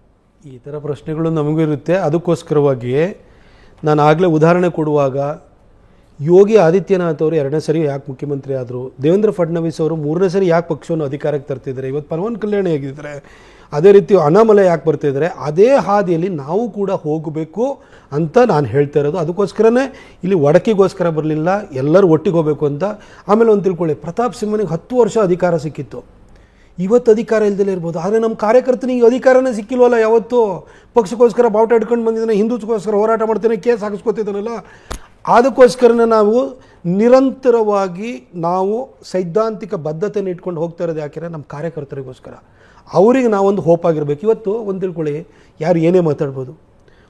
ಈಗ ಒಬ್ಬ ಯತ್ನಾಳ್, ಒಬ್ಬ ಸಿ.ಟಿ. ರವಿ, ಒಬ್ಬ ಪ್ರತಾಪ್ ಸಿಂಹ, ಇವ್ರು 3 ಜನ ಬಾಯಿ ಮುಚ್ಚಿಸ್ಬಿಡಿ. ನಾಳೆ ಬೆಳಗ್ಗೆ BJPಗೂ ಬೇರೆ ಪಕ್ಷಕ್ಕೂ ಮತ್ತೊಬ್ಬರಿಗೂ ಏನು ವ್ಯತ್ಯಾಸ ಇರುತ್ತೆ ಐಡಿಯಾಲಜಿಕಲ್ಲಿ ಹೇಳ್ಬಿಡಿ. ಹಿಂದುತ್ವ ಬಗ್ಗೆ ಮಾತಾಡೋರು ಯಾರಿದ್ದಾರೆ ತೋರಿಸ್ಬಿಡಿ. ಇದು ನಮ್ಮ ಕಾರ್ಯಕರ್ತರಲ್ಲೂ ಇದೆ, ಇದು ಆ ನೋವು ಇದೆ. ಎಲ್ಲರೂ ಕೂಡ ಈ ಚಿಂತನೆಯಲ್ಲಿ ಹೋಗಬೇಕು. ಹಾಗಾದ್ರೆ ನಾವೇನು ಯಾವುದೋ ಕಮ್ಯುನಿಟಿನ ದ್ವೇಷ ಮಾಡಬೇಕು ಅಂತಲ್ಲ, ಈ ದೇಶದ ಮೂಲ ಸಂಸ್ಕೃತಿಗೆ ಅನುಗುಣವಾಗಿ ಪಕ್ಷವನ್ನು ಕಟ್ಟಬೇಕು, ನಾವು ಮತ್ತೆ ವ್ಯವಸ್ಥೆಯನ್ನು ಬೆಳೆಸಬೇಕು ಅನ್ನೋದ್ರ ದೃಷ್ಟಿಯಲ್ಲೇ ನಾವು ಹೋಗ್ತಿರೋದು. ನೀವೇನು ಹೇಳಿದರೆ ಅದಕ್ಕೆ ನನ್ನ ಸಹಮತನೂ ಇದೆ. ಈ ದೃಷ್ಟಿಯಲ್ಲೇ ನಾವೆಲ್ಲ ಒಂದಾಗಿ ಹೋಗಬೇಕು ಅನ್ನೋದೇ ನನ್ನ ಭಾವನೆನೂ ಆಗಿದೆ. ಸರ್, ಪ್ರತಾಪ್ ಸರ್ ನಮಸ್ತೆ, ಆವಿಷ್ಕಾರ್ ಅಂತ BJPಯಿಂದ. ಸರ್, ನಾವು ಅಂದರೆ ರಾಜ್ಯ ಸರ್ಕಾರ, ಕಾಂಗ್ರೆಸ್ ಏನು ರಾಜ್ಯ ಸರ್ಕಾರ ಫಾರ್ಮ್ ಮಾಡತ್ತಿದ್ರೆ 19ರಿಂದ 20 ತಿಂಗಳು ಆಗ್ತಾ ಬರ್ತಾ ಇದೆ. ಫ್ರಮ್ ವಾಲ್ಮೀಕಿ ಹಗರಣದಿಂದ ಹಿಡಿದು ಇಲ್ಲಿ ಮೂಡವ್ರಿಗೂ ತೊಗೊಂಬಂದು ನಿಲ್ಲಿಸಿದ್ದಾರೆ. ಒಂದು ಬಾಣಂತಿಯರದು ಮೊನ್ನೆ ಇಶ್ಯೂಸ್, ಅದನ್ನು ನಾವು ನೋಡ್ತಾ ಇದ್ದೀವಿ. ಇಲ್ಲಿ ಲಿಟ್ರಲಿ ಫೇಲ್ ಆಗಿದೆ ಕರ್ನಾಟಕ ಗೌರ್ಮೆಂಟ್. ಕೇರಳದಲ್ಲಿ ಮಳೆ ಬಂದರೆ ಇಲ್ಲಿನ ಸಿದ್ದರಾಮಯ್ಯನವ್ರು ಹೋಗ್ತೀನಿ ನಾನು ಕೇರಳಗೆ ಅಂತ ಹೇಳ್ತಾರೆ, ಪಕ್ಕದ ಬಳ್ಳಾರಿಗೆ ಹೋಗೋಕೆ ಇವ್ರ ಕೈಯಲ್ಲಿ ಆಗ್ತಾ ಇಲ್ಲ. ಇವ್ರದೇ ಉಸ್ತುವಾರಿ ಸಚಿವರು ಅವ್ರು ಫೇಲ್ ಆಗಿದ್ದಾರೆ. ಸರ್, ಇದಕ್ಕೆ ತಮ್ಮ ಅಭಿಪ್ರಾಯ? ಪ್ರೆಸೆಂಟ್ ಕರ್ನಾಟಕ ಗೌರ್ಮೆಂಟ್ ಸಿನಾರಿಯೋ ಬಗ್ಗೆ ತಮ್ಮ ಅಭಿಪ್ರಾಯ? ಅದನ್ನ ಹೇಳ, ಅದು ನಮ್ಮ ಫೇಲ್ಯೂರ್. ಅದು ವಾಲ್ಮೀಕಿ ಹಗರಣ ಕೊಟ್ಟರು, ಕಾಂಗ್ರೆಸ್ ಅವರು ಆ್ಯಕ್ಚುಲಿ ನಮ್ಗೆ ಹೆಲ್ಪ್ ಮಾಡ್ತಾ ಇದ್ದಾರೆ. ವಾಲ್ಮೀಕಿ ಹಗರಣ ಮನಿ ಟ್ರಾನ್ಸಾಕ್ಷನ್ದು ಫುಟ್ ಪ್ರಿಂಟ್ ಇದೆ, ಆಯಿತಾ? ಅವ್ರ ಮಂತ್ರಿ ಅರೆಸ್ಟ್ ಆಗಿದ್ದಾರೆ, ಇಡಿಯವ್ರು ಎತ್ಕೊಂಡು ಹೋಗಿದ್ದಾರೆ, ಒಂದು MLA ಎತ್ಕೊಂಡು ಹೋಗಿದ್ರು. ಅದಾದ ನಂತರ ಮೂಡ ಹಗರಣ ಕೈಯಾರೆ ತಟ್ಟೆಯಲ್ಲಿ ಇಟ್ಬಿಟ್ಟು ವಾಪಸ್ ಬೀಳ್ಸರಪ್ಪ ಅಂತ ಕೊಟ್ಟರು. ವಫ್ ಹಗರಣ ಅದನ್ನು ಕೂಡ ಈಗ ಕಾಂಟ್ರವರ್ಸಿ, ಅದನ್ನು ಕೈಯಾರೆ ಕೊಟ್ಟಿದ್ದಾರೆ. ಮೊನ್ನೆ ಇವರು ನಮ್ಮ ಕುಕ್ಕರ್ ಲಕ್ಷ್ಮಿಯವರು ಅವ್ರ PA ಸೂಸೈಡ್ ಮಾಡ್ಕೊಂಡ. ನಮ್ಮದ್ರೆ ಈಶ್ವರಪ್ಪನವರು ಕಾಂಟ್ರಾಕ್ಟರ್ ಅಲ್ದಿದ್ದು ಒಂದು ಸೂಸೈಡ್ ಮಾಡ್ಕೊಂಡ್ರೂ ಕೂಡ ಅವ್ರನ್ನ ಅಧಿಕಾರದಿಂದ ಇಳಿಸಿದ್ರು. ಅಲ್ಲ, PA ಅಲ್ಲ, ಗೌರ್ಮೆಂಟ್ ಎಂಪ್ಲಾಯ್, ಬಟ್ PA ಮೇಲೆ ಆರೋಪ ಬಂತು. ಹಾಂ, ಆಯಿತು, ಸತ್ತೋದ. PA ಮೇಲೆ ಆರೋಪ ಬಂತು, ಹೋರಾಟನೇ ತಗೊಳ್ಳೆ. ಇದಿಷ್ಟೂ ಕೂಡ ನಮಗೆ ಕೊಟ್ಟರು ಕೂಡ ನಾವು ಏನೂ ಮಾಡಿ ಸರ್ಕಾರನ ಅಲ್ಲಾಡಿಸ್ತೀಲ್ವಲ್ಲ, ಇದು ನಮ್ಮ ತಪ್ಪು. ಪಾಪ ಕಾಂಗ್ರೆಸ್ನವ್ರನ್ನ ಯಾಕೆ ತಪ್ಪು? ಅವ್ರು ಹಿಂಗೆ ಮಾಡ್ತಾ ಇರಬೇಕು, ಕೊಡ್ತಾ ಇರಬೇಕು ಇಶ್ಯೂ. ಆದರೆ BJPಯವರು ನಾವು ಈ ಇಶ್ಯೂಗಳನ್ನು ತೆಗೆದುಕೊಂಡು ಜನರ ಹತ್ರ ಹೋಗುವಂಥದ್ದು, ಜನರಿಗೆ ಮನವರಿಕೆ ಮಾಡಿಕೊಡುವಂಥ ಕೆಲಸವನ್ನು ನಾವು ಮಾಡಬೇಕು. ಇದರಲ್ಲಿ ನಾವು ಎಡವಟ್ಟು ಮಾಡಿಕೊಂಡು ಕಾಂಗ್ರೆಸ್ಸನ್ನು ಬೈಯೋದ್ರಲ್ಲಿ ಅರ್ಥ ಇಲ್ಲ. ಜನಕ್ಕೆ ಜನದ ಬಗ್ಗೆ ಕಾಂಗ್ರೆಸ್ ಬಗ್ಗೆ ಜನಕ್ಕೆ ಮನವರಿಕೆ ಆಗ್ಬಿಟ್ಟಿದೆ. ಸರ್, ಕೊನೆ ಪ್ರಶ್ನೆ. ಮನು ವೈಷ್ಣವ ಅಂತ BJP ಕಾರ್ಯಕರ್ತ. ಸರ್, ತಮಗೆ ಯುವ ನಾಯಕರು ಅಂತ ಗುರುತಿಸ್ಬಿಟ್ಟು ಪಕ್ಷ 2 ಬಾರಿ ಟಿಕೆಟ್ ಕೊಡ್ತು, ಸಂಸದರಾದ್ರಿ, ಅಭಿವೃದ್ಧಿಯಲ್ಲಿ ಸೈ ಅನ್ಸ್ಕೊಂಡ್ರಿ. ಇದೇ ರೀತಿ ಪಕ್ಷದ ವರಿಷ್ಠರ ಜೊತೆ ಕೂತ್ಕೊಂಡು ಸಂಘಟನೆ ಮಾಡ್ತೀನಿ ಅಂತ ಜವಾಬ್ದಾರಿ ತಗೊಂಡು ಸಂಘಟನೆ ಬಲಿಷ್ಠವಾಗಿ ಮಾಡ್ಬೋದಲ್ವಾ? ಸಂಘಟನೆಯಲ್ಲಿ ಯಾಕೆ ತೊಡಗಿಸಿಕೊಳ್ತಿಲ್ಲ ಅಂತಂದ್ರೆ ಈಗ ಒಂದು ಹೇಳ್ತೀನಿ ನಿಮಗೆ ಕೇಳಿ. ನಾನೇನು ಸ್ಟಾರ್ ಕ್ಯಾಂಪೇನರ್ ಲಿಸ್ಟಲ್ಲಿ ಹಾಕಲಿಲ್ಲ. ಚನ್ನಪಟ್ಟಣಕ್ಕೆ ಹೋದೆ, ಸಂಡೂರಿಗೆ ಹೋದೆ, ಶಿಗ್ಗಾಂವಿಗೂ 2 ಸರಿ ಹೋದೆ, ಮಾಡಿದ್ನಿಲ್ವ? ವಫಲ್ಲಿ ನಂದೇನು ಅದಕ್ಕೆ ಕಮಿಟಿ ಮಾಡಿರೋ ನನ್ನ ಹೆಸರು ಹಾಕಲಿಲ್ಲ. ಕೊಡಗಿಗೆ ಹೋಗಿ ಹೋರಾಟ ಮಾಡೋದು, ಪೊನ್ನಂಪೇಟೆಗೆ ಹೋರಾಟ ಮಾಡೋದು ನಾನೇ ಪ್ರಮುಖವಾಗಿ ಭಾಷಣ ಮಾಡಿದ್ದೀನಿ. ಅದಾದ ನಂತರ ಯತ್ನಾಳರು ಅಲ್ಲಿಂದ ಬಿಜಾಪುರದಿಂದ ಸ್ಟಾರ್ಟ್ ಮಾಡಿರೋ, ಅದಕ್ಕೂ ಹೋಗಿ ನಾನು ಅದು ಜಾಯ್ನ್ ಆಗಿದ್ದೀನಿ. ಈ ವಫ್ದ ವಿಚಾರ ನಾನೇ ಮಾಜಿ ಆಗಿದ್ದೀನಿ ಅಂತ ನಾನು ಕೂತ್ಕೊಂಡಿಲ್ಲ. ನಾನು ಹೋಗ್ಬಿಟ್ಟು ಪಾರ್ಲಿಮೆಂಟರಿ ಕಮಿಟಿ ಎದುರುಗಡೆ ಹೋಗಿದ್ದೀನಿ. ವಿಟ್ನೆಸ್ ಆಗಿ ಫಾರ್ಮರ್ಸ್ ಕರ್ಕೊಬರ್ತೀನಿ ಅಂತ ಜನವರಿ ತಿಂಗಳಲ್ಲಿ ಅಪಾಯಿಂಟ್ಮೆಂಟ್ ತೊಗೊಂಡಿದ್ದೀನಿ. ಆಯಿತು. ಈಗ 13ನೇ ತಾರೀಕಿಂದ ನಮ್ಮ ಹನುಮಾನ್ ಜಯಂತಿ ಸ್ಟಾರ್ಟು. ಅವಕ್ಕೆಲ್ಲದನ್ನು ಕೂಡ ನಾನು ಪಾರ್ಟಿಸಿಪೇಟ್ ಮಾಡ್ತಾಯಿದ್ದೀನಿ. ಎಲ್ಲ ಕಡೆ ಹೋಗಿ ಕರೆದ್ರೂ ಕೂಡ ಎಲ್ಲ ಕಡೆನೂ ಹೋಗಿ ಸ್ಪೀಚಸ್ ಕೊಡ್ತಾಯಿದ್ದೀನಿ. ಇದಕ್ಕೆ ಸಂಬಂಧಪಟ್ಟಾಗ ಪೂರ್ವಕವಾಗಿ ಮಾತಾಡ್ತಾಯಿದ್ದೀನಿ. ಅದೊಂದು ಪಕ್ಷದೊಳಗಡೆ ಒಂದು ಪದಾಧಿಕಾರಿಯ ಸ್ಥಾನಮಾನವನ್ನು ಕೊಡುವಂಥ ಸ್ಥಾನದಲ್ಲಿರೋರು ಕೊಡಬೇಕೇ ಹೊರತು ನನಗೆ ಕೊಡಲಿಲ್ಲ ಅಂತ ನಾನೇನು ಬೇಜಾರು ಮಾಡ್ಕೊಂಬಿಟ್ಟು ಮನೇಲಿ ಕೂತಿಲ್ಲ. ನಾನು 12 ಜನ ಕೊಟ್ಟು ಟಿಕೆಟ್ ಇಲ್ದಂಗೆ ಆಗ್ಯದ, 11-12 ಜನಕ್ಕೆ. ಆದರೆ ನಾನು ಒಬ್ಬನೇ ಓಡಾಡ್ತಾ ಇರೋನು. ಅಲ್ಲ ಅದು ಕೇಳಿದ್ದು, ನನಗೆ ಸಂಘಟನೆನ ಮಾಡ್ತಾನೇ ಇದ್ದೀನಿ ಸೈದ್ಧಾಂತಿಕವಾಗಿ. ಈಗ ನೀವು ನಾಳೆ ಬೆಳಗ್ಗೆ ಯಾರೋ ಕಾಂಗ್ರೆಸ್ ಅವ್ರು ಸಿಗ್ತಾರೆ, ಅಥವಾ JDS ಅವ್ರು ಸಿಗ್ತಾರೆ, ಅಥವಾ ನಮ್ಮ ವಿರೋಧಿಗಳು ಕಮ್ಯುನಿಸ್ಟರು ಸಿಗ್ತಾರೆ ಅಂತ ತಿಳ್ಕೊಳ್ಳಿ. ಯಾವುದೋ ಒಂದು ವಿಚಾರದ ಬಗ್ಗೆ ಮಾತಾಡಬೇಕಂದ್ರೆ you should be armed with information ಅಲ್ವಾ? ನಿಮಗೆ ಮಾಹಿತಿ ಇಟ್ಕೊಂಡಿರ್ಬೇಕು ಅವ್ರನ್ನ ಕೌಂಟ್ರ್ ಮಾಡೋದಕ್ಕೆ. ಅದನ್ನು ಕೊಡ್ತಾ ಇದ್ದೇನೆ ಇಲ್ವಾ ನನ್ನ ಹೇಳಿಕೆಗಳ ಮುಖಾಂತರ? ಇದೇ ಸಂಘಟನೆ ರೀ. ಸಂಘಟನೆ ಏನಾದರೂ ಬುದ್ಧಿನೂ ಬೆಳೆಸಬೇಕಾಗುತ್ತೆ. ಬಾವುಟ ಕಟ್ಟೋದು, ಹಾರ ಹೊಡೆದು ಬಾವುಟ ಕಟ್ಟೋದು ಮಾತ್ರ ಅಲ್ಲ, ಈ ವಿಷಯದಲ್ಲೂ ಕೂಡ ನಾವು ಅಪ್ಪರ್ ಚೇಂಬರಲ್ಲಿ ಮುಖಾಂತರವಾಗಿ ನಾವು ಸಂಘಟನೆ ಮಾಡೋದಿರುತ್ತೆ. ಎಸ್ ಸರ್, ನೀವು ಆವಾಗಲೇ ಒಂದು ಸ್ಟೇಟ್ಮೆಂಟ್ ಕೊಟ್ರಿ, ಎಲ್ಲೋ ಇರೋ ಟೀಮ್ ಆರೋರು ಅಂದರೆ ಸಾಮಾನ್ಯ ಮಗ ಪ್ರಧಾನಿ ಆದರು ಅಂತ. ಖರ್ಗೆ ಅವರು ಉದಾಹರಣೆ ಕೊಟ್ರಿ, 7-8 ಜನದ ಉದಾಹರಣೆ ಕೊಟ್ರಿ. ಆದರೆ ನಿಮ್ಗೆ ಇವಾಗ ಒಂದು ತಂದೆ ಸ್ಥಾನದಲ್ಲಿ ನಿಮಗೆ ಯಡಿಯೂರಪ್ಪನವರು ಕೈ ಹಿಡ್ದಿಲ್ಲ ಅನ್ನೋದು ನೀವು ವೈಯಕ್ತಿಕವಾಗಿ ಉಲ್ಟಾ ಅಂದರೆ ಅವರು ಮರೆಮಾಚಿ ಹೇಳ್ತಾ ಇದ್ದೀರಾ ಅನ್ನೋದು ನನ್ನದೊಂದು ಅಭಿಪ್ರಾಯ. ಯಡಿಯೂರಪ್ಪ ಹಿಡಿಬೇಕು ಅಂತ ಹೇಳಿದ್ದು ನೋಡಿ, ನನ್ನೊಂದು ಹೇಳ್ತೀನಿ. ಯಡಿಯೂರಪ್ಪ ಸಾಹೇಬರು ಈ ಪಕ್ಷವನ್ನು AK ಸುಬ್ಬಯ್ಯನವರ ನಂತರ ಕಟ್ಟಿದವರು ಅವರು. ಅನಂತಕುಮಾರ್ ಅವರು ಹೆಗಲು ಕೊಟ್ಟಿರೋದಕ್ಕೆ ಈ ಪಕ್ಷ ಇಲ್ಲಿವರೆಗೂ ಬೆಳ್ಕೊಂಬಂದಿದೆ ಅಂತಾರೆ. ಇವರೆಲ್ಲರ ಕಾಂಟ್ರಿಬ್ಯೂಷನ್ ಮಾಡಿದ್ರೆ ಯಡಿಯೂರಪ್ಪ ಸಾಹೇಬ್ರನ್ನ ನಾನು ಅವರಿಗೆ ಇದನ್ನು ಕೊಡಲಿಲ್ಲ, ಇದನ್ನ ಕಂಪ್ಲೇಂಟ್ ಮಾಡೋಂಥದ್ದು ನಾನು ಅದಕ್ಕೂ ಆ ಗೋಜಿಗೆ ಹೋಗೋಲ್ಲ. ಅವರು ರಾಜ್ಯಾಧ್ಯಕ್ಷರಾಗಿದ್ದಾಗ ನನ್ನ ಯುವ ಮೋರ್ಚಾದ ಅಧ್ಯಕ್ಷನೂ ಕೂಡ ಅವ್ರು ಮಾಡಿದ್ದಾರೆ. ಎಲ್ಲವನ್ನೊಂದ್ಸರಿ ಏನಾಗೋಗಿರುತ್ತೆ ಅಂತಂದರೆ, ದಿನಾ ಮಕ್ಕಳಿಗೆ ಹಾಲು ಕೊಡ್ತಾ ಇರ್ತಾಳೆ ತಾಯಿ, ಒಂದಿನ ಕೊಡಲಿಲ್ಲ ಅಂದ್ರೂ ಅಮ್ಮನ ಮೇಲೆ ಸಿಟ್ಟು ಮಾಡ್ಕೋತೀವಲ್ಲ, ಹಂಗೆ ಇರ್ತಾವೆ ಒಂದೊಂದ್ಸರಿ. ಅದಲ್ಲ, ನಾನು ಯಡಿಯೂರಪ್ಪ ಸಾಹೇಬ್ರ ಮೇಲೆ ಅಪಾರವಾದಂಥ ಪ್ರೀತಿ ಇದೆ. ಬಟ್ ನಾನು ಅವಾಗ ಏನಂತ ಹೇಳಿದೆ, ಉನ್ನತ ಸ್ಥಾನದಲ್ಲಿರುವಂಥ ಲೀಡರ್ಗಳು, ಅದು ಕಾಂಗ್ರೆಸ್ ಇರ್ಬೋದು, JDS ಇರ್ಬೋದು, BJP ಇರ್ಬೋದು. ಬಸವಗುಡಿ BJP ಕಾರ್ಯಕರ್ತ ಸರ್, ನಿಮ್ಮನ್ನು ನೋಡಿ ತುಂಬ ಕಾರ್ಯಕರ್ತರು ಪಕ್ಷದಲ್ಲಿ ಹಗಲು ರಾತ್ರಿ ಕೆಲಸ ಮಾಡಿದ್ದಾರೆ ಸರ್. ಯಾಕಂದ್ರೆ ನಿಮ್ಮನ್ನು ಇನ್ಸ್ಪೈರ್ ಆಗಿ ತಗೊಂಡಿದ್ದಾರೆ. ನೀವು ಮಾಡಿರೋ ಕೆಲಸಕ್ಕೆ ಎಲ್ಲ ಇನ್ನೂ ಹೆಚ್ಚು ಸಂಘಟನೆಯಲ್ಲಿ ತೊಡ್ಕೊಂಡು ನಮ್ಮಂಥ ಕಾರ್ಯಕರ್ತರಿಗೆ ಹುರಿದುಂಬಿಸ್ಬೇಕು ಅಂತ ನಮ್ಮಲ್ಲಿ ಮನವಿ ಮಾಡ್ಕೊತೀನಿ ಸರ್. ನೋಡಿ, ಈ ವಿಚಾರಗಳಿಗೆ ಹೋರಾಟ ಮಾಡೋಂಥ ಪುನೀತ್ ಕೆರಹಳ್ಳಿ ಅವು ಅರೆಸ್ಟ್ ಮಾಡಿದಾಗ ಆತನಿಗೆ ಹೆರಾಸ್ ಮಾಡಿ, ಆತನಿಗೆ ಬಟ್ಟೆ ಎಲ್ಲ ಬಿಚ್ಚಿ ಆತನಿಗೆ ಹೆರಾಸ್ ಮಾಡಿದಾಗ ಯಾರು ಬಂದಿದ್ದು? ನಾನು ಟ್ವಿಟರಲ್ಲಿ ನಾಳೆ ಬರ್ತಾ ಇದ್ದೀನಿ ಅಂತ ಹೇಳಿದ್ದು. ಸ್ಟೇಷನಿಗೆ ಹೋಗಿ ಹೋದೆ. ನನ್ನ ಮೇಲೆ 2 FIR ಹಾಕಿದ್ದಾರೆ. ಅದ್ರ ಮೇಲೆ ಮಾಗಡಿಯಲ್ಲಿ ಒಂದು ಹಾಕಿದರೆ, ಬಸವೇಶ್ವರ ನಗರದಲ್ಲಿ. ಶಾಪುರಕ್ಕೆ ಹೋದೆ, ಅಲ್ಲೊಂದು FIR ಹಾಕಿರು. ಶಿಗ್ಗಾಂವಿಗೆ ಹೋದೆ, ಅಲ್ಲೊಂದು FIR ಹಾಕಿರು. ದಾವಣಗೆರೆಗೆ ಹೋದೆ, ಅಲ್ಲೊಂದು FIR ಹಾಕಿರು. 5 FIR ಹಾಕಿದ್ರೆ 2 ತಿಂಗಳೊಳಗಡೆ. ಕಾರ್ಯಕರ್ತರ ಪರವಾಗಿ ನಾನು ಕೆಲಸನ ನಾನು ಮಾಡ್ತಾಯಿದ್ದೀನಿ, ಸಂಘಟನೆ ನಾನು ಮಾಡ್ತಾನೇ ಇದ್ದೀನಿ. ಎಷ್ಟು ಜನ ಹಿಂದುತ್ವಕ್ಕೋಸ್ಕರ FIR ಹಾಕ್ಸ್ಕೊಂಡಿದ್ದಾರೆ ತೋರಿಸ್ರಿ, ಪಟ್ಟಿ ತೆಗೀರಿ ನೋಡೋಣ. ಅದಕ್ಕೆ ಸರ್ ನಿಮ್ಮನ್ನ, ಅದಕ್ಕೆ ನಾನು ನಿಮಗೆ ಇದು ಮಾಡ್ತಾ ಇರೋದು. ಯಾಕಂದ್ರೆ ನಿಮ್ಮನ್ನ ನೋಡಿ ನಾವು ನೆಕ್ಸ್ಟ್ ಪಾರ್ಟಿಯಲ್ಲಿ ಕೆಲಸ ಮಾಡೋದು ನಮಗೂ ಆಸೆ ಇದೆ ಸರ್. ಅದನ್ನು ಮಾಡ್ತಾ ಇದ್ದೀನಿ ಅಂತಾನೆ ಅವ್ರು ಹೇಳ್ತಾರೆ. Thank you so much Pratap, ಇಷ್ಟೊತ್ತು ನಮ್ಮ ಪ್ರಶ್ನೆಗಳಿಗೆ ಮತ್ತು ಆಹ್ವಾನಿಕರೆಲ್ಲರ ಪ್ರಶ್ನೆಗಳಿಗೆ ಉತ್ತರ ಕೊಟ್ಟಿದ್ದಕ್ಕೆ ನಿಮ್ಮೆಲ್ಲರಿಗೂ ಕೂಡ ಧನ್ಯವಾದ. ಇದರೊಂದಿಗೆ ಇವತ್ತಿನ ನ್ಯೂಸ್ ಅವರ್ ಸ್ಪೆಷಲ್ ಮುಗಿಸ್ತಾ ಇದ್ದೀನಿ. ನೇರ ದಿಟ್ಟ ನಿರಂತರ ಸುದ್ದಿಗಾಗಿ ನೋಡ್ತಾ ಇರಿ ಏಷ್ಯಾನೆಟ್ ಸುವರ್ಣ.